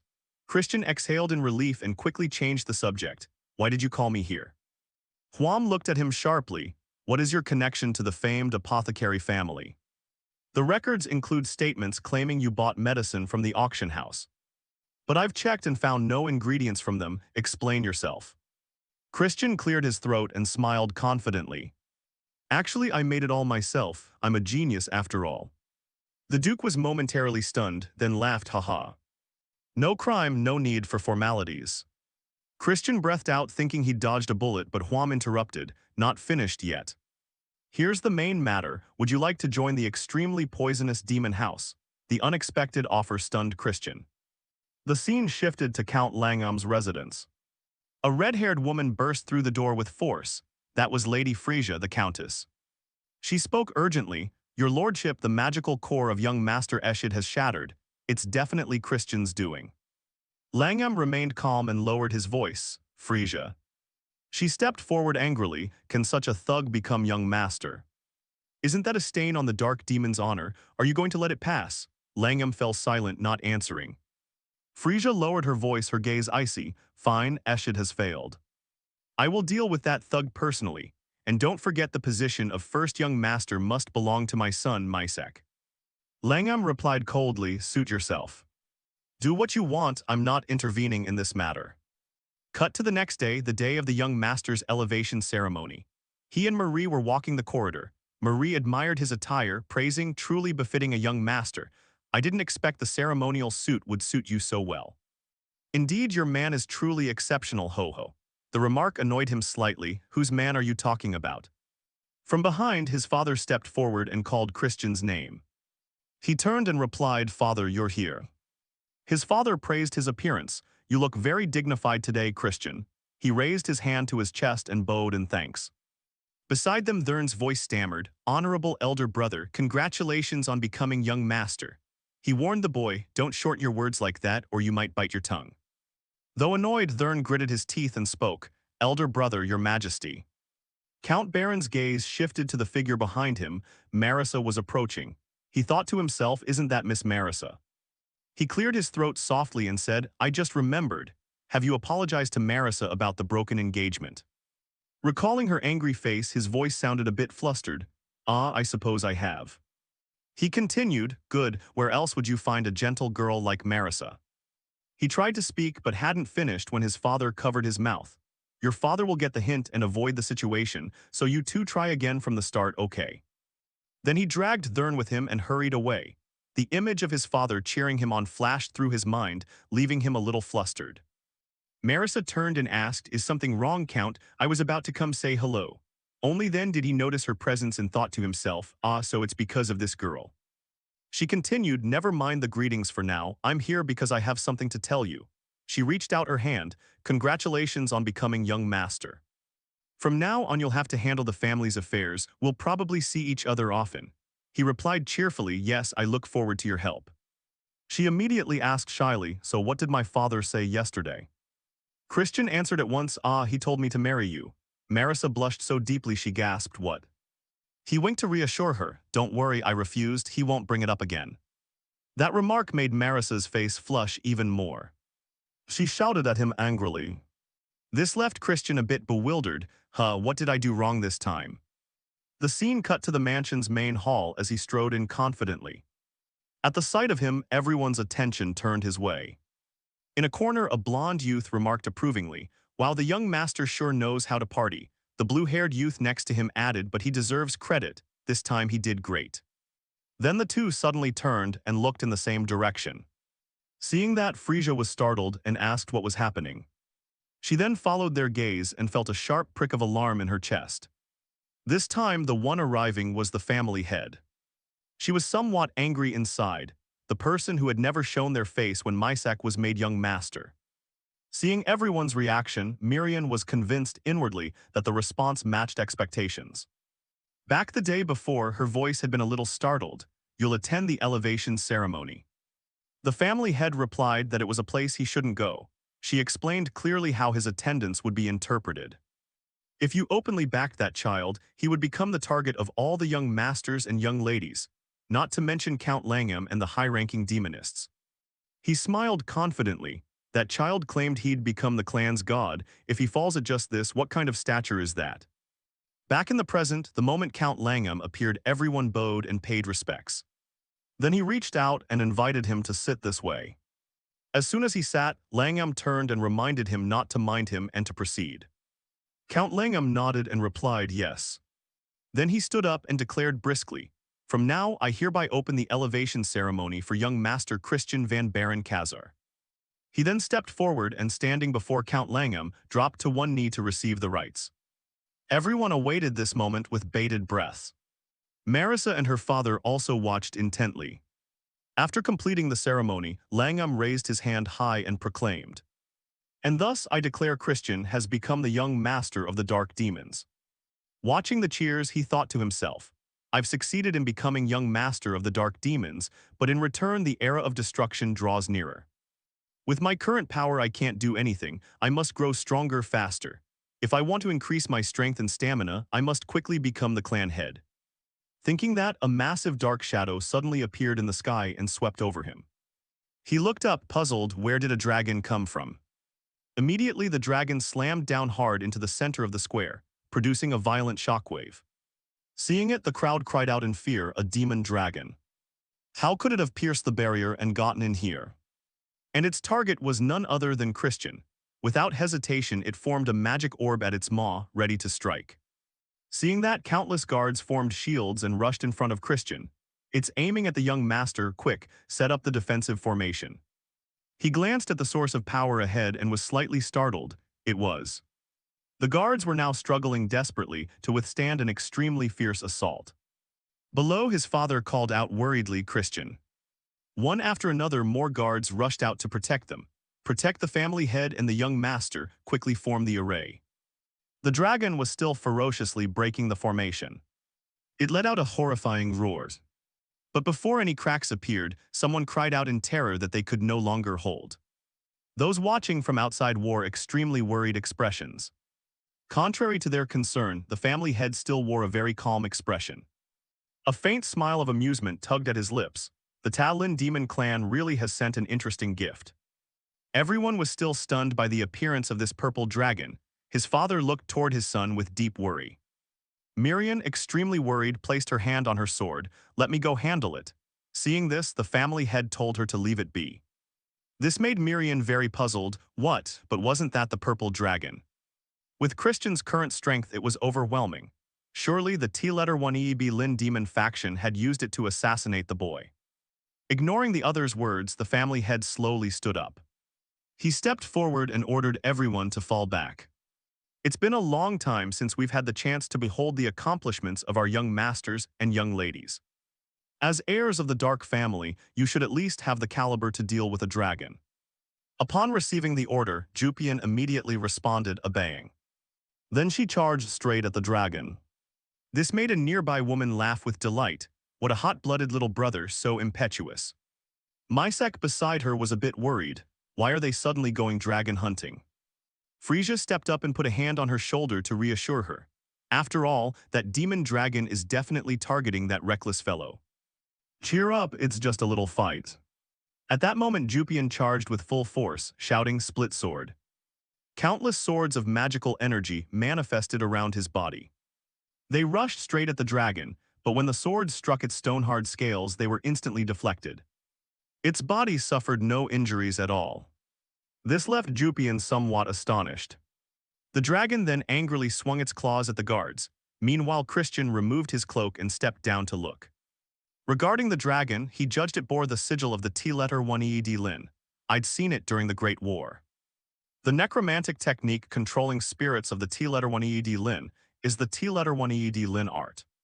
He emphasized angrily, but why is it appearing here now? A reason strong enough to obstruct my inauguration is. As he spoke, the dragon coldly swiped again, forcing Christian and Jupian to step back to dodge. Then it flew up into the sky once more. The gust was so strong he had to shield his face with his hand. He cursed under his breath. Damn, could a single wing beat produce such terrifying wind pressure? The dragon isn't that large, is it because of that sigil? Even Jupian's sword chi had no effect. It seemed ordinary demonic energy couldn't harm it. It was already dead, so tearing out its dragon heart would be useless, yet they couldn't casually use light-based powers, antagonistic to undead here. At that moment, another magic orb began to gather in its mouth. This startled him. He immediately turned to Jupian and warned, get out of the way. From behind, a pair of slender legs approached. Yulian spoke up, judging it still a bit inexperienced. I'll lend a hand then. The moment she finished speaking, she summoned a magical bow. Without hesitation, she drew the bow and formed a magical arrow. The terrifying power made him flinch inwardly. Once charged, the arrow flew and pierced straight into the dragon's breast. The powerful strike made the dragon cry out in pain. Immediately, with a single blow, it was felled with startling ease. Seeing the dragon's corpse fall, Yulian then dispelled her magic. Christian looked at her surprised. What was that just now? Completely different from Ashio, her caliber exceeds 5-star, maybe even more. They said she was only at the T-letter 1EED 10 level. What is the source of this power? Could this be what she told me about? Outside, everyone was shocked by the display. What terrifying demonic energy. They all shouted in unison, no wonder it's Miss Yulian. Christian judged inwardly that the space had been stretched, and a vast amount of demonic energy condensed.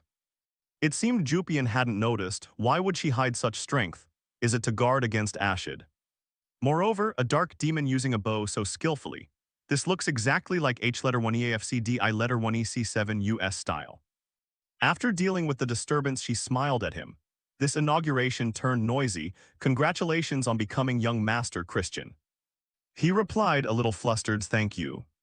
Above, people were still buzzing. A demon dragon appeared during the elevation ceremony. Could the other clans be starting to squeeze us? The woman beside murmured, pathetic. It seems from now on the only path is thorns and death. At that moment, Melon stepped forward from afar to praise. It means young Master Christian is indeed formidable.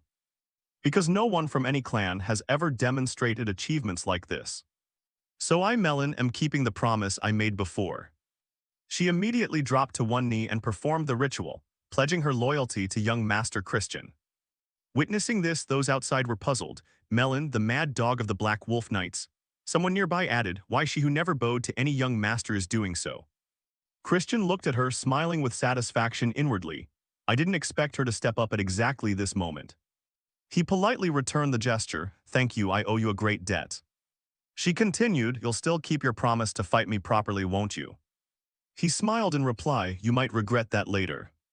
While they were talking, a young man approached from afar and called out, young Master Christian.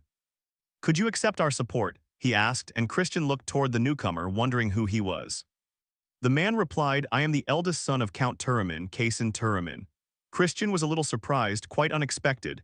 I didn't think you'd receive such unanimous support. Kaysen repeated, my father sent this as a congratulatory gift, please accept it. Hearing such polite words, Christian exhaled in annoyance, truly the style of a count, finished. He then returned to the main point, also he wished to ask a favor. He grabbed one of his younger brothers by the hand and brought him forward. As soon as he saw him, Christian teased, oh, still alive then, your dog is doing fine, huh? This made Ulwa a bit angry, is he dead or what? Seeing this, Kaysen reminded him, Ulwa, mind your manners. From now on you'll be the young master's aide. Hearing that, Ulwa turned and raised his hand in a cold salute. Yes. Kaysen added, but you should know this brother has no saintly aura, his prospects are bleak, yet if you take him in, Ulwa will learn much. May I ask this of you? These words deeply moved Ulwa. He choked up, then went to Kaysen to protest. Brother, this isn't right. Christian watched them and judged inwardly that he wanted Ulwa to make achievements by his side. Fair enough, Count Turamin has no ties to the young masters and heiresses, so this personnel link isn't bad. Ulwa had once gained some renown in the Age of Destruction. He's talented. I seized this connection and feel a bit guilty about it. After a moment's thought, he nodded in agreement, very well. But in return, his voice turned terrifying. You must later regard me as your master. His words froze Ulwa in shock. He cried out helplessly, I won't accept that. Watching this scene, Melon and Kaysen smiled, somewhat satisfied. Then from afar, someone stepped forward and handed him a gift. Young master, forgive our late arrival. We offer this small present to celebrate your elevation. Shortly after, gifts kept coming. We Count Aaron's house bring our congratulations. We Baron Rand's house also brought one. His father stood outside watching, slightly moved. Christian was gradually gaining the trust of the dark demons. This time he might truly become the chief young master. He turned and left amid countless cheers. Long live the young master, congratulations, long live the young master. Observing this from above left Mysak a bit despondent. Seeing this, Frisia stepped forward to reassure her. Don't worry, Mysak. Mother will soon remove it from your sight. It had turned to afternoon. Mirian and the family head walked in silence. Mirian asked, are you really planning to just return like this? Christian is now the young master. If you stop by to ask a few questions, no one will scold you. He waved his hand, no need. Didn't the evil spirit already deliver a grand greeting? That alone drew enough attention. Mirian hesitated and asked, but sir, it's about Yulian. I've long felt she's not ordinary. Or however you look at it, the power a T-letter 1EED tin can emit. Before he could finish, the family head interrupted, I told you I don't care. Whoever can raise the black house to the top, I won't bother with rules set by cowards. Yulian, that child has been full of ambition since she was young. If that ambition makes her the strongest, I'll let Yulian be clan head. If another child surpasses her, that would also be a cause for celebration. Scene shifts to another place, a dead land where trees are withered and barren. Countless crows perched on the branches waiting. Below, corpses lay strewn across the ground. A voice rang out, I thought the elites would be different. Turns out they're the same, it's irritating. Another said, why not just slaughter Golden Cross and go home? A third stopped him, that's too troublesome. At that moment, a soldier looked at the blue-haired youth with some puzzlement. What are you doing, young master? He replied, I heard an interesting rumor. He asked, a rumor. He explained, they say the Baron House has an intriguing younger sibling. A bald man added, that's right, young master, someone born of good lineage. Haha, the Black House is truly foolish. They hadn't dealt with a madman like him yet, but before he finished, suddenly a huge hole appeared in his chest. By the time he realized it, he had already collapsed to the ground. The sudden act made the blonde girl turn and ask, what the hell are you doing? The blue-haired youth replied, what am I doing? She explained, we're comrades, why do this? Before she could finish, a cut sliced her throat, sending her to the other world. This terrified the two teammates who stood frozen, not daring to utter a word. The youth reached out and continued, now we're no longer comrades, right? Then his hand contorted in an extremely grotesque way. Instantly, all the blood in the two men's bodies poured out like a stream. When he was done, only two dried corpses remained. He sighed, how boring, I'm leaving. Someone asked, where are you going? He tossed his mask aside, home. I've been absent long enough, it's time to face things. Back with Christian, he was wrestling with Marie. She still wanted to serve him, but he kept refusing. Hurry and take it off, she urged. He panicked and protested, wait, I've said do it yourself.